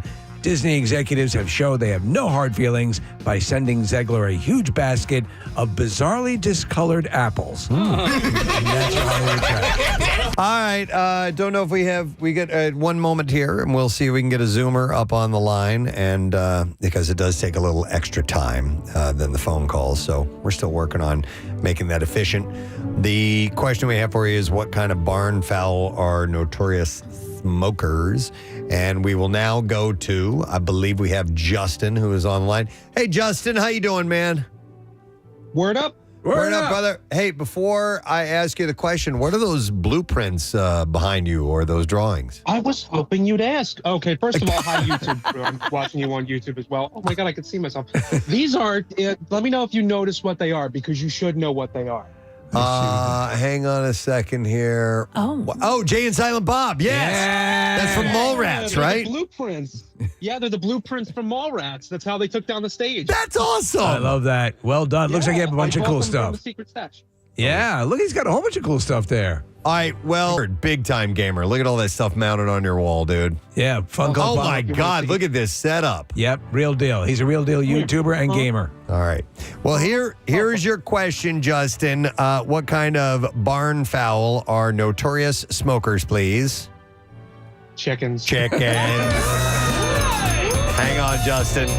We're going to give you those tickets to go see live. MMR is presenting the show Thursday, April 24th at the Excite Center at Parks. And to purchase tickets, you can visit parkscasino.com. Must be 21 and older. Gambling problem? Call 1-800-GAMBLER. Now, Preston and Steve's Music News on 93.3 WMMR. Yeah.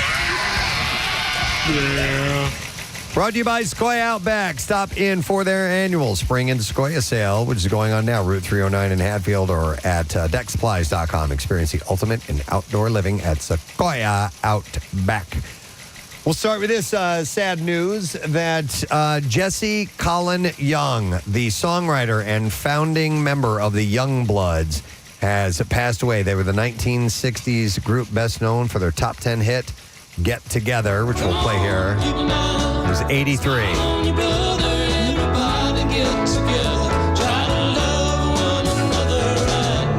So I listen to this song all the time. I love the long version of the song with the long meandering guitar. Agreed. I just love it, love it, love it. Yeah, I do like it's got the longer intro and everything. Yeah. So Young passed away Sunday in his home in Aiken, South Carolina. His wife and manager, Connie Young, had announced it. As the frontman of the Youngbloods, Young brought forth the ideals of the Woodstock generation with his band's version of the Chet Powers song, Get Together. The song, which called for peace and brotherhood, came off their debut album in 1967 and peaked at number 5 on the Billboard Hot 100 2 years later. After the group breakup in 1972, Young thrived as a solo artist, releasing albums that mixed socially conscious lyrics with outstanding guitar work and warm tenor vocals. He was also known for such other tunes as 4 in the Morning, Sunlight, Darkness, Darkness, Quicksand, and Peace Song. The song Get Together became an international hit after it was used in a public service commercial for the National Council of Christians and Jews in 1969, and it was re-released by RCA Records, so it had a resurgence of such. Owing to its original intent. Yeah, so sad news there, but full life at 83 years old, and such a great song to leave as a legacy. Here's another rumor that bites the dust. We were just talking to Andy McKee, the guitarist that was here, about Steve Lukather. Well, of course, he's guitarist for Toto and has done loads and loads of session work on too many things to mention. But he says he is not playing guitar on a new Van Halen album. I'm not doing it! Recent reports suggested that Alex Van Halen enlisted Lukather to complete unreleased tracks featuring his late brother Eddie. Lukather says that while he is assisting Alex in reviewing unreleased recordings, he will not perform guitar parts on any Van Halen songs. Why? Because he's committed to honoring Eddie's legacy. And he said the fact that anyone would think for even a second that I would play anything on this is ridiculous. He apparently is involved in some way, but for now, the rumor is squashed. So is that album fully happening, that tribute thing? Guess so. But it's going to be, well, I don't know if this is a tribute. But they have unreleased songs that Eddie was on. So I don't know. Yeah, Steve, I don't know how it's going to shape up and what their plans are to do for that. Yeah. But I think a tribute would be great of other guitarists playing Van Halen songs with their interpretation, maybe something like that. I'd like to do the interpretation route. This way you don't feel the onus on you to replicate his soaring solos and stuff like that. All right, and then this last one is a plug for our buddy Sammy Vile. Yes. And he requested this. And I'll mention this a few times leading up to this show because it's on Friday. He said, my band Vile Bread is doing a tribute to Radiohead's The Bends at 118 North in Wayne this Friday. He said we're going to perform the whole album plus many more Radiohead tunes. That's pretty cool. Doors are at 7. Show is at 9. He said, any chance of getting a stinky butt plug? Love yous. And then he wrote, love Chad Zooks. I mean Sammy Vile. And then Casey, for you, P.S., he says, goo. Goo! So he wanted to mention that. So Sammy Vile's band, Vile Bread, is going to be doing the tribute. And like I said, that's at 118 North in Wayne Friday. They got to be pretty accomplished if they're pulling off a Radiohead tribute. Sure. Absolutely. It's an awesome venue if you ever get a chance. 118 North. I've seen a few different shows there and really cool acoustics. And I'm going to be up with Casey and Marissa in the Poconos this weekend. Otherwise, I'd be at that show because I'd love to go out and support Sammy and see them in that venue. It'd be a lot of fun. All right, and that is all I have in music news for you this morning. So we'll go ahead and take a break, and when we get back, we will wrap up our program. Last chance to win a tattoo. Text the word tattoo. 39333. See if you win from Floating World Tattoo and Piercing on South Street. Stay with us. Preston and Steve. Fathering another one over here. And did he bring Chloe to the birth, Preston? Did you say that? That's a good question. Exemplary To the first dad? baby? Yeah. Sweetie, I'd like you to meet my girlfriend. How long is her gestation period? Do we know? I don't know because 2 years. There's a hibernation thing, right? You guys are mean. The one thing is that the baby can immediately forage for itself when it comes out. There is a picture here of the 4 girls, and she is significantly taller. Significantly. I'm a little bigger. And you know they're wearing heels, Kathy. Yeah.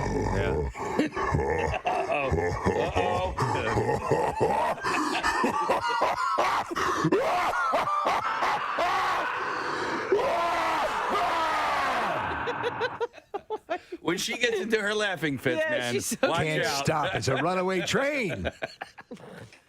Her gynecologist actually zip lines in. It's crazy.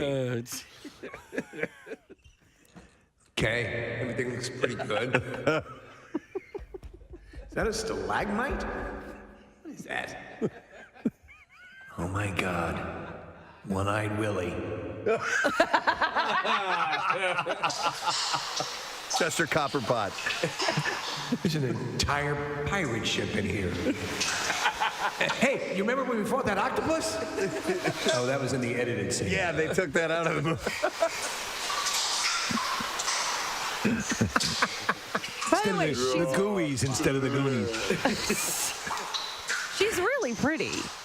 She has. She's yes. She doesn't look anything like she used to look. My assistant. Come on over here, man. Hey, look Sloth, at this. come here. Look at this. Navajo cave etchings. Then when they have to do the look around the back end.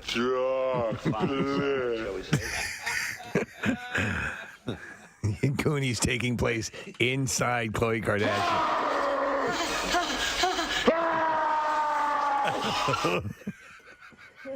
Quickly, hide in the fallopian tubes.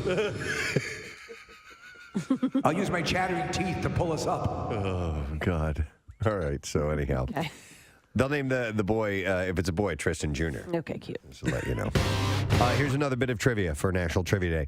Long before rap battles, there was flighting, the exchange of witty, insulting verses. The verbal throwdowns were popular in England and Scotland from the 5th to 16th centuries.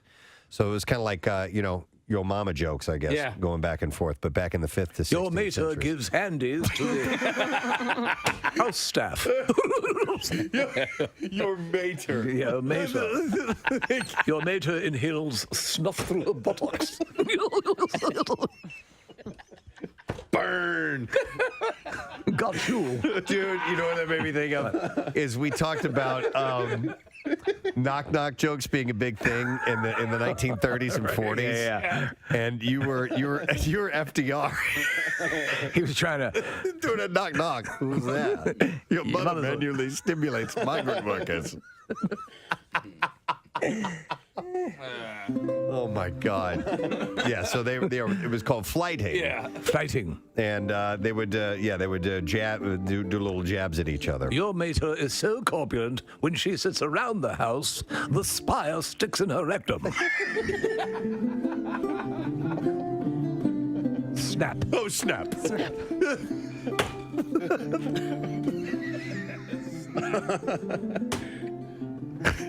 Oh my God! All right, so that's what they used to do apparently. So that's been going on for a long time. I think we talked about this one time, the history of humor and what makes us want to laugh and makes us want to make others laugh, and it goes back. A lot of times, the basis of everything is in insults. I felt like an idiot yesterday because my 8-year-old daughter got me with a little bit of a joke. Did she? Yeah, can I get you with it? Yeah, go ahead. All right, you ready? Steve, would you remember me in an hour? Yes. Steve, would you remember me in a day?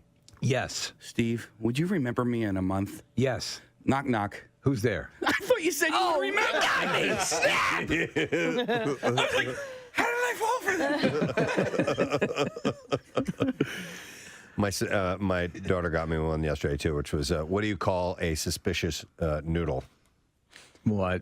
An imposter. I was like, spaghetti? All right. It's like beef stroganoff. Yeah. Why? You heard of jerking cattle? Beef stroganoff. Mm-hmm. Or did you hear about the peanut walking through the park? It was assaulted. I mean, they're so stupid. I know, and they're great. Yeah. I don't even necessarily know how to verbalize the feeling that I have inside when I see like lame Eagles chants and people making up their own lame Eagles fight songs and lame quote unquote pep rallies. As you were, like forced pep rallies. Forced pep rallies. Forced Okay. pep rallies. All right, here's one. Yeah, and these I love the outfit and I love the zeal for it. Can you describe it, please, for those who are listening to the radio? So it is an older couple. Married couple that has made up, and they're dancing. They're wearing Eagles gear. She's got a cool little Eagles tinsel wig on, and Steve, Yeah. I know you love I'm tinsel. a huge fan of tinsel. Right. And they're making up their own Eagles song. So you hate this elderly couple because they've made up their own Eagles song? I think it's a lame song. So what? They're having fun. You know what? And you're right. They are having fun. But here, Marissa, pull the audio. She heard us talking about this in the break, so she pulled up the audio. I haven't heard this. I've just seen this video footage that we're watching right now. So here we go. This is them, and their Casey says lame Eagles fight song. Fly all the way up. Fly all the way up. Fly all the way up. Mm-hmm. Come on, Eagles, do your thing. We need a Super Bowl ring. Fly all the way up. Yeah. Fly all the way up. Yeah. Fly all the way up. Get behind this, right? Fly all the way up. I agree with you, Kathy. Yes, they're having fun. E-A-G-L-E-S, Eagles. I love the genuine zeal, the energy. What you don't know is that this woman is an Army veteran Oh, yes. who donates her time on the. No, I don't know what the story is. They're having a great time. Yes. I was trying to run a CSI diagnosis or analysis of, I think, what these are clearly long-time Eagles fans. They're really happy. Really Yes. entrenched Yes. in it. Are you more pissed off about what you perceive to be bandwagon jumpers?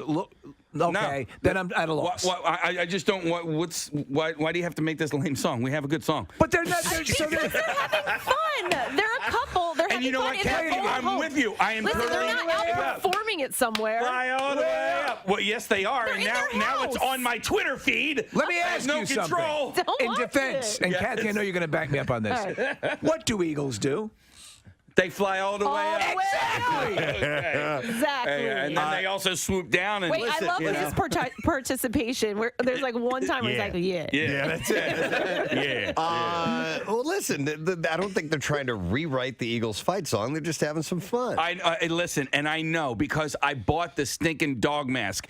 And anybody that wants to criticize the dog mask. Rock some Dorothy, Dark Knights. Dorothy returning to the MMRBQ stage this year, May 10th.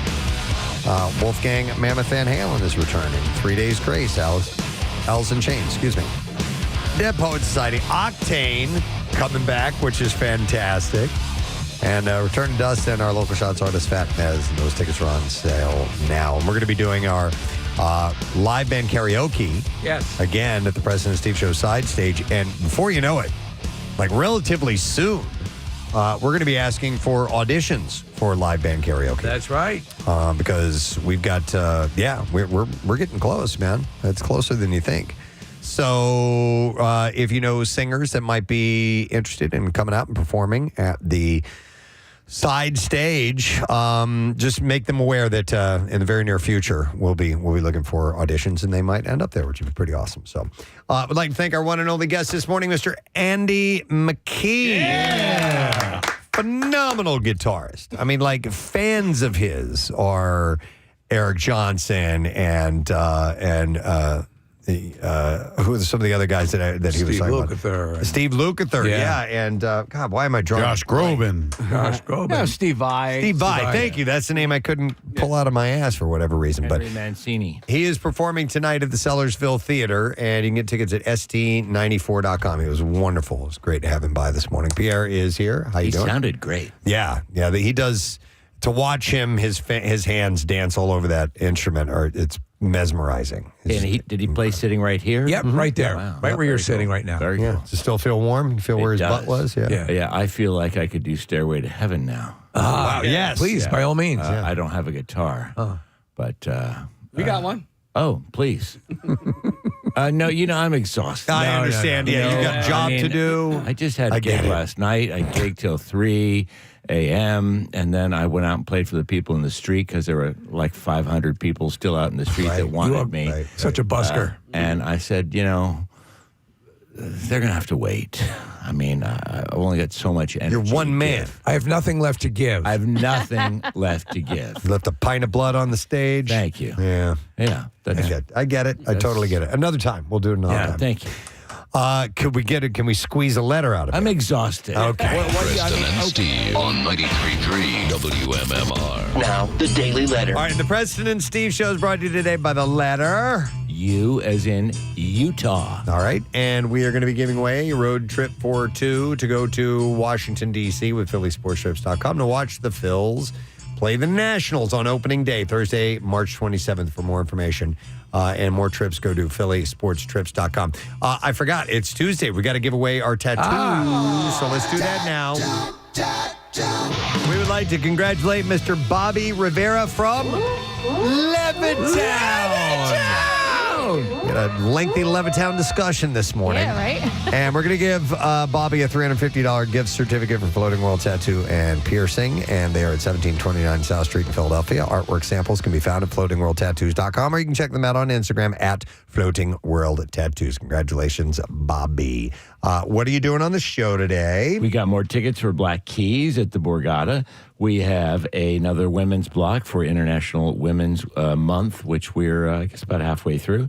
Alice in Chains for Jerry's birthday today, and they'll be on the MMRBQ, and a block of the hottest band in the land, Foreigner. Hey! I love it. Kidding. Kiss. Oh, it is going to be Kiss. Okay. All right. I saw Chuck come walking in with his Kiss lunchbox this morning. Really? So he'll be delighted to hear that. Likes that band. I almost killed Chuck this morning. Oh, I saw it. I opened the door. When you leave the kitchen to go to the bathroom, and we were in a song. We only had a couple minutes. And so I came flying out the door, and he was right on the other side of it. I was like, oh, good morning. Yeah, that's when I saw his lunchbox. And almost an accident. Somebody could have died. Wait a minute. He has a lunchbox? Yeah, an actual tin lunchbox. Like a kid's lunchbox from school? Yep. Wow. It's in the committed. fridge if you want to see it. Then it's a Kiss lunchbox. Look at it right now. Nice. All right, I want to thank our sponsors. President Steve Show brought to you today by Acme Markets, fresh foods, local flavors, and also Dunkin'. And the President Steve Show runs on Dunkin'. Should be a good day tomorrow. We will check in with our friends at Fox. Good day. We will have actor Brian Tyree Henry in the studio. He was Casey was telling me he was in the first Transformers movie. He was the voice of Megatron. Yes. So he's got this voice on him. But Marissa was texting you guys about Dope Thief yesterday, and he's well, he didn't write it because it was based on a book, but he's behind this, and it's based in Philadelphia. He's the star of it. Yep. Yeah, 2 episodes up right now. The creator is Sally Field's son. Oh, wow. Yeah. Excellent. We'll have a lot to talk to with Brian tomorrow. And via Zoom, our friend Bert Kreischer is checking in tomorrow. So a lot to get to. That's it. We're done. Rage on. Have a great day. We'll see you tomorrow, friend. Bye-bye.